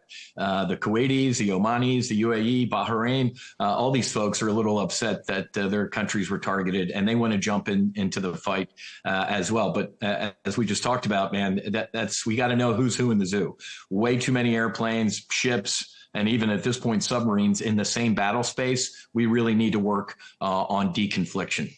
Well, today there has been quite considerable aerial action. A lot of it focused, US fighter jets focused on an underground bunker where it's believed that perhaps some of the senior ranking officials in the leadership of Iran have been hiding out. I mean, have you heard anything more about that? Apparently 50 plus US fighter jets were involved. Yeah, Tom, it's the military goes for command and control. Who's up next? Who is commanding? Who's still in command of this regime? Until we get somebody that raises their hand and says, you know what, let's give peace a chance. We've seen the error in our ways, and we don't want news. We don't want a death to America, death to Israel 24/7. Until that guy steps up, they're going to keep targeting these so-called leaders. And that's exactly what we have to do until we accomplish our mission. I think, Tom, we're also doing a good job. I see a lot of the media reports and a lot of people panicking about their missile stockpiles. Iran has a ton of missiles. Last time I checked, Tom, missiles don't sprout out of the ground and launch themselves, right? I don't care how many they have. A missile needs a launcher. And oh, by the way, they need some dudes to launch them. So the launchers have, most of them have been destroyed, and the dudes who launch them are disappearing pretty readily too.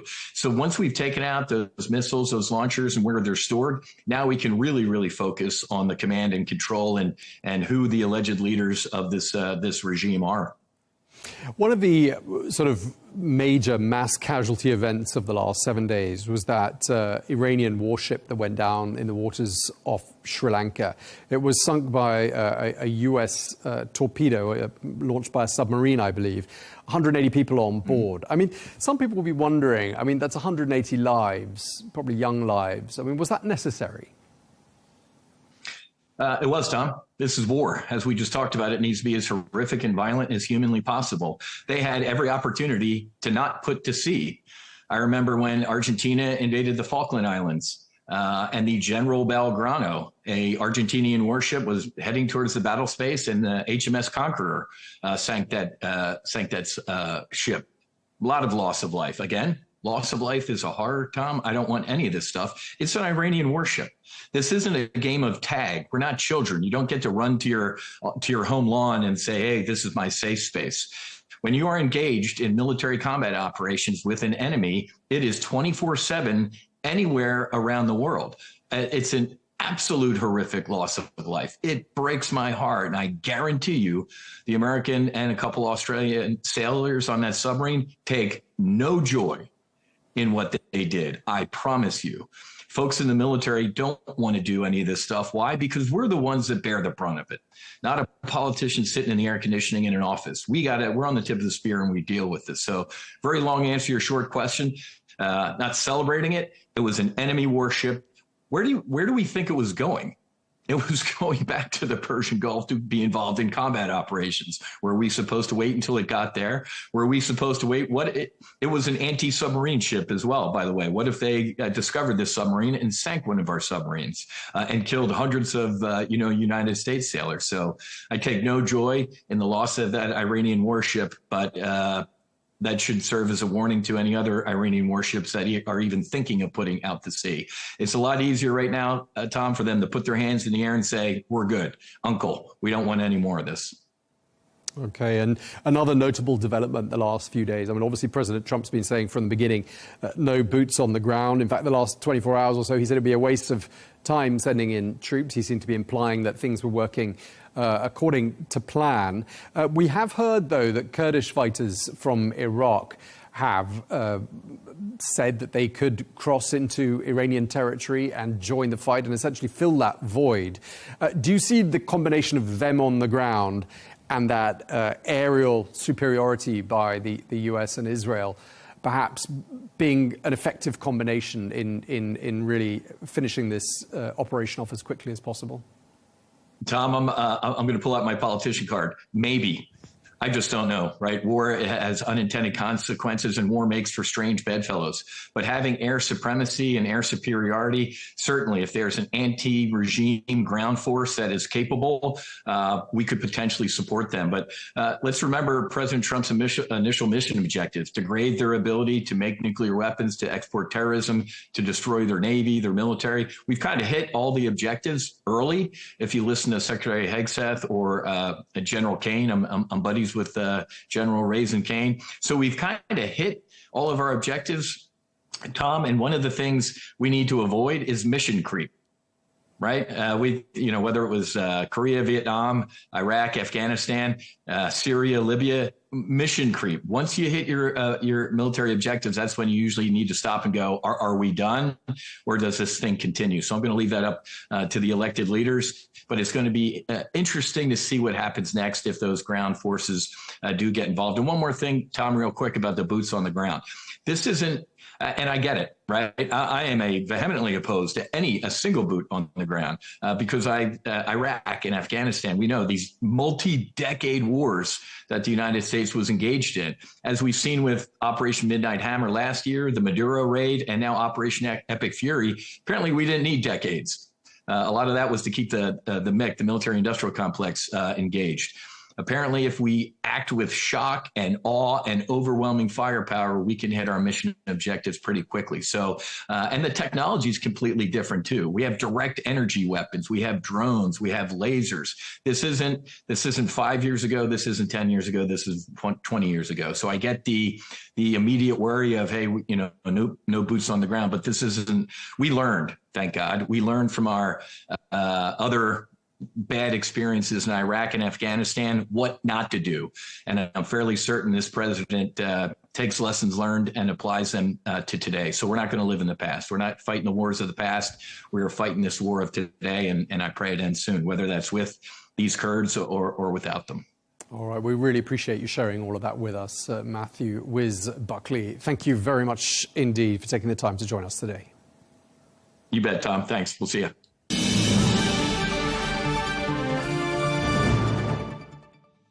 Now, as tensions across the Middle East continue to escalate following strikes at the joint Israeli-US operation in Iran, thousands of people have been left weighing up what to do in this rapidly evolving and unpredictable security environment.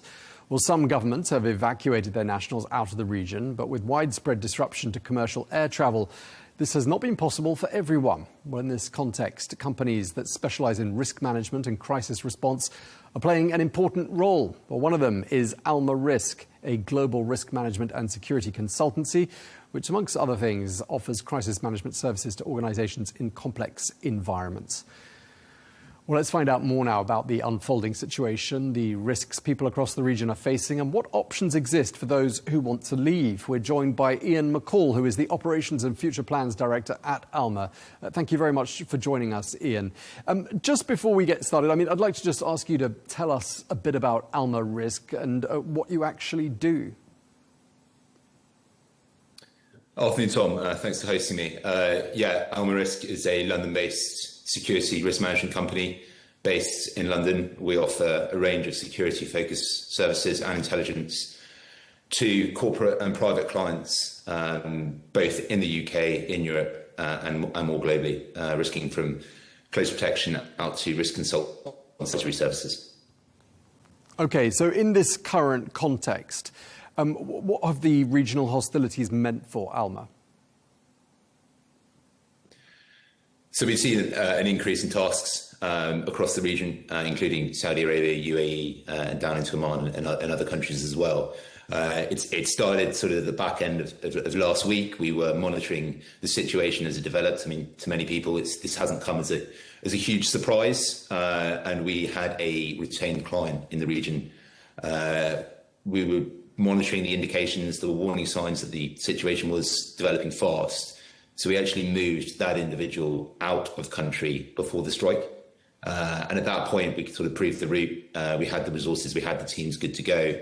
And we always advise clients, move early if you can. And we were able to do that in that instance. And from there, the uptick of people wanting to move out of the region has, as you can imagine, as has been widely reported in the press, increased. Right, and you mentioned Saudi Arabia there. I'm just wondering how important a hub Saudi Arabia has been to your operations during these very uncertain times. Yeah, I mean, quite. I mean, Saudi Arabia has always been an important place for us. We've had both Saudi nationals who have used our services abroad, and we've also had other clients that have travelled to the kingdom. But yeah, more recently, it's been a range of clients of all nationalities that have been using Saudi in particular as a travel hub to get to safer locations away from the kinetic activity we're seeing in the Middle East. What sort of numbers of people are you seeing? So in terms of total number, obviously across numerous terms, you're seeing thousands and thousands of people look to move. We've moved around 200 people. We've offered advice to a lot more. Initially, you'd have seen it was mainly travellers, people that were temporarily in the region that were looking to get out because they had their plans disrupted. They need to get home for either family or business reasons. But we're now beginning to see, certainly over the last few days, people that have a more permanent foothold in the region looking to try and get out. So these more individuals, are they multinationals who are approaching on behalf of their staff? How does the process work? Who comes to you in the first instance? It is a complete mix. It can be families, it can be individuals who have reached us through referrals from previous clients, seen us advertising services on social media, Google searches. But we're also seeing organisations, businesses from across the world that have either used us in the past, have found our services through the ways I just mentioned, and have reached out asking to move their staff on their behalf. Okay, do you get the impression that a lot of the foreign residents in the Gulf, and I'm one of them, are taking a wait-and-see approach as opposed to leaving immediately? I think some are. I think everybody has their circumstances. I think, at least initially, a lot of people's reasons for leaving were generally logistical. The current advice, certainly from the SCDO, and that's echoed by the US and other nationalities, is get out if you can, but you can also shelter in place. I would echo the advice that's given of certainly staying away from military infrastructure, energy infrastructure, city centres. But we're also having people that are calling us, asking for advice, and I'm able to reassure them that if they do stay away from those locations I've just mentioned, their safety, the risk to their safety is low. Yeah. How would you categorise the current threat level, the risk level here in the Gulf, in the GCC countries? I mean, and how often does that threat level get adjusted according to the evidence before you? The threat level is clearly heightened. Over the last week, we've seen missiles, drones flying in the direction, particularly of the coastal areas, and that is clearly delivered at a heightened risk. However, 95% certainly of those missiles are intercepted. Broadly speaking, we're seeing them target military infrastructure, particularly the US. In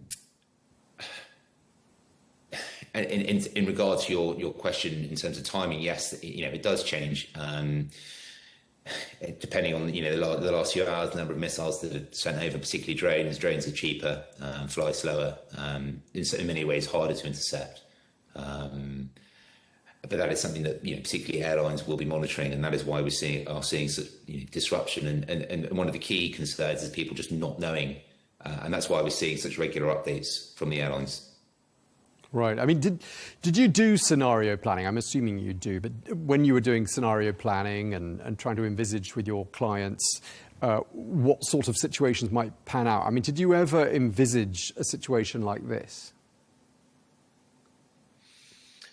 I think anybody who said that, or very few people who said they saw this exact scenario coming, I'd probably question that. I think we have certainly wargamed and rehearsed similar scenarios. The response to a crisis is generally, there are certainly similarities, which is back to one of my previous points of we monitor indicator and warning signs, and our advice to clients is to do the same and be decisive, move fast. One of the phrases that's been thrown around a lot is to inform decision makers. Once the decision makers have the information that reaches a certain threshold, every organisation, every person has a risk tolerance, and that is very particular to that individual or corporation. Once you hit that threshold, move, because those resources will get used up pretty quickly. Prices will increase, and that your exit route will become more complicated. Do you think it's fair to say that? Go ahead. In answer to your question, I don't think enough organisations do plan for crises. Their business continuity planning probably is being tested. So it'll be interesting to see how people do respond to this crisis once it's over. Yeah, and perhaps more so here in the GCC countries than in many other parts of the world, where perhaps, scenarios like this would have been sort of more obvious, quote unquote. Yeah, I think you're right. But I think everybody's learned that lesson. Often things seem obvious after the events happened. It's very difficult. The world is changing so fast. But broadly speaking, yes, I think people did consider the GCC to be a safe location. They certainly didn't see this coming. There are clearly areas in the world where it's this kind of these risks are almost part of everyday life, but certainly not, along in the UAE and in other areas. Now, I know that reputation management is one of the services that Alma offers, and I'm just wondering how important you think it is for companies to get this kind of thing right, to get the crisis management, to evacuate their staff, to look after their staff. How important is it to a corporate reputation? I think that question almost sort of has two answers. There's the reputation externally to what clients and the general public might think of people, but I think what's also really important is what those employees, if those employees are being asked to perhaps move to other parts of the world, they want to know that they're being moved there, probably alongside their families, and that they can get out. Externally, companies want to be seen as reliable and be able to deliver their services throughout a crisis, or at least soon after, which is where the business continuity planning is so important. Okay, and I mean, what could be reputational consequences for a company that doesn't adequately protect their staff in a crisis like this?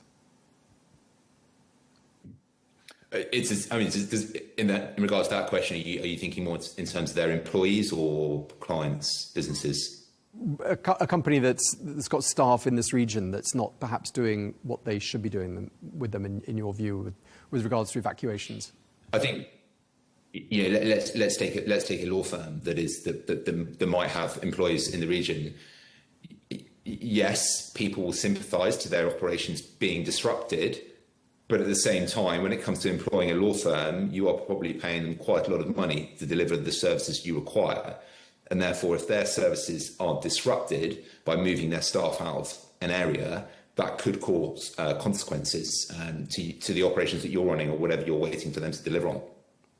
And I'm sure, Ian, you're already thinking ahead to once this is all over, and perhaps already looking at some of the lessons that have been learnt from this crisis and the sort of level of preparedness you'd expect to see from companies in this region. Yeah, absolutely. I think part of our planning is always that we are delivering on the operations, but at the same time we are tracking the lessons learned. a lot of the lessons from the evacuations that we took part in, whether that was Afghanistan, in and out of uniform, Ukraine, Sudan, we were able to apply to this crisis, and we'll do the same for any future crises. Okay. And just lastly, I mean, if tensions do escalate further than they have done already, what's the next phase of risk management? What does that look like? I think it really is delivery of, well, business. It's business continuity, people being able to deliver as businesses, whatever people hire them to, both in the region and outside, but also ensuring families that perhaps have made the decision to stay, ensuring that they can get out. The longer this crisis goes, the more and more people will say, do you know what, I do want to leave. I think at the moment we are seeing quite a lot of people thinking, I'll just sit and see, but potentially they've got a flight booked at the back end of next week, and they may not want to pay the increased airfares that you're seeing at the moment. But then, as we move forward, and this will be, more at a kind of state government level, is that these regions, these areas, will need to understand how they can continue to operate within a very, a changing environment that isn't the same as it was, at the end of February. Okay, well, we really appreciate you taking the time to speak to us. Thank you very much indeed. Ian McCall, the Operations and Future Plans Director at ALMA, thank you very much indeed for joining us from London today.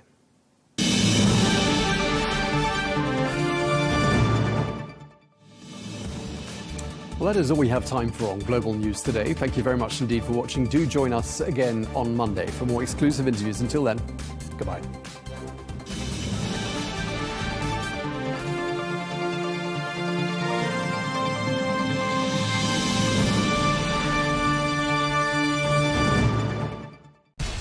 We have to take care of our people, and we're going to take care of our people first. For in-depth analysis and all the latest developments across the globe, make sure you join us every weekday. President Trump is trying to negotiate a ceasefire. With so much happening, so much information, and so much noise, International law will have no part in his administration. It can be hard to keep track. Tariffs will just fuel inflation. We're going to fight these tariffs. But you can count on us to tell you what you need to know. We stand by your side. Join me, Tom Burges Watson, for Global News Today, right here on Al Arabiya News.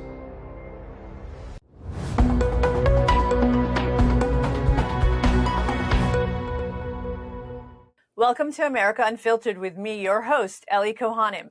Joining me is Republican Congresswoman Claudia Tenney, representing New York's 24th Congressional District, to discuss the momentous issues shaping America.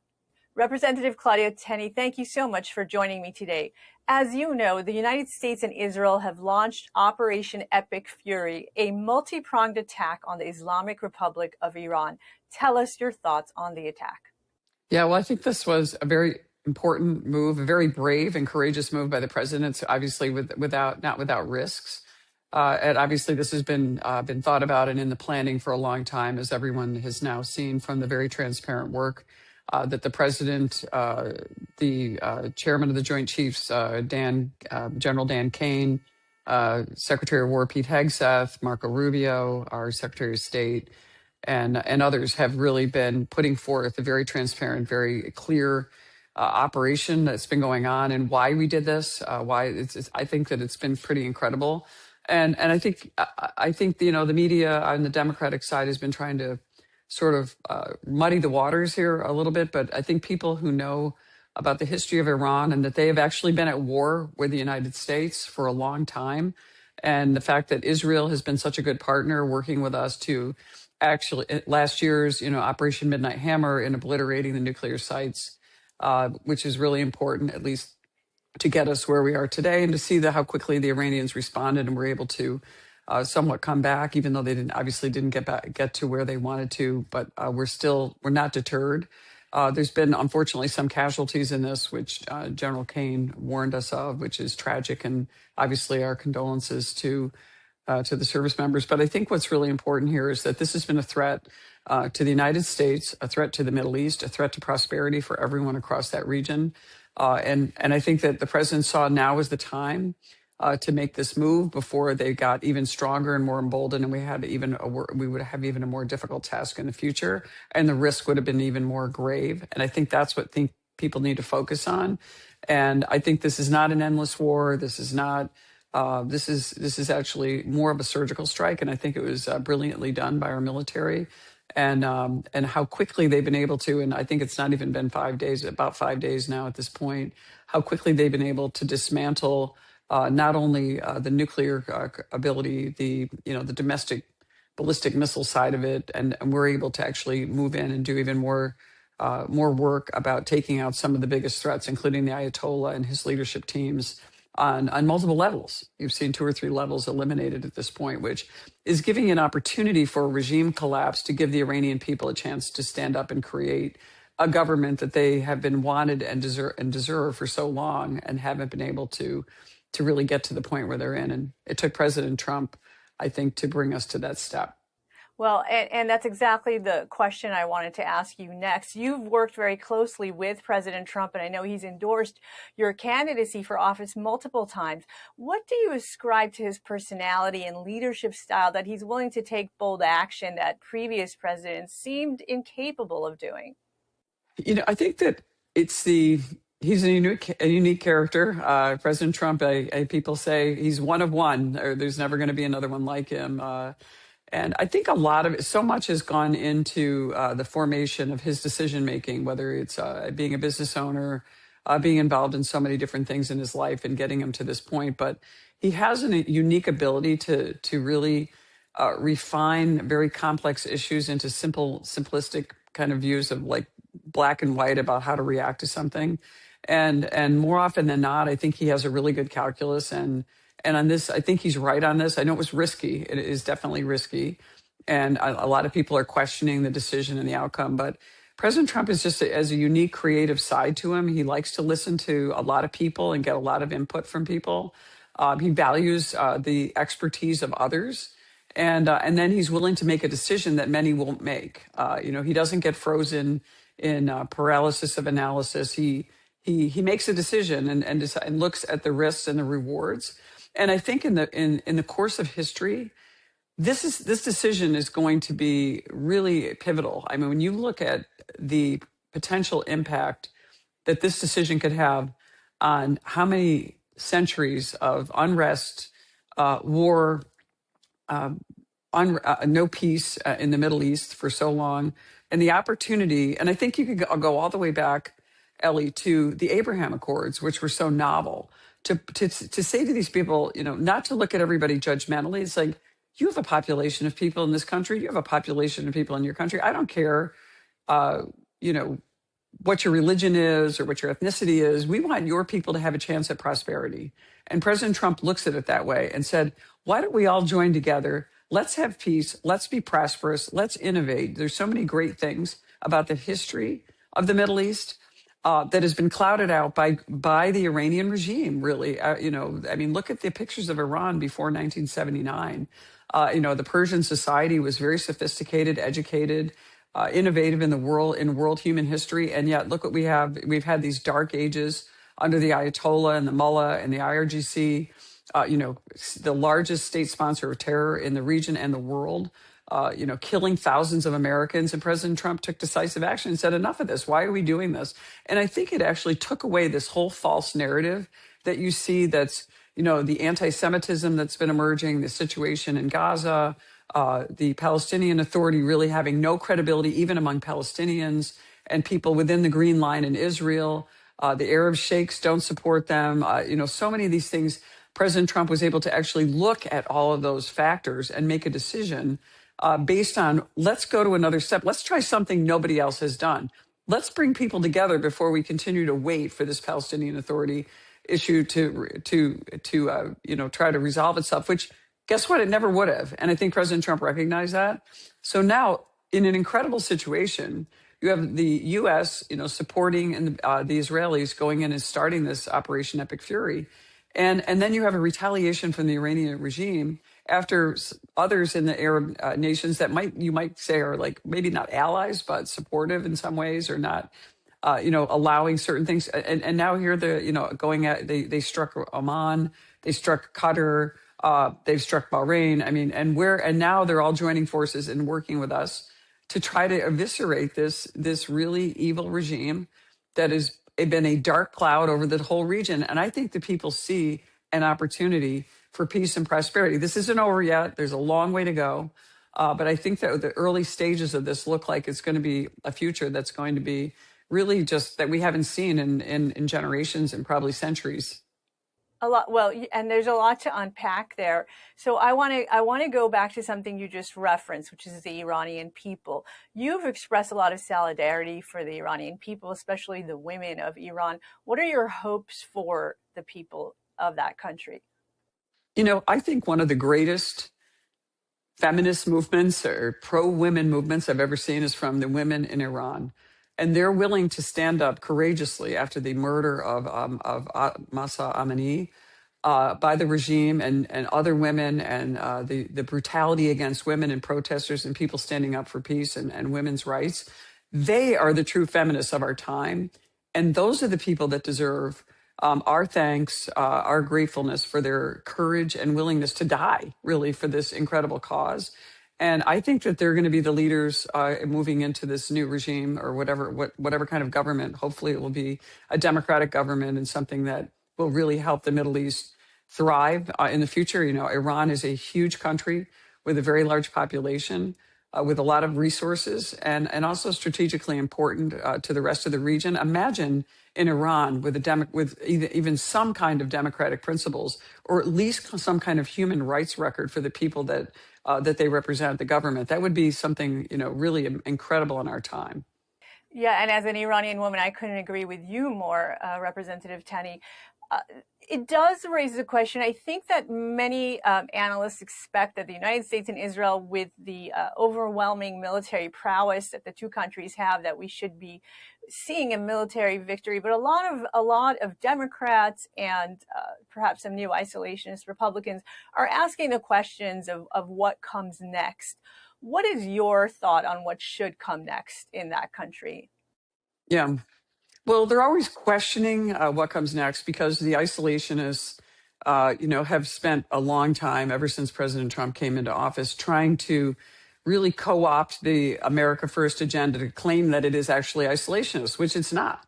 If we look back at the first Trump administration, obviously the Abraham Accords, intervention with President Trump taking out al-Baghdadi, al-Soleimani, President Trump giving lethal aid to the Ukrainians to prevent a war in Russia. That was all started under Biden. President Trump actually taking decisive action without forever wars, but going in and taking decisive action, using the strength and the lethality and the dominance that the U.S. military has to actually keep peace in regions, as opposed to, the prolonged wars that we saw in Iraq and Afghanistan and throughout those years. So I think that what the president is trying to do is give every opportunity, and he's asked the Iranian people in a couple of speeches now, this is your opportunity, this is your moment. Now, if this regime collapses, and it appears that we're getting closer to that, it's your turn to rise up, to create a government or a republic or whatever they want to create that gives you the things that you've been wanting and dying on the streets for all these years. And really without a lot of support from past U.S. presidents. We had numerous opportunities where the Iranian people, the regime was somewhat vulnerable, and President Obama didn't react. We had the regime, looking weak, and then President Obama did the JCPOA. And then, the Biden administration, rushing in billions of dollars in cash to the Iranian regime, only for them to use that for terrorism and sponsoring the Houthis and Hezbollah and Islamic Jihad and Hamas, instead of helping the Iranian people. And the maximum pressure campaign on the regime, caused the people to realize this is the regime that is not living up and serving the people as it's supposed to, as a government should. And I think that's what the next steps are. How can we facilitate? And I think you're going to see a collapse of the regime, ideally, and the people making the decision, and the leaders coming up who are in the resistance to actually form some type of government. And of course, the United States will do everything it can and use our resources to make sure that we have a stability in that process as they move from this collapse of the regime to a new type of government that would come into play. And it's not going to be a short period of time. Obviously, this is going to take some time. Yeah, and that sounds very reasonable to give the whole situation some time. In fact, Representative Tenney, when the news broke out that the Supreme Leader was eliminated, you put out a statement. And in your statement, you said that this elimination was, quote, a moment of safety for the world. Why do you believe that is the case? Yeah, at this point, this is one of the most dangerous regimes, if not the most dangerous regimes, to America, to people who love freedom in the Middle East. And by taking out the Ayatollah, who, by the way, and I think that it has been revealed in numerous open sources, that he was never going to consent to any terms to de-escalate his enrichment for nuclear weapons, was never going to de-escalate the creation and the continued creation of the ballistic missiles, and would not concede really on any issues that were substantive, no matter how much we tried and how much President Trump spent in I think it's almost a year of talks, would not concede to any of that. So I think that's what's really important is President Trump finally said, you know, I drew a red line, you refused to come to the red line, and I drew the line in the sand, and now we're gonna make this happen. I think the world is safer, and I think that we took out one of the biggest threats to the American people, and especially our American service members, and thousands who died, going all the way back to our hostages being humiliated in 1979, to actually the Marines being bombed in Beirut in 1983, and numerous other instances where the Iranians have actually targeted and actually killed American service members and targeted American citizens in our own country. Representative Tenney, as you see this close coordination between Israel, the United States, the two militaries, what are your thoughts on that relationship? Yeah, obviously it's been a tremendous relationship between the U.S. and Israel has incredible resources and innovation in spite of being in a very difficult country under siege. But I think that's probably why they have such incredible resources, because they are so small and so surrounded by unfriendly neighbors, mostly actually, proxied by Iranian assets, funded by Iranian dirty oil sold to China and others. And so they've been able to, wreak havoc on the region. And I just think it's incredible that, the relationship we have with Israel on intelligence, obviously, the work that they've done, they're actually, just the intel that they have on and their ability, from whether it was the pagers situation from a couple of years ago till now, it's really incredible the way that the Israelis are able to really know who their enemies are and to really put together an incredible intel portfolio that we can do what we were able to do and support them in this mission. But I think, Israel has, we can learn a lot from Israel in terms of the future. And I think that the ability and the desire for so many of these countries to be part of an Abraham Accord type situation, even the Arab sheikhs in Hebron would like to have some kind of recognition. They actually wrote an op-ed piece in the Wall Street Journal last year about their interest in getting away from the Palestinian Authority and joining the future with prosperity, with, self-determination at this point. Yeah, I couldn't agree more. And I think that everyone is hoping that after this Operation Epic Fury and the perhaps regime collapse of the Islamic Republic, as you mentioned, that after that, the region can start moving towards a more hopeful future for its children and grandchildren. Representative Tenney, I would love to also ask you a little bit about Claudia Tenney, the person. As we know, working in elected office, it takes a lot of sacrifice. And so I wanted to ask you, what was your original motivation in running for office, and what continues to inspire you as you do the work? Yeah, it's a tremendous honor to serve in this position, obviously, to represent my constituents in New York's 24th District, but also the United States of America. To serve on the most powerful committee, the Ways and Means Committee, is really a dream come true. And also now on the House Intelligence Committee and the Science Committee, all really interesting parts of my very long life that I've had. I was able to be an attorney. I ran our family business and sold the division that I was running back in 2004. It's how I sort of got involved in politics. I enjoy right now, what really drives me and what I enjoy every day is trying to solve problems, trying to help my constituents. And we have been able to do so much. I have an absolutely top-notch staff that does an amazing job. Everybody in my staff is totally motivated to trying to help the people that we represent and to try to do the best job that we can, recognizing our constitutional principles that we revere so much from our country, the important history from our state. New York State is so incredible. And to our founders' vision of freedom and of self-governance and those principles that are so enduring and so important. And also, I have a son who is actually a U.S. Naval Academy graduate, and he's now a major in the Marine Corps.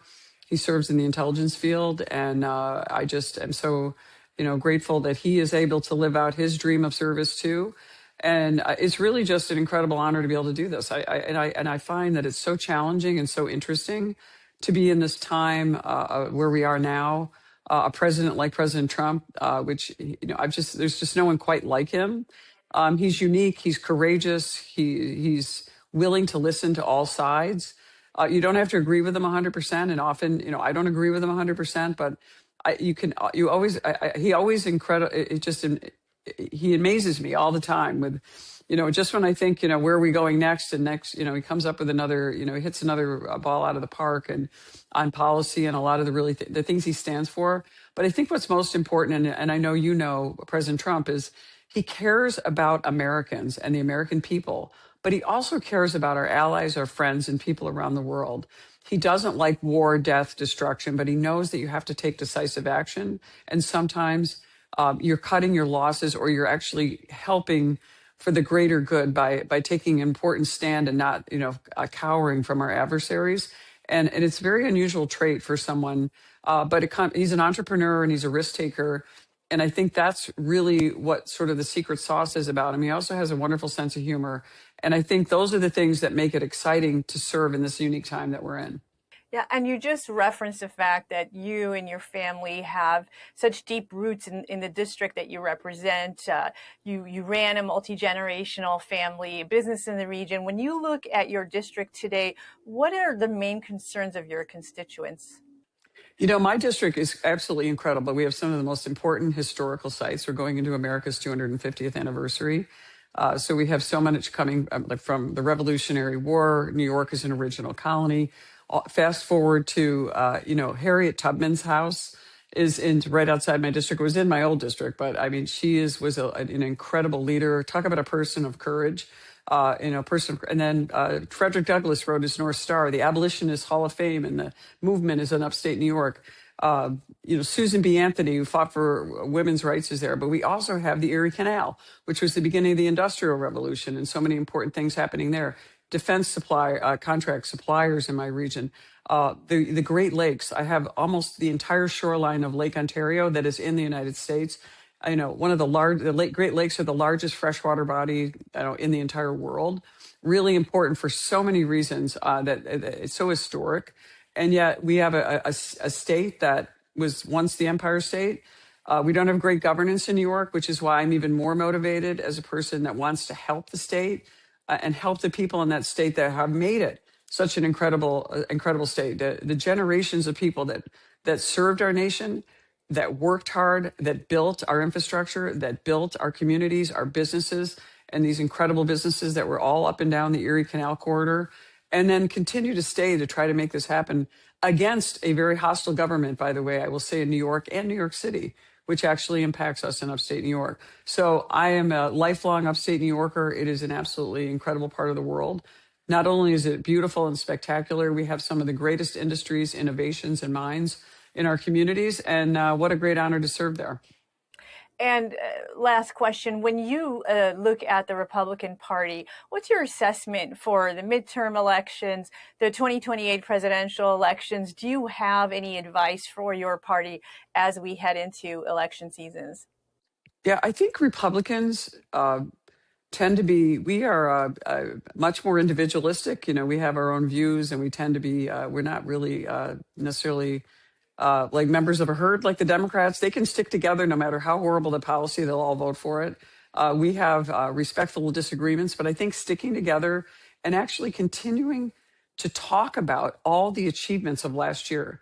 You know, so much was in H.R. 1, the working families tax cuts, saving us from the largest tax increase in our nation's history, which is incredible, to securing our border and protecting the value of citizenship in our country. And yes, welcoming people who want to be part of this great country, not people who are going to take advantage of it, who are going to be cartel members and engage in human trafficking and drug trafficking and those types of things. But people who really want to come here to work, we welcome them, but we also have to have an orderly rule of law, which we have to have. And Republicans need to talk about it that way.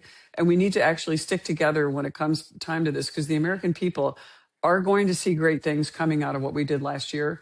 And they're also going to see a great future with our partners across all of the world, whether it's what the president has done in our hemisphere in taking out the scourge and corrupt narco-terrorist Maduro in Venezuela, to what he's doing to take out this evil empire, an evil regime in Iran, and standing up for our allies around the world. He's changing the paradigm. And I think the Republicans need to talk about that. We tend to get the media and a lot of the gossipy level, we get bogged down in those things that don't matter. We need to start talking about the things that matter to Americans, and the things that matter to growing our economy, growing our relations with our allies. And I think that's what we need to focus on. And I think we'll be fine in the midterms. And actually fighting against some of the disruption on the process side. The Democrats are trying to do extreme gerrymanders all across the country to really steal away the rights of voters to be able to vote for their representative and create these extreme gerrymandered situations, whether it's, California, Illinois, New York did it before Texas or anyone else. And Texas is actually realigning. But I mean, look what Virginia is doing. Look what these states are doing just because they want power, not because they care about the American people and protecting this great Constitution that we were given by our founders, which is enduring. And I think that that's what the Republicans need to talk about.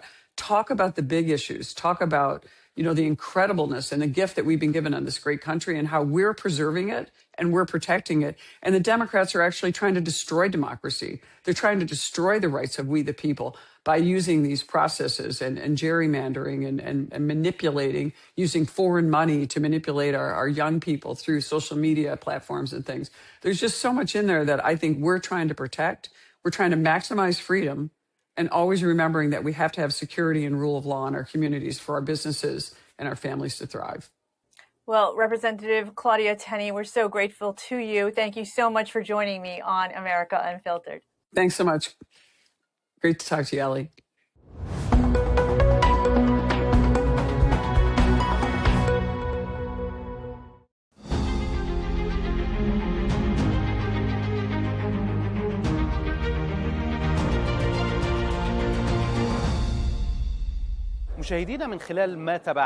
Viewers, from the strong international presence of global defense and military companies at the World Defense Show, we now turn our focus to speak with some of these companies. Among them is one of the world's largest defense industry companies, well known for delivering a wide range of advanced defense products. The company has maintained a major partnership with Saudi Arabia for decades, with deep ties to Saudi companies and to the kingdom's military institutions.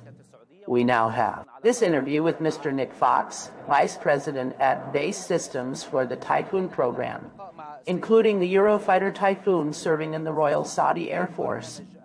First, welcome. Thank you for joining us. Let us begin with localization. At Base Systems, you have stated that you have achieved more than 80% workforce localization. Saudi Arabia places strong emphasis on developing qualified Saudi talent in partnership with Base Systems. Where have you reached in this area? So at BAE Systems, we're really passionate about giving people careers in defence, but also making sure that they have fulfilling careers for the remainder of their working life.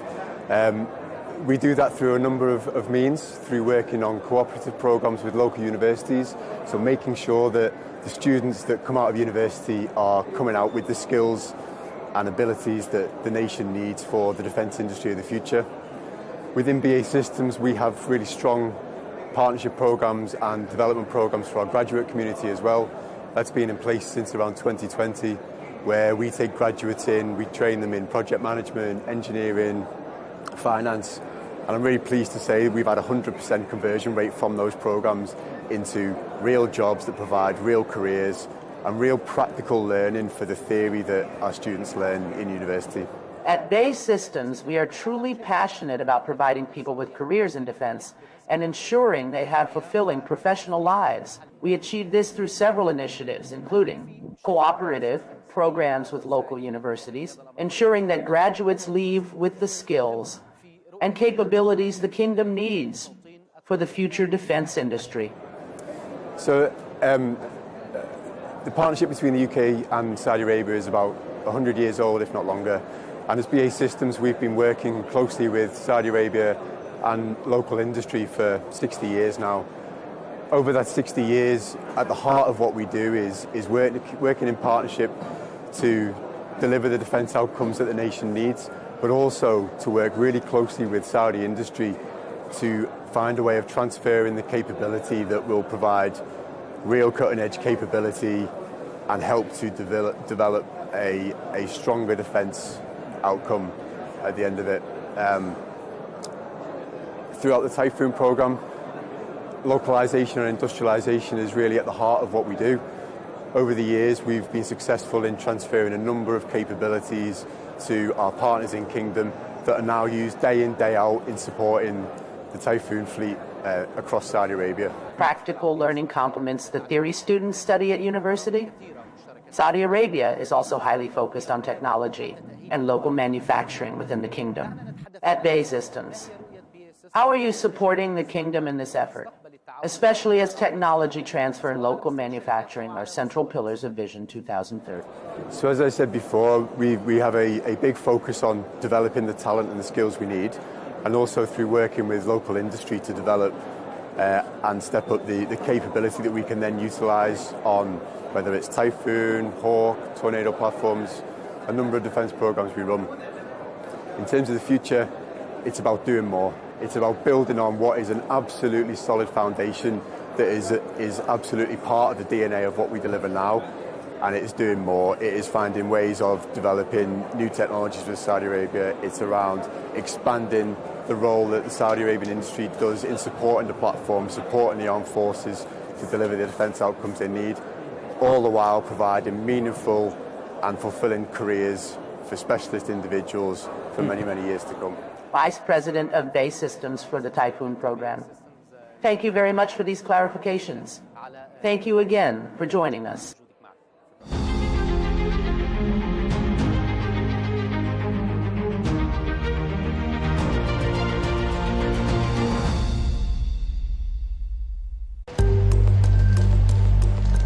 Mexico just eliminated who could be considered one of the most dangerous men in its modern history, El Mencho, real name Nemesio Oseguera.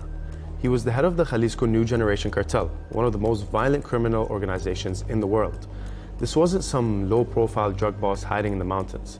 He built a cartel that operated like a private army, armored vehicles, heavy weapons, drone attacks, even public shootouts with Mexican forces.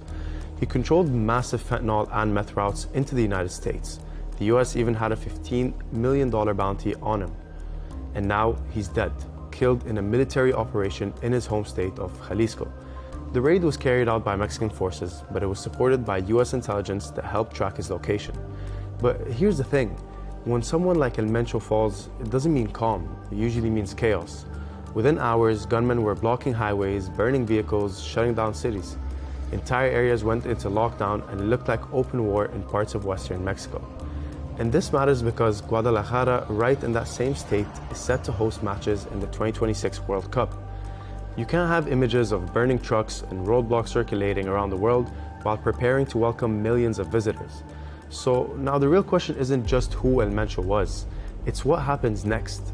Does his death weaken the cartel, or does it spark a violent power struggle that makes things even worse? Because removing the head of a cartel doesn't remove the system, it just leaves a vacuum. And in Mexico, vacuums don't stay empty for long. The jewelry is lost forever. Inspired by a true story. We were blaming insufficient security. It's a symbol that has been attacked. Isn't a museum the most protected space on the planet? Social media was flooded with countless fantastical videos. Before the era of artificial intelligence, people reacted to such shocks by taking to the streets. I didn't leave my chair, and I didn't say a word there. Technology no longer grants time, the luxury of time.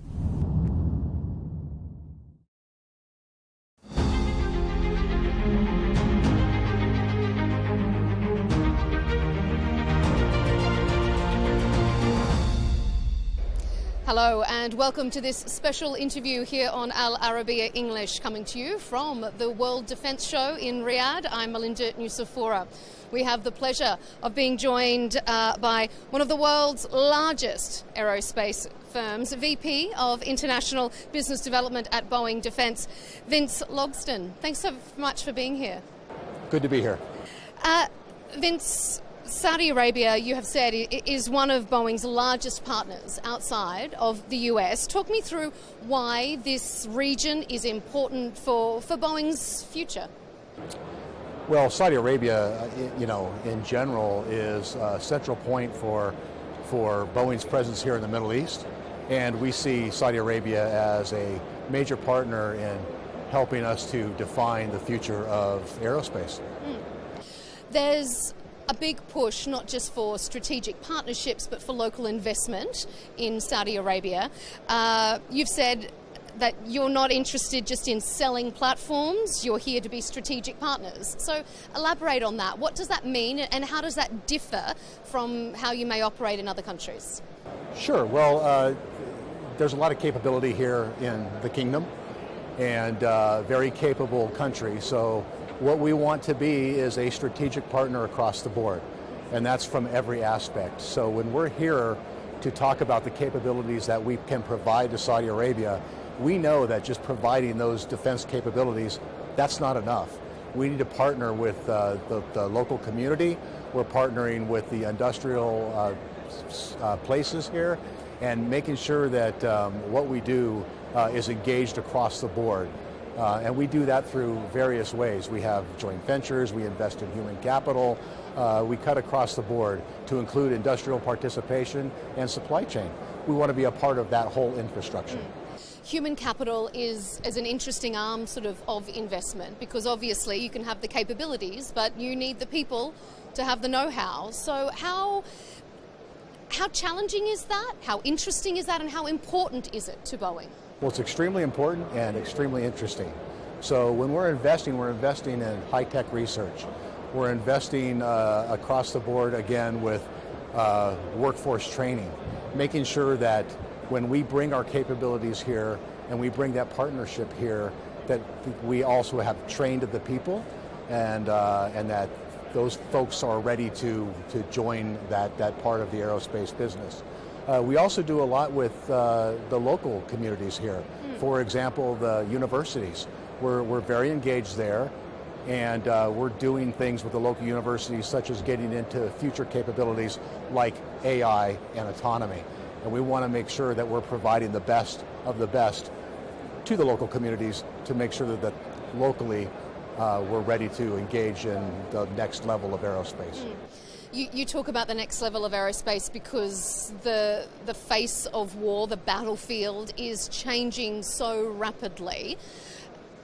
Talk me through what you think are the future challenges and opportunities for such an established company like Boeing. I mean, is it agility? Is it speed? Is it UAVs? I mean, how challenging is this new frontier? Sure. Well, obviously very challenging. The world is changing constantly, as is the defense space and the battle space. So we have been trying to manage that in terms of a total system. So it's a system of systems approach. You can't just be in the battle space with this type of system and that type of system.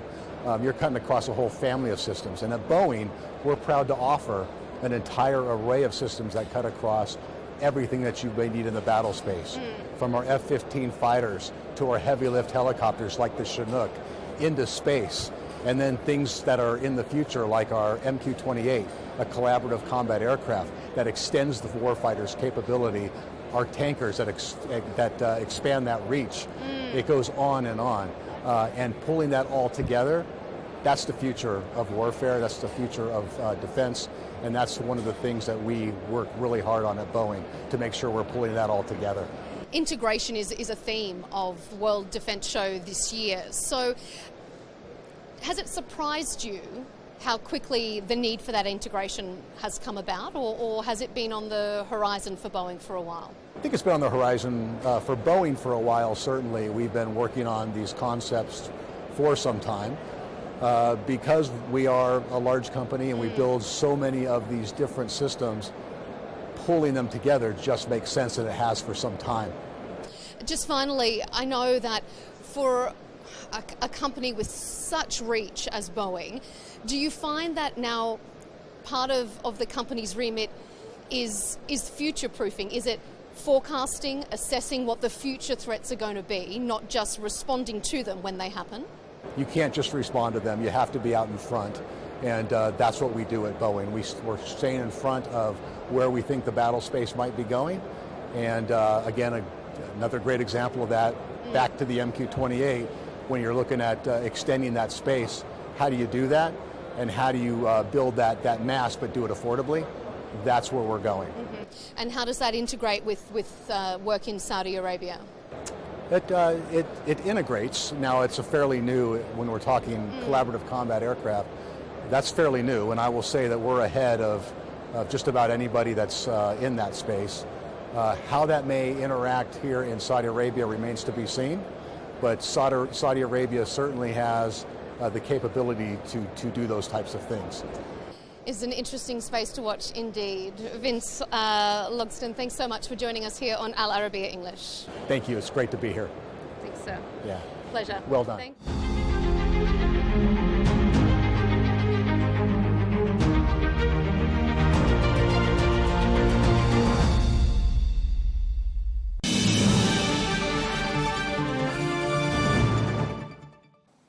Well, let's bring into the conversation Lieutenant General Keith Kellogg, who is a former U.S. Special Envoy for Ukraine under President Trump.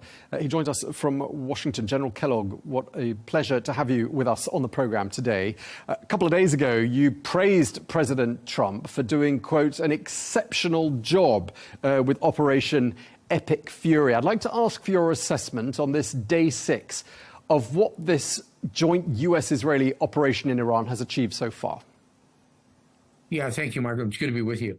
Look, let me start at the high level and kind of work it down to a more reasonable level. This is not something new, because President Trump has been trying to do this since the first Trump administration, when we walked away from the Joint Comprehensive Plan of Action, the JCPOA.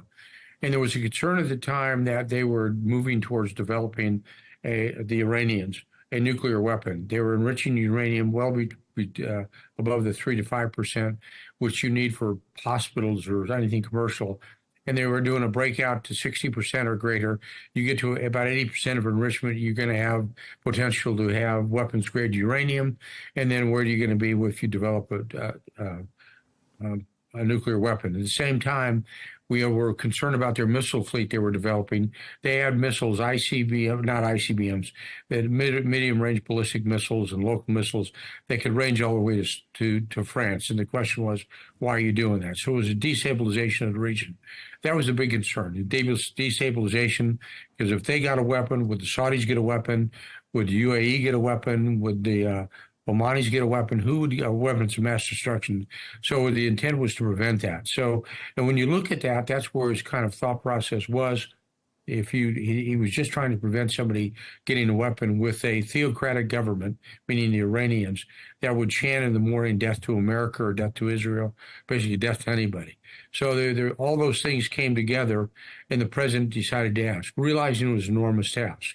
And what I mean by that, Michael, when you look at Iran, it's a huge country. When you take, it's the size of the UK, Spain, France, and Germany combined. So it wasn't an easy task to do. But the whole intent was just to, one, eliminate their developing of a weapon of mass destruction, a nuclear weapon, which would destabilize totally the Middle East. As a end result, and we're into the fight already, into the war now, the fact is we've eliminated most of the theocratic leaders that you see in Iran right now, kind of bring them back to the kind of the rule of nations, the friendly nations that are out there. When the president says, well, this could be 3 weeks or 4 weeks, the whole intent is probably regime change, in the sense moving from a theocratic government to a secular government would be the best thing for the Gulf to happen. Get rid of that friction point that we have, not only for ourselves, but our friends, the the Saudis, our friends throughout the Gulf region. So that's where we're at today. And so far today, the 6th day of the operation, it's turned out to be quite successful. I mean, look at the amount of equipment that we have lost compared to their loss of equipment. And it's just dramatic. And our dramatic is also, if I would say to any leader of a nation, you know, the Russians gave them, and the Chinese have given the Iranians their best equipment, the S-400 air defense systems, their drone systems, their ICBMs. We've taken them out and with no loss. So I'd say to anybody, my recommendation is don't buy Russian, don't buy Chinese. We have proven we are first in class, and go from there. General Kellogg, let me just put this to you. We've heard from the U.S. Defense Secretary Pete Hegseth saying that the U.S. has near air supremacy, so presumably dominance over Iranian airspace. And I'm wondering what that changes as far as this joint U.S.-Israeli operation is concerned. Yeah, it allows you operationally, when you know the three realms of operation, strategic, operational, and tactical, it allows you to use all of your equipment now. For example, we just started using the B-52s. You can use them over target. When we started, we used standoff weapons, meaning precision weapons you can fire from a distance. So what that allows you to do, it allows you to use your whole weapon suite that you have in your inventory. It's just not the F-22s or the F-35 or the Lucas system. Now you can use the F-15 Strike Eagle. You can use the B-52s. You can use everything you've got in your inventory. So it allows you to ramp up, gives you more combat power. So where their combat power has been diminished, going down, ours is actually going up. So we can allow more things to happen on the battlefield. So in that regard, when you get to air supremacy, you basically made sure that you can fly and do anything over your targets that you wanted. And what are those targets? What are the main targets you think Israel and the United States has been going for up until now? And do you see that range of targets changing? No, to back to front, I don't see it changing until we eliminate them. I think the target list is, you look at the nuclear devices, you look at the enrichment facilities that you have. We all know about Natanz or Fordo or Esfahan, but any place that has got nuclear, an ability to develop nuclear weapons. The second is their missile fleet. They have the most advanced missile fleet, and so we're taking out their production, we're taking out the missile fleets and the drones as well. And then the third issue is leadership. You're decapitating leadership. It's a theocratic government. It's religious-led. When you look at it, and we've taken out all the leaders. You know, every time there's a new leader announced, like so-and-so, he's gone by the end of the day. So those three things put together is kind of the campaign plan in the most gross levels. We're not talking about putting troops on the ground. Iran, that's the reason I made that comment about Iran being so big. And you do it. There are certain places you can use ground troops. And there may be a way to do that, which is securing Karg Island as an example, which is 80 to 90% of their, not production level, but their transit level. They load tankers. They load up to 10 super tankers from that facility and able to transport it. So you're attacking them economically as well. So they're looking at the whole range, military, economic, leadership as well. So those three targets sets are going to continue to be attacked until they're basically none. And then they'll make the determination, hopefully the Iranian people will make the determination that we don't like a theocratic government. We want a rather diplomatic or a much more of a democratic type government, but that'll be up to the Iranian people, not up to us. Okay, so you're not excluding the necessity for some troops on the ground in some capacity, perhaps at a later stage. Is my understanding correct? Well, yeah, I think where you'd want to put them, the answer is yes and no. I don't think you're going to involve the 82nd and 901st Airborne Division going on the ground in Iran. But there are certain places you could use them. I'll give you two. One, you can put them on Karg Island, and it is an island, and it's offshore, and you can protect your troops, and you hit them economically because 90% of their oil comes through Karg Island. The second place is on the Straits of Hormuz. You take down places like Bandar Abbas. So you take a place where you make sure they can't do something from the shoreline that can impact any ships going through the Straits of Hormuz. And what I'm talking about, anti-ship missiles that they could put on the land and shoot. We've already sunk their Navy, so I'm not worried about the naval assets. But those are the two places. Other than that, I don't see a place you'd want to put troops. When you look at the geography of that country, it would really be hard to do. And just the sheer size of the country would make it hard to do. So I don't think ground troops will be put on the ground. I just mentioned two areas that have a possibility, a potential for doing that, and that's all. Okay. Let's talk about the strikes that Iran has been carrying out across the Gulf on GCC countries.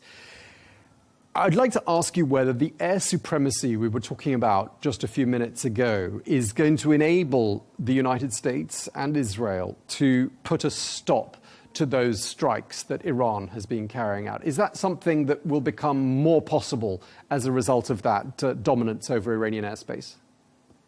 Yeah, Tom, I think it will, because each day goes by, we are tracking the reduction of their ability to shoot medium-range ballistic missiles or drones, which they've got a huge inventory. So that is not going to go to zero for a short period of time. That's the reason the president has said this campaign isn't a one and done one day or a week. It can go up to a month just to eliminate their capacity to produce and to shoot those kind of missile systems or drone systems in the future.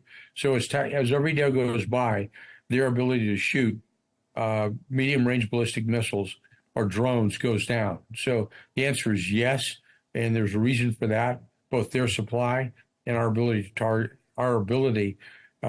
target them as we go forward.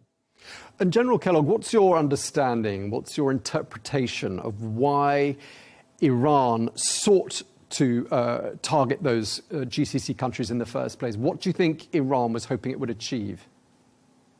Well, I think they were hoping there'd be some reaction and put pressure on the United States. Here's the problem you've got, Tom, is when you start, and the reason why we're doing it, is when you start taking out the leadership of a country, the command and control of a country, their ability to make good decisions goes down because they don't have the leadership, they don't have the counsels, the advice of senior advisors. So every time you do that, it's great. And what happens is somebody clearly told them, well, if we do this, then it's a payback to not only the Gulf countries, but also countries like, or places like Cyprus or out of the region as well. So their ability to do that is trying to get influence in the United States. I would say that's really a dumb move because you're not going to influence President Trump. He's going to react the way he wants to, and he's going to get the advice from his advisors on what to do next. And they and the Israelis are doing that. In the long term, this whole effort kind of resets the Middle East. When you look at it, the development of the Abraham Accords, it brings a threat for everybody down, meaning the Iranians. We know that the Iranians and the Iraqis have fought before. It eliminates that potential. And you go back from being a theocratic government, going back to being, what I would call bring a nation back into the Council of Nations. There have been lots of developments. Things have moved very quickly these last 6 days. I'd like to ask you about one notable development. Kurdish forces have begun a ground operation inside Iranian territory. It appears they are supporting the US war efforts. And I'd like to ask you what you think the significance of this is and what do you think it will change? I don't think it's going to change anything. I think it's going to change very little. I mean, it sounds really good. The Kurds have launched a ground operation, but they don't have the combat power to do anything. They don't have an air force because they're using ours. They don't have any long-range artillery. They can't do anything in holding and seizing terrain. I think it's a good soundbite, but I don't think operationally and tactically it's going to do anything. I mean, maybe it make the Kurds feel good, but I think politically it won't do anything. And, when you look at it, and I mentioned, I should have said this earlier, when President Trump is doing this, he's not doing this for himself. He's doing this for the next generation. So he doesn't have a generation of Americans and allies as well that have to deal with this. He wants to deal with it now get it off the table, and we can focus in on China from the United States or anywhere else. And it allows us to basically develop that ability to do that. So I answered the Kurd question, and I had to go back and doing it why we're doing this. Trump thought he needed to do this now. Okay, I mean, just reverting to the point about ground troops and boots on the ground, and obviously hesitance and reluctance on the part of the United States to go down that road, given history of the last 2 decades. I mean, the Iraqi Kurds do share a long border with Western Iran. Could they not, therefore, fill that void of ground troops that perhaps the United States might not want to deploy? Well, sure they could. Tom, they really can do that. But it's one of those, they don't have the combat power, the ability to do that. You've got to have the ability to do that. And they really have got basically light infantry is where the Kurds really have. And they can penetrate to a certain distance, but they're not going to be a true game changer. It just causes probably the Iranians another problem. But I don't think they're going to make a large difference in the fight going on right now. Okay. We have been told that Iran has not requested any military aid from either Russia or China. We know they are allied. They carried out joint military operations only in the last couple of weeks. Do you see either of Russia or China perhaps coming to Iran's aid in its hour of need? No, I don't. I think they're kind of wanting to sit this one out. I think because they looked at their equipment and their ability to react, and it's really almost limited. They can't really do anything. They've now given the Iranians their best systems, meaning their air defense systems or their missile systems, and didn't do anything. I think where it's going to affect is the Chinese, because, for example, if we stop the flow of oil to China, that even though they don't take all the oil from Iran, 10% of their industry, their imports are Iranian oil. So if you start cutting that out, it's going to affect them economically. And the Chinese, I think if they'll develop anything and send the Iranians any help, it'll be on this shore-to-ship missile systems that they can use in Bandar Abbas or somewhere in the Gulf. But right now, I think they're saying that I'm going to set this out. I think that's a clear message to those that have depended on Russia and China and help them, that when the push comes to shove, they won't be there, or if they are there, they're going to bring in substandard equipment. Okay, I want to ask you another question. 2 days ago, you said on Fox News that you believe that the Iranian people would soon take control of their government. Why? There haven't been any signs, have there, of Iranians rising up against their leaders this last 6 days since the US-Israeli operation began. Why do you think that's happened? Why hasn't that happened yet, do you think? Well, I think partially is because so many of the leaders and the forces were killed by the Iranians last month when they did go into the streets. There are reports of up to 30,000 were killed. I don't know the number on that, but that's just a number. So they went to the streets once and they got whacked pretty good. And the President of the United States has told them to stay indoors and do anything. I think as the ability, especially of the Revolutionary Guard, is diminished because they really protect the state, you're going to see that change. And I think you're going to start seeing more popular forces come out in the open and demonstrate against it when the threat is limited. The Army's not really involved yet, the Iranian Army. It's really the Republican Guard who's been involved with it, and they really protect the state. So I think the jury's still out. It's only 6 days. Let's see what happens next week. All right, we're going to have to leave it there. We're out of time. Thank you so much for joining us here on Al Arabiya English. Lieutenant General Keith Kellogg, thank you for your time, sir. Thanks, Tom. Appreciate it.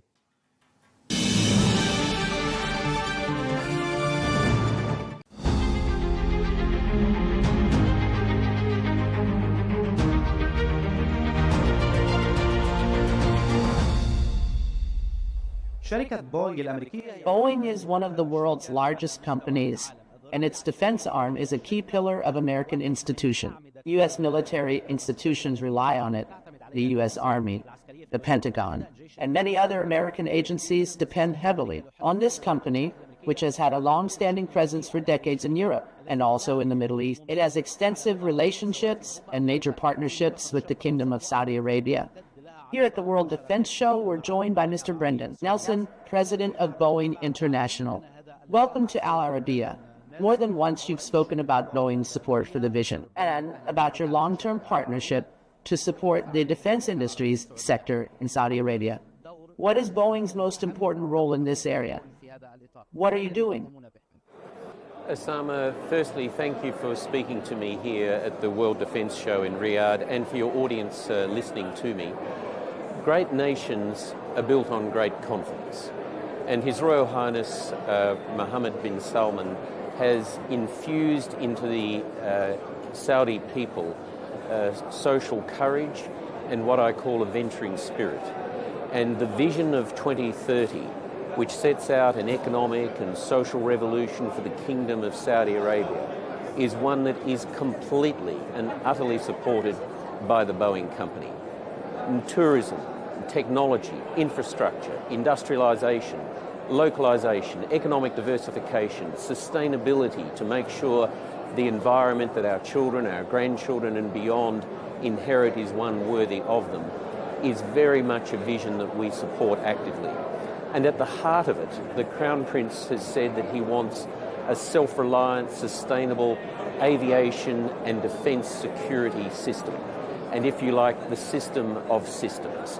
And so for the Boeing company, every single aspect of the vision for 2030 is one that we are supporting, whether that's in the commercial aviation sector, in localising, industrialising, producing parts, supporting and providing commercial aircraft, or in the defence sector, not just the provision and support of defence platforms, but increasingly what the Crown Prince would call the system of systems. Our challenge these days is not so much about replacing platforms like F-15s or other aircraft with new ones. It's as much about integrating. And so the World Defense Show is tagged integration. So it's about integration, digitization, and systems intelligence. To create, we want to work with the Kingdom of Saudi Arabia on creating an ecosystem in defense, which is about aircraft, intelligence, surveillance, reconnaissance of space, of strike capability, of sustainment, and all the aspects that are necessary for the defense of a very proud and modern country. Speaking of aircraft, you've had a relationship since the 1970s with the Royal Saudi Air Force. How do you plan for the future of this relationship? How do you aim to develop it or cooperate with Saudi Arabia to develop this sector that the kingdom cares about greatly? The Boeing company in the defence space first established our partnership with the Royal Saudi Air Force in 1978. And today, the Kingdom of Saudi Arabia and its Air Force has the largest number of F-15 fighter aircraft outside the United States of America, some 230 F-15s. Also, the largest number of Apache attack helicopters. Almost 80 of those helicopters are here in the Kingdom of Saudi Arabia. Chinook helicopters, AH-6, which is known as a Little Bird, which is a reconnaissance helicopter. And we also have a very large number of unmanned aerial vehicles, or otherwise known as drones, Scan Eagles, which are used by the Royal Saudi Air Force. We have continued to support the Boeing 707 platforms in airborne early warning command and control aircraft. Also the refueling tankers, which are very much a part of the Royal Saudi Air Force. But in addition to that, it's a question of helping to train and support those mechanics and technicians that maintain all those platforms, and also working with the Royal Saudi Air Force in the training of its own personnel. So we're very much a partnership. So when you see, as a Saudi, you proudly look up and see those Saudi F-15s, the Boeing company is working with the Royal Saudi Air Force to maintain and support them, to make sure they are available for the defence and security of the kingdom at any time. Speaking of companies, Mr. Brendan, you mentioned companies and your work with Saudi firms. How do you evaluate this partnership? You have partnerships with Galmi and with major companies operating as well. In this field in the kingdom, Sami and many companies, both startups and large firms. How do you view this partnership today? And what are these companies asking for? Well, your question includes the key phrase, Osama, which is partnership. So it is not simply a case of the Boeing company selling products and services to the Kingdom of Saudi Arabia. We have partnered with the Kingdom for 81 years, and in defence we've been partners since 1978.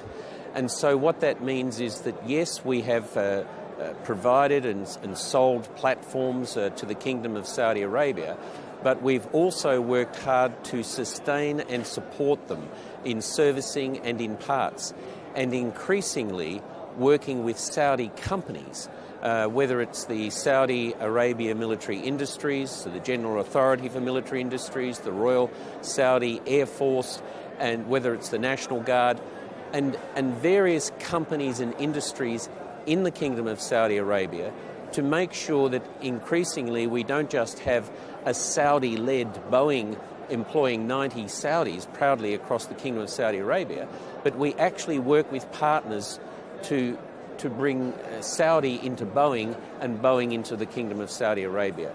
So we're working on a range of things which include landing gear for aeroplanes, the production and purchasing of aluminum. We're also exploring titanium to bring out of the kingdom. Heavy investments in the training of people. The most important asset that the Kingdom of Saudi Arabia has, as the Crown Prince has identified, is its people. And we need many, many more young Saudis to know that this country, in partnership with companies like Boeing, is offering them a future in highly skilled, highly trained jobs that are meaningful to them and to their country. We're also working with GACA on advanced air mobility, for example, the introduction of autonomous air taxis and UAVs and autonomous air vehicles, and how we work in a controlled airspace.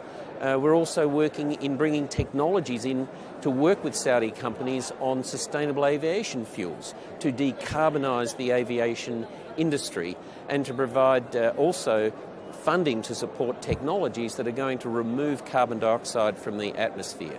So those and many, many other things is what we're doing, and there's going to be a lot more. Saudi companies now care a lot about technology transfer and also knowledge transfer, training Saudi youth and developing these products locally here inside the kingdom, and also leveraging Saudi Arabia's geographic position to become part of global supply chains. To what extent is Boeing cooperating in this framework? Is it ready to provide technical and knowledge support for Saudi companies? And so the transfer of technology is one of the key priorities of the Kingdom and the Crown Prince 2030 vision, and we accept it and fully understand and support that. And what we're doing, working through a range of technologies to bring into the Kingdom, whether it's in the decarbonising of the aviation industry, the production of aerospace-grade thermoplastics, the production and acquisition of aerospace-grade aluminum, of titanium, the manufacture of parts, where we're actually exploring with the Kingdom right now, producing parts for our defence platforms.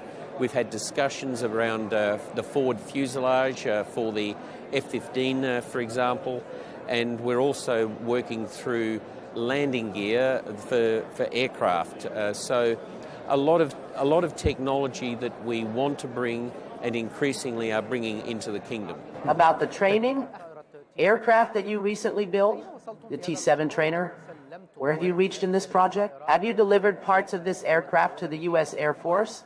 And is there openness to exporting it or making it available to U.S. allies?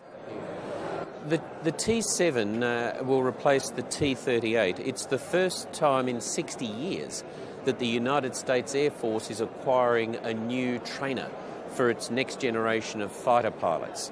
And the pilots who train in the T-7 will be able to go on to fly F-15s, F-16s, F-35s, and a whole range of fighter aircraft platform. We have now delivered the first 2 of those T-7s to the United States Air Force. One of them is flying and already helping to train the next generation of pilots. The other one is being used to train the technicians, the mechanics, those that are going to have to support the aircraft. There is immense international interest in the T-7. The British, for example, have indicated an interest in it, and we also are aware of some countries in Northeast Asia that are interested in it. It will be an ideal aircraft, I would think, for training the next generation of Saudi pilots, and it will be a discussion that I expect the leadership of the Kingdom of Saudi Arabia will have with the United States government about any decision to bring the T-7 to the Kingdom of Saudi Arabia. Personally, of course, we will be very supportive of that should the decision be made, because in the end, as we all know, you've got to concentrate on the next generation. Thank you, Mr. Brandon Nelson, President of Boeing International. Thank you for being with us on Al Arabiya, and thank you for coming to Riyadh.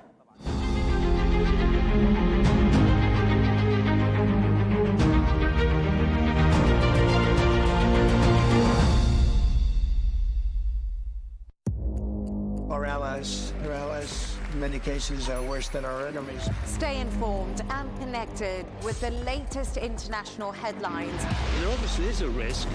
From breaking news to in-depth analysis, it would appear that this war is coming to an end. Who buys this stuff? Investors, pension funds. we deliver the most important developments straight to your screen. Iran always wanted to deal with militia. Join us for compelling, expert-driven conversations. A curfew order has been established.